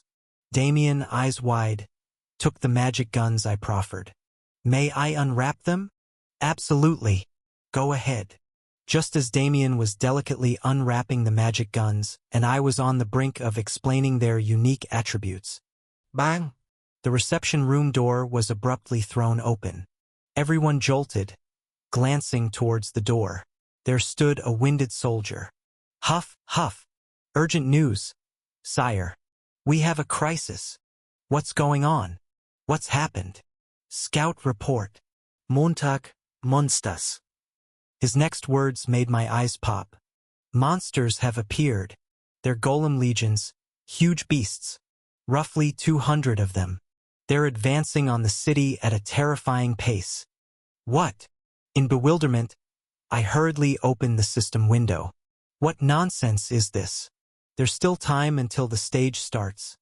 Isn't there? Stage 3. Time remaining. 18 hours, 55 minutes. Look at this. We still have 19 hours remaining. Suddenly, A has intervened in the game. The necklace around my neck began to radiate warmth. We're Stage 3. Time remaining. Hours, minutes. The digits in the system window began spinning wildly. We have Lu. I stumbled over my words. Hold on, what's going on? The remaining time, which was clearly displayed, started plummeting, emitting a whirring noise. Falling and falling again. Clank. Stage 3. Time remaining. 0 hours, 30 minutes. It disappeared. The grace period of 19 hours had vanished, leaving a mere half an hour behind. This is madness. I was floored. No cheating. The system window isn't supposed to cheat. What in the world? That's not all, Your Highness, the soldier blurted in quick succession. I abruptly jolted back to reality, turned to him. According to the report, the monsters are acting oddly. Odd behavior? In what way? They've divided into two groups. The Monster Legion, divided into two. Why? Roughly 80% of them, around 200 units of the main force, are marching directly for the city, but the remaining 20%, about 50 units that split from the main force, are... His next words left my head reeling. They're heading towards the orchard where the Margrave once resided. What did you just say? Slowly, I swiveled my head to the side. Lucas, who met my gaze, also bore a deathly pale face. Right now, at that orchard, I'll pay my respects at my parents' graves one last time. Then I'll leave Crossroad. Evangeline should be there. Chapter 58. Boom. Boom. Boom. Ding ding ding ding ding dash. The tumultuous sounds of drums and bells echoed through the city. Soldiers hastily assembled, scurrying to take up arms and station themselves on the city walls, where cannons and artifacts were swiftly being installed. Porters, laden with arrows, cannonballs, boiling oil, and fiery artillery, bellowed out offers to help ferry supplies. War was always a frantic affair, but a surprise attack without warning threw the front lines into even greater chaos. Amidst this mayhem, I and my party members arrived. As soon as we ascended the city wall, I shouted, "Scouts! Where are they now?" "They're in sight, over there." Looking where the scout pointed, a cloud of dust was visible in the far south. The monsters cut through this dust cloud, creating new ones as they advanced. Thump, thump, thump. The massive forms of golems trudged in unison. They were approaching us, neatly arranged in formation. We had encountered them in dungeons, but the pressure was different, with hundreds of them charging all at once.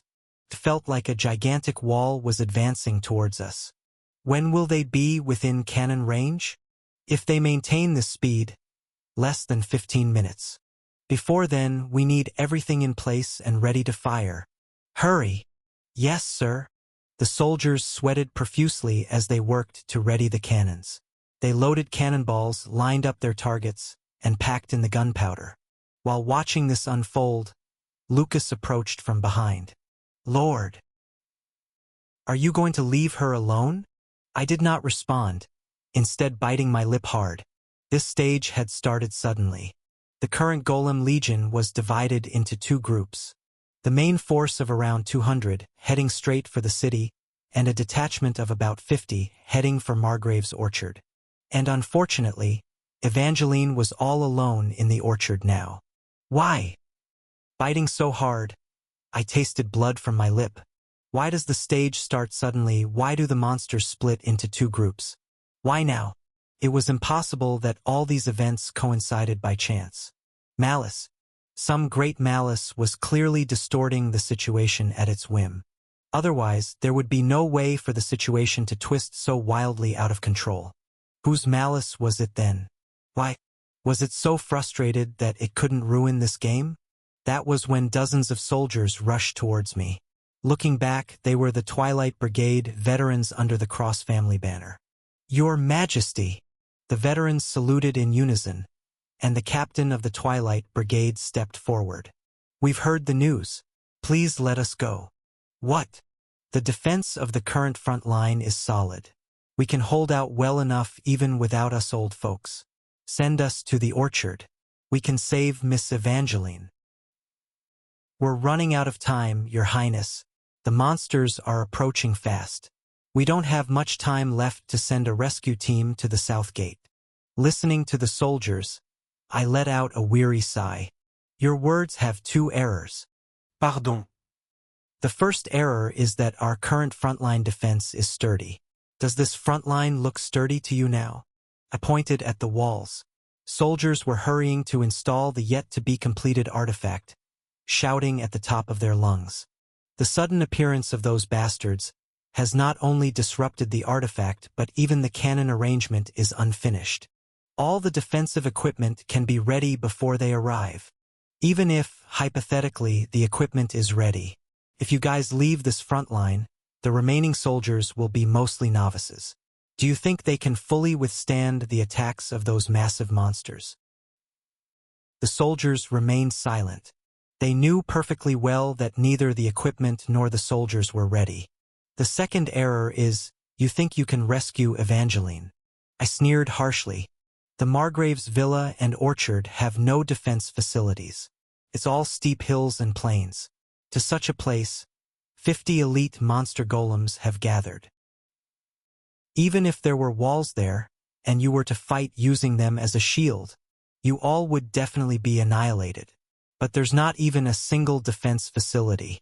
How the hell are you going to rescue Evangeline?" The reason why this game was established as a defense genre was ultimately because we held an overwhelming advantage in the form of walls. But if we were to confront the monsters directly in the plains without any walls, that would be simply throwing our lives away. The captain of the Twilight Brigade responded with a determined expression. "Even if all of us die, we will definitely rescue the young lady." "That's not a strategy, damn it."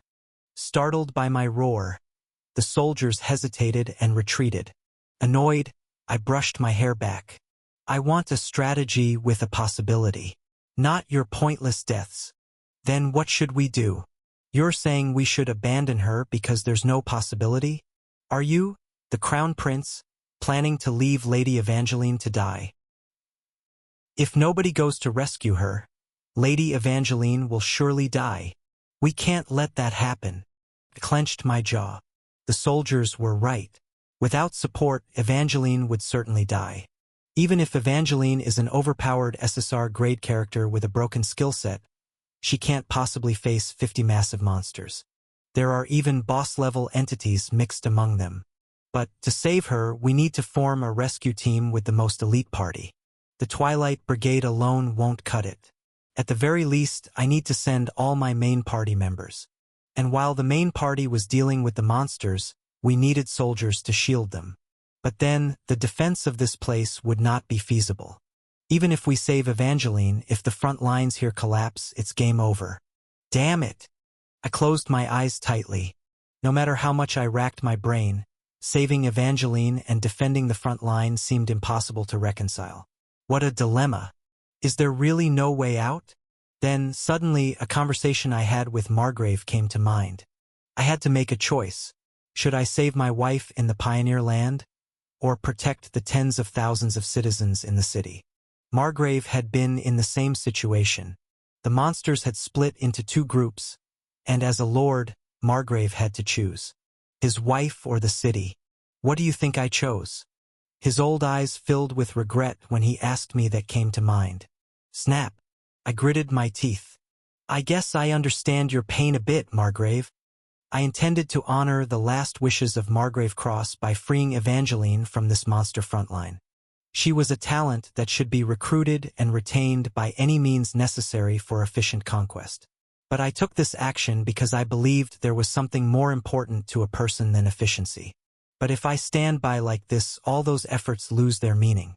Evangeline, the last survivor of the Cross family, will die to the monsters.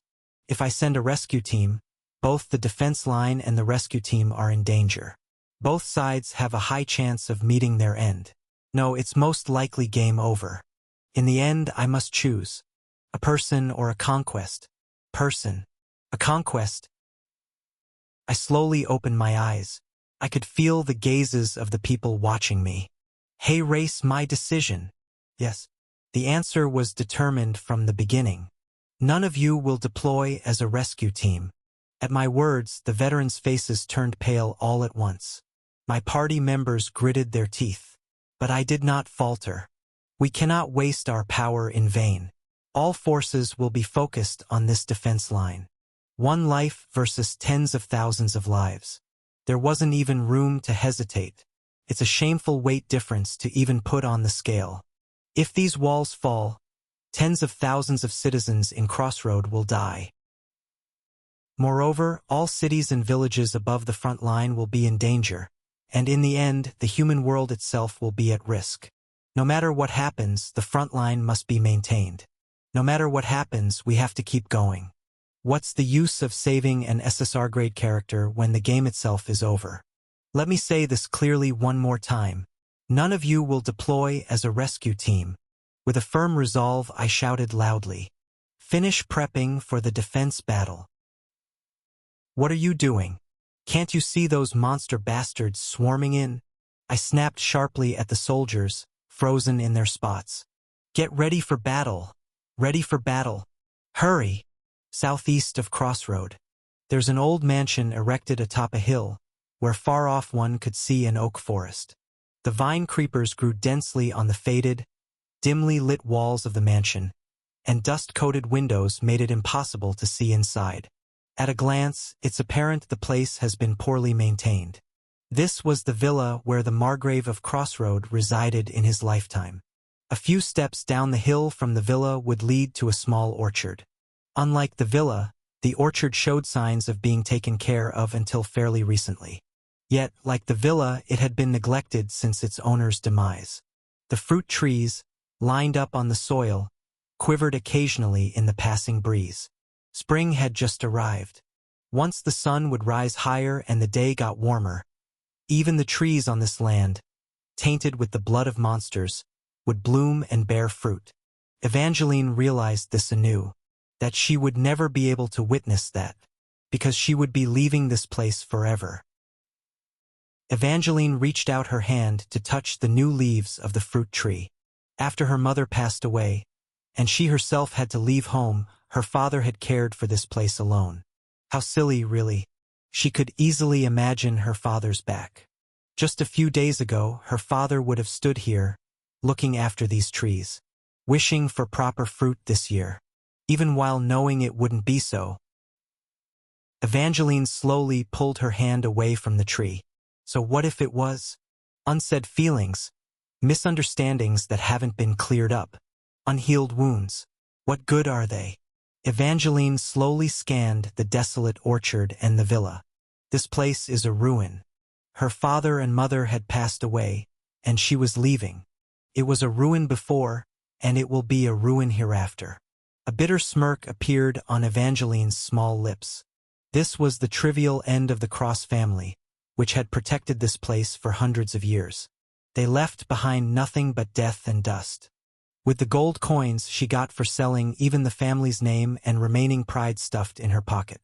The last struggler herself was running away without a fight. Evangeline shifted her steps, standing in front of two tombstones erected in the backyard of the orchard. Dad, Mom. Whether to lay her gaze on the graves or the tombstones, the hesitant Evangeline slowly spat out. I won't see you again. I'm leaving, for good. Though she expected a bell of mourning to ring out, even without realizing. There's no answer, of course. There were so many things I wanted to say. Now I can't even remember what they were. Shoo! The wind blew. Far away, the scent of oak and oil was perceptible. I'm leaving. Evangeline suddenly felt dizzy. Her head was throbbing and the ground seemed to sway. Was she finally becoming sentimental now? Shaking her head to rid herself of the stray thoughts, Evangeline managed to pull off a faint smile. She wanted to send him off with a smile. Take care. She turned around. Evangeline quickly wiped her eyes that had started to feel warm with the back of her hand. She lifted both hands and lightly slapped her cheeks, then lifted her head to look ahead. It was indeed time to leave. All right, let's get going.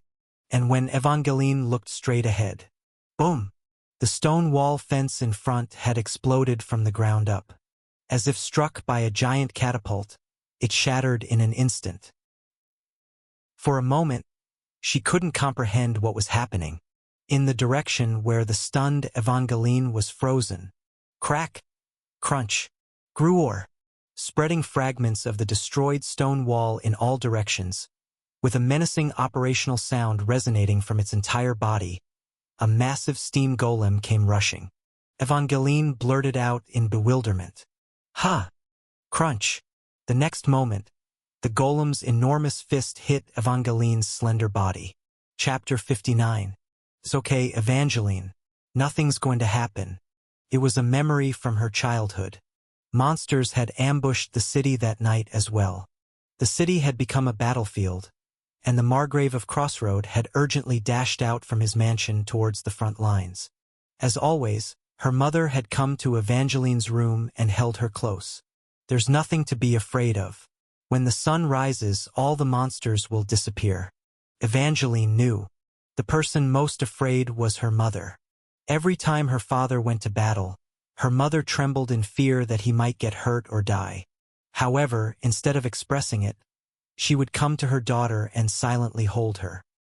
Evangeline turned her head. Far off, flames sprouted from the front lines. Despite the considerable distance between the fortress and the mansion, the sound of iron was clear. The smell of ash made her nose tingle. The people's screams and cries, the monsters' howls, and the stench of blood. "Mom," Evangeline asked, "when will I have to go there?" "What?" Her mother looked at her young daughter in surprise. Evangeline had a mature expression uncharacteristic of a child. "I heard it from Dad. The heir of the Cross family must go to the front lines and fight." Her mother's expression fell as if the world had collapsed. Evangeline cocked her head. "Does Mom not want me to fight?" "It's not about liking or disliking. It's the destiny of the Cross family."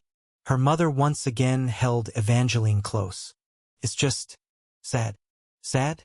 Because your mother is a coward. I'm scared that your dad might get hurt and that you might suffer in the future. It's frightening and saddening." Evangeline hesitated for a moment, then asked the question that had been on her mind for a while. "Mom didn't know this would happen, right?" "Huh? You didn't know that you'd worry about Dad every time monsters attacked? You didn't know I'd have to fight there when I grow up?" The fear that her husband might die. The sadness engulfing her as she worried about her daughter's future. Every night the monsters attacked, her mother trembled in such a way. "If you knew this would happen, would you have not married Dad?" Her mother, who had been silently looking at her daughter, answered, "No, I knew." Slowly, a soft smile spread across her lips. "I knew that if I married your father, every time monsters attacked, I'd spend the night in tears." Her mother's rough yet warm hand stroked Evangeline's hair. "I knew that if I gave birth to you, you too would eventually face the destiny to fight. I knew I'd be saddened by that destiny. I knew everything. But why? Why did you marry Dad?" Unable to understand, Evangeline asked again. "Why did you give birth to me? Why did she choose this path, knowing it would bring suffering and sadness? Even though she knew what lay ahead was pain. I wonder why." With her voice trailing off, her mother finally offered a faint smile. "Maybe because of what continues." "What continues? What's that?" Cradling a blinking Evangeline in her arms, her mother slowly replied, "You'll understand when you grow up, Evangeline." "When I grow up?" "Yes, you'll surely understand then." Her mother's large, warm hand gently stroked Evangeline's back. "You'll understand why your mother did what she did. Why she moved towards a future steeped in fear and sorrow." Even 3 years after her mother's passing, Evangeline still didn't understand. And perhaps she thought, she may never understand for eternity. Cough! Gasping for breath, Evangeline opened her eyes wide. Cough, cough, cough. Coughing violently, she spat out blood. A dull pain surged from her back. Rubbing her rough mouth, Evangeline tried to grasp the situation. She had been hit by the golem's fist and was flung all the way to the mansion's wall, slamming her back. How long was I unconscious? It didn't seem like a long time. The golem that had hit her was still coming at her. Roar! Why was there a golem here? Her body reacted before her mind could question. Clang! Evangeline quickly strapped a shield to her left arm and blocked the golem's punch. Thump dash! The shield brilliantly heated white, successfully blocking the attack. But before Evangeline could prepare for the next stance, the second attack came. Bang! Crash! The golem's massive leg trampled on Evangeline's small body. It was inconceivable how such agility could come from its enormous frame. Evangeline, blocked by the shield, crashed through the wall of the mansion and rolled into the mansion. Cough! Evangeline groaned, getting up from the wreckage of the broken wall. This is insane, really? Roar! The golem was expanding the hole in the wall and breaking into the mansion. With every move it made, the ceiling collapsed and the walls crumbled. He's really tearing down someone's house, this bastard. Grinding her teeth, Evangeline straightened up and grasped her lance in her right hand. Clang! As soon as she gripped the lance, the dazzling light from the shield transferred to the lance. The attack skill damage payback was ready. As soon as that thing charged again, she would counter and end this. Come on in, you bull-like bastard. Evangeline waited for it to enter, her eyes gleaming like a hunter's. The golem in front didn't hesitate and charged directly. Evangeline was timing it perfectly in her mind. 3, 2, 1. That's when it happened. Bang! Crash! Breaking through the walls on Evangeline's left and right, 2 new steam golems appeared. What dash? Though flustered, Evangeline reacted swiftly. Thud! Bang! She pierced through the chest of an adversary coming from the right with her spear, while deflecting an attack from the left with her shield. The right one died instantly with his magic core impaled, and the attack of the left one was perfectly parried. But for the one charging from the front, GH? There was no means to deal with him. Thump dash! A fist as large as Evangeline's upper body slammed into her once again. Crash! Clatter!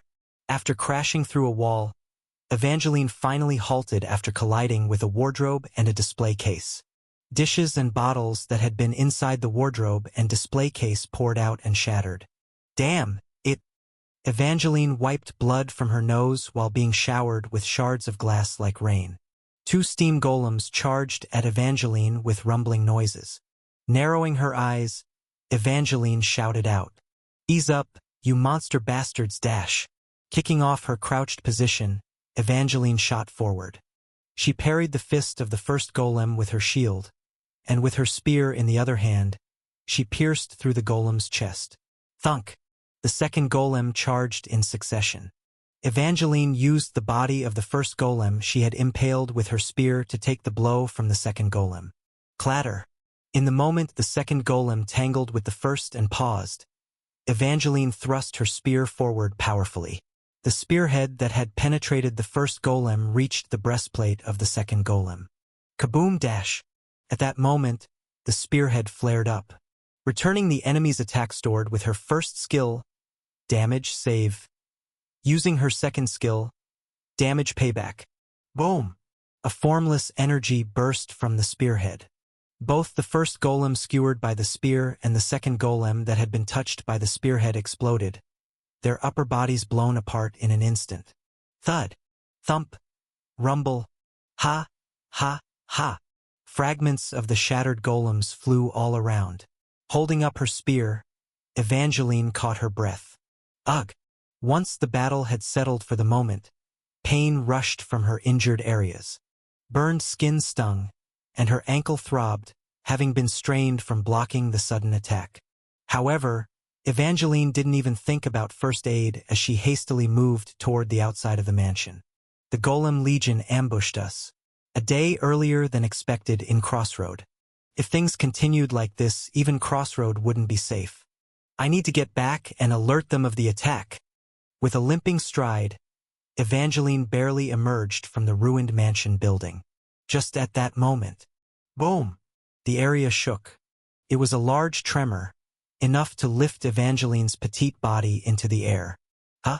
Letting out a surprised sound, Evangeline turned her eyes toward the source of the tremor, and then they spotted them. Boom! Boom! Boom! A massive horde of golems, over 50 strong, was advancing towards her directly. With each synchronized step the golems took, the ground quivered intensely. Already shattered, the walls of the mansion further crumbled, sending bricks and debris flying as if an earthquake had struck. What the heck is this? It was then that Evangeline realized. The 3 steam golems from before were merely the scout vanguard. These behemoths were the real threat. I have to escape. There was no other option. Evangeline knew instinctively. If she tried to confront them head-on, she'd be killed. Where's my horse? Evangeline scanned her surroundings for her horse, but it had long since fled. Should I run all the way to Crossroad? Evangeline looked down at her limping leg. Could she possibly run with this injury? It's not a matter of can or cannot. If she didn't create some distance now, she'd never be able to escape this place. Gritting her teeth, Evangeline attempted to sprint towards Crossroad. It was at that moment, Virum, two golems that had been at the rear of the group ascended into the air. They were a type of golem she'd never seen before. While the other golems were rough and sturdy, these two boasted elegant and sleek designs. Sensing an unusual threat, Evangeline quickly raised her shield. That move saved Evangeline's life. Ying! From the fingertips of the two levitating golems, dozens of bright red beams were fired. It was the same kind of laser magic that the boss monster used during the free exploration period. But the number of beams was far greater, and there were two of them. Ping! Piva-viva-viving! Quag-dash! Dozens of red lasers obliterated the ground where Evangeline had been standing. Each time a beam swept across the ground like a whip, explosions and flames erupted. Evangeline, with her shield raised, absorbed the magical attacks. Her crouched body was relentlessly pushed backward. Cough!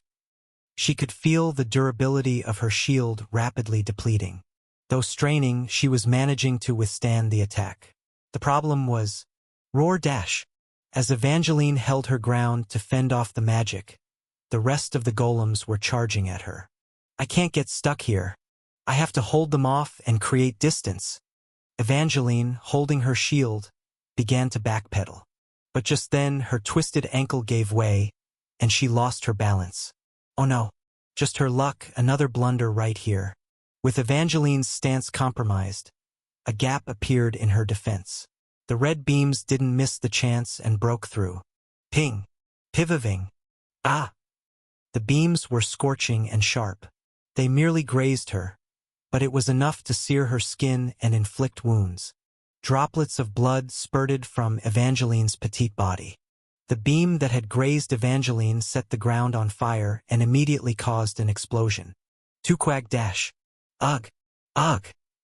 Buffeted by blasts and slashed by beams of light, Evangeline tumbled roughly along the ground. When she managed to barely lift her upper body with a choking sound, she could see giant golems closing the gap. Slowly, Evangeline bowed her head. As clear-headed as she was, her ability to assess the situation was swift.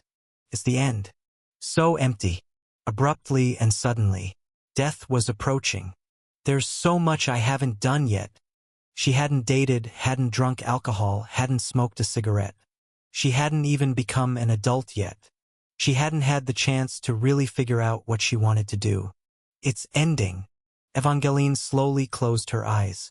There was no anger, no sadness, just regret.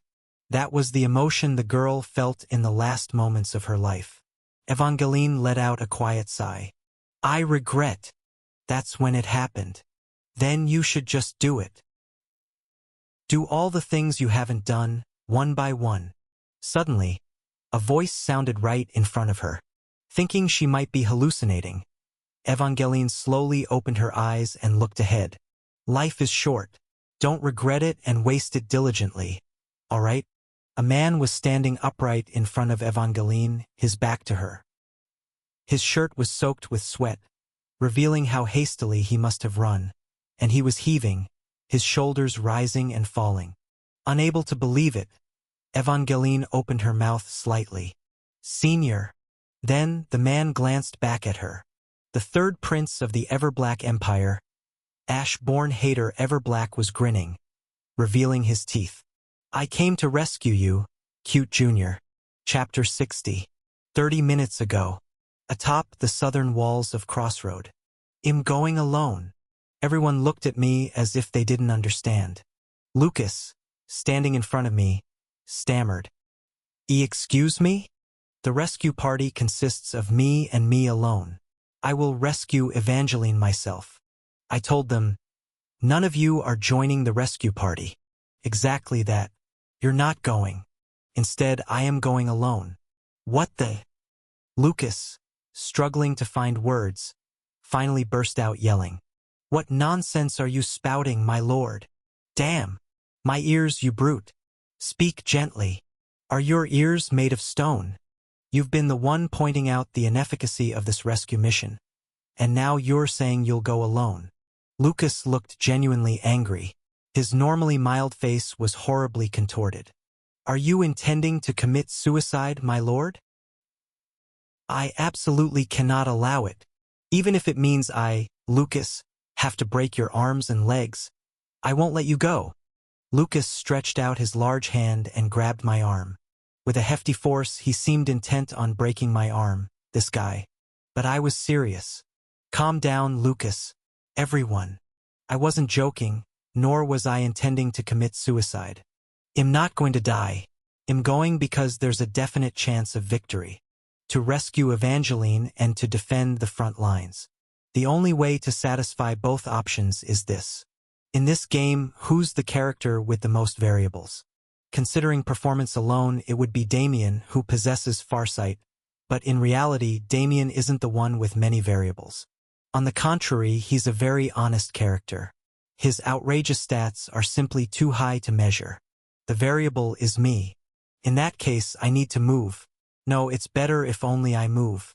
Taking additional people might only result in unnecessary casualties. Fortunately, I've prepared a few secret measures.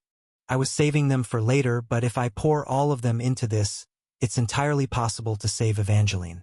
From the beginning, I'm not a combatant in the defense. I'm merely a commander. And that's a role Lucas can replace. All forces defend the front lines. And I, a bundle of variables, alone rescue Evangeline. Of course, there are parts that are reckless. No, there are many. But there's no other choice. If you want to catch two rabbits, you have to take risks. The game keeps throwing curveballs, so there's nothing I can do. I have no choice but to take a gamble to some extent. All of you who have followed my commands should know this. I know these monster bastards very well, and I have succeeded in my strategies even in seemingly impossible situations. I locked eyes with each of my party members. I have a plan this time too. There's more than enough chance of victory. Trust me and let me go alone. I quickly outlined the cards I held, along with a rough method for rescuing Evangeline. It was a considerably reckless plan, but there was enough possibility. One by one, the other party members, who seemed convinced, nodded. Only Lucas was looking at me with a pale face. We don't have time, Lucas. I pushed him hard. Take charge of the overall command on the front line.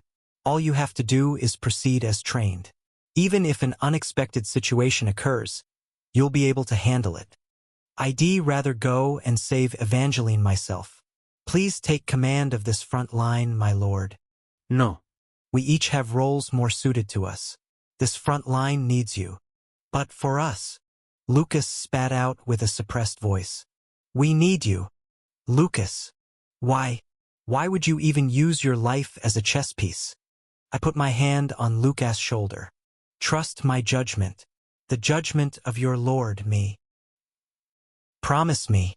I will definitely return in one piece. Lucas bowed his head slightly. You don't have to do this, my lord. I don't need to. But if I give up on Evangeline here, I will abandon the value I cherished in the strategy. I will abandon it myself. It's no different from the previous strategy where I used lives like bullets. If you can save someone, you must save them. And according to my calculations, even though it's a bit dangerous, I can save Evangeline. I put more strength into the hand that was holding Lucas' shoulder. The only way to save Evangeline and keep the front line is this. I'm counting on you for the front line, Lucas. At my insistence, Lucas reluctantly nodded. I turned my head. Lily, Jupiter. Both wizards nodded their heads at once. I believe you know the importance of being wizards without me having to say it. Do your best. Yes, yes. Please return safely, Your Majesty. I didn't need to add anything to these two. They would do well on their own. Lastly, I looked at Damien. Damien. Yes, Prince.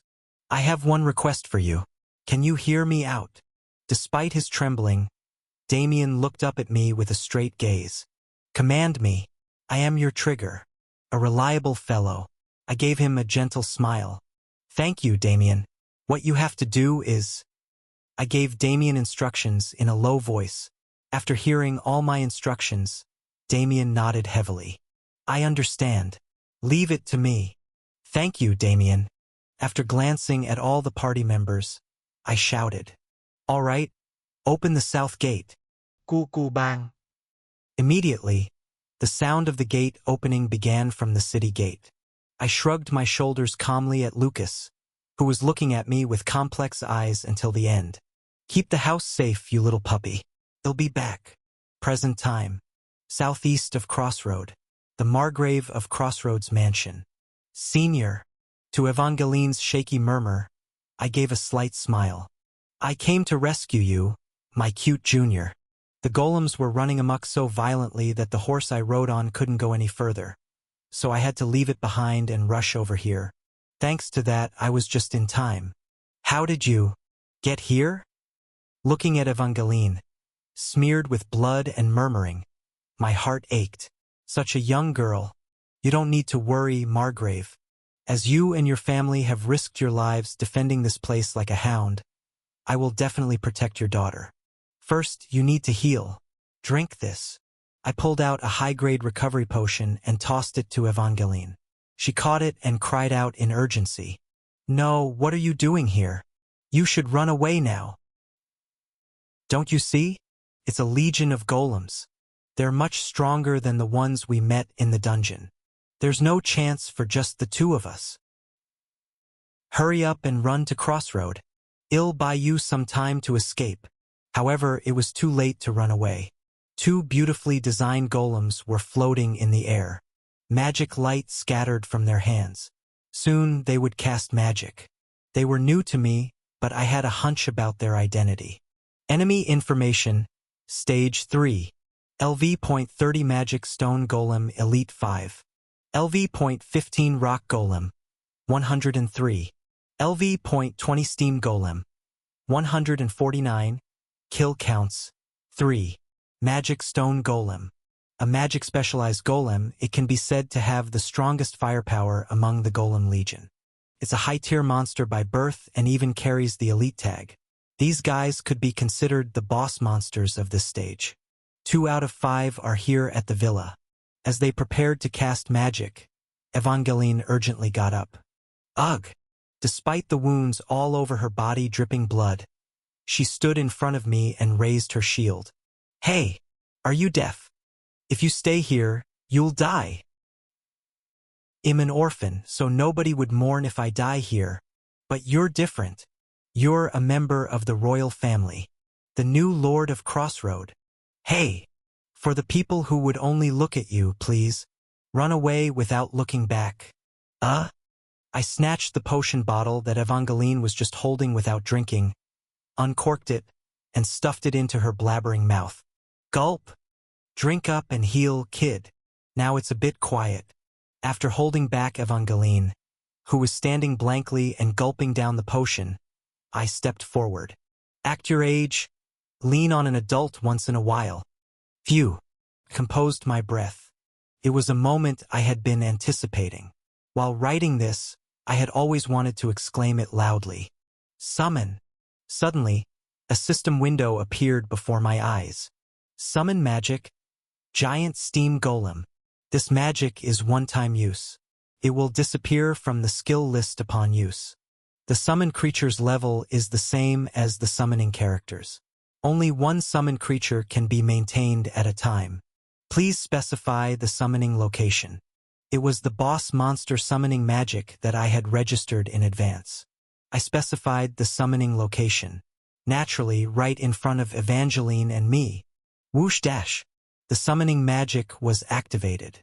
Blue mana particles whirled around like a flame, drew an arc in the air, and began to form a shape. From a head with a gleaming single eye, a thick torso with gloves, and long arms and legs. Thump dash. In less than a second, a massive golem had landed right in front of me. When the monstrous mass suddenly landed on the ground, The earth rippled like a wave. What is this? Evangeline, who was struggling to maintain her balance, opened her mouth and screamed. Excellent reaction. It's worth the effort to come to rescue her. The giant steam golem rolled its single eye to glance at me, then slowly stood on its 2 legs on the ground. It's quieter than the one I met in the dungeon. I like it. Summoned boss monster is under control of Ash EX. You have control. At the same time as the message announcing that control was transferred to me was displayed, I felt something connect between the boss golem and me. The skills that the boss golem could use were displayed before my eyes. Indeed. Being a boss, it has quite a variety of features. At the same time, zing dash, ping, beep beep, a red beam of light poured from the direction of the Golem Legion. It was their attack magic. I reached out my hand. Block it. With the sound of the magic core operating, the boss golem extended one arm forward, as if it was mirroring my action. Magic gathered at the tip of the boss golem's hand and formed a rectangular shield. Boom! Boom boom! The Golem Legion's magic hit the shield, causing a grand explosion. But not a single one got past. Evangeline, who had been blankly watching the sparks bursting beyond the magic shield, muttered with a tremble. What is this exactly? What do you think?